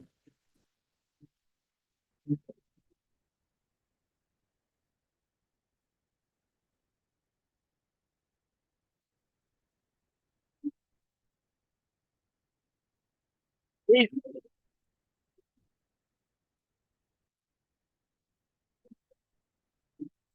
Congratulations, gentlemen. And now, rank number 1, transport and logistics.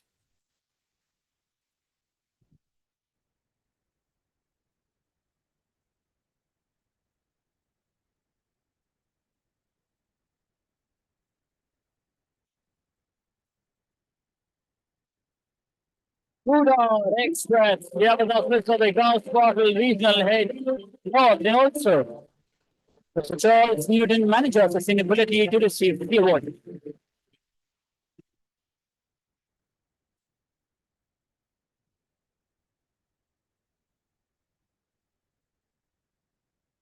For them, please.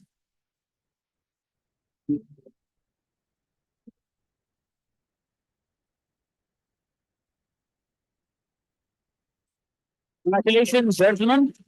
And with that, we come to an end of the awards ceremony.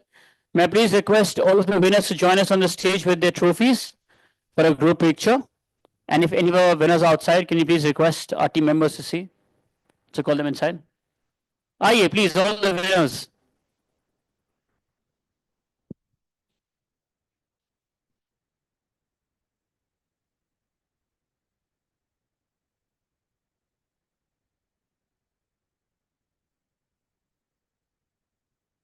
Yeah, I am very sorry. I am so sorry, all of you. मेरी list में नहीं, but we have another category left. But just to awaken all of you, क्योंकि आप ताली नहीं बजा रहे थे. इसको ऐसे ही कर देते हैं. Yes, I'm so sorry. There's one category left, gentlemen. Yes. Surprise. Surprise. Weekend surprise. यार लिस्ट में डाल दिया करो यार. हाँ, मुझे मेरा सरप्राइज चाहिए नहीं था, but I can have a list जिसमें वो है.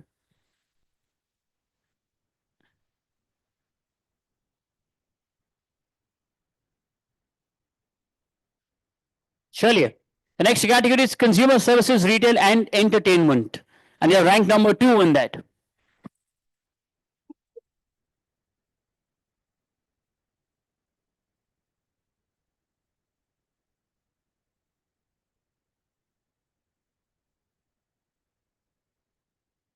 Please give them the loudest applause, everybody.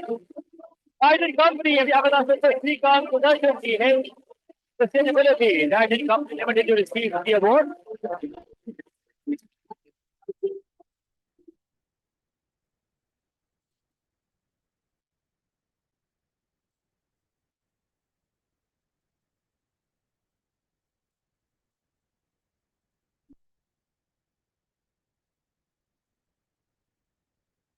Congratulations, sir. Congratulations to you.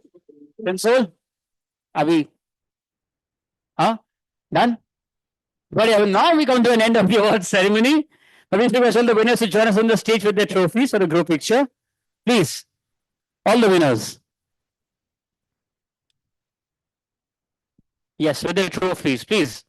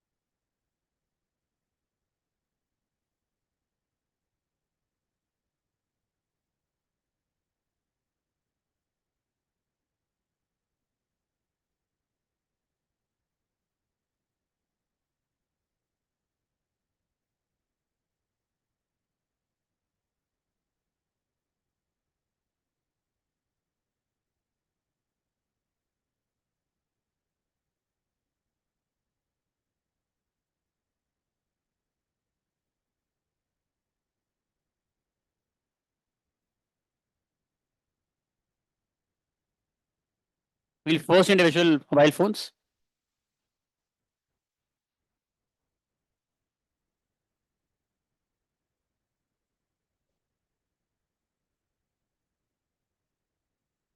All individual mobile phones done. Yours is left. No, it's okay. It's okay. We can take 10 seconds.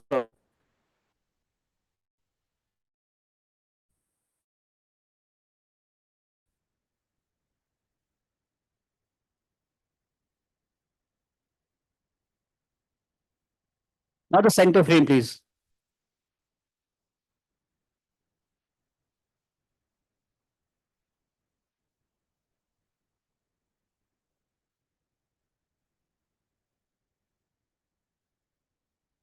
And congratulations. Thank you so much, everybody.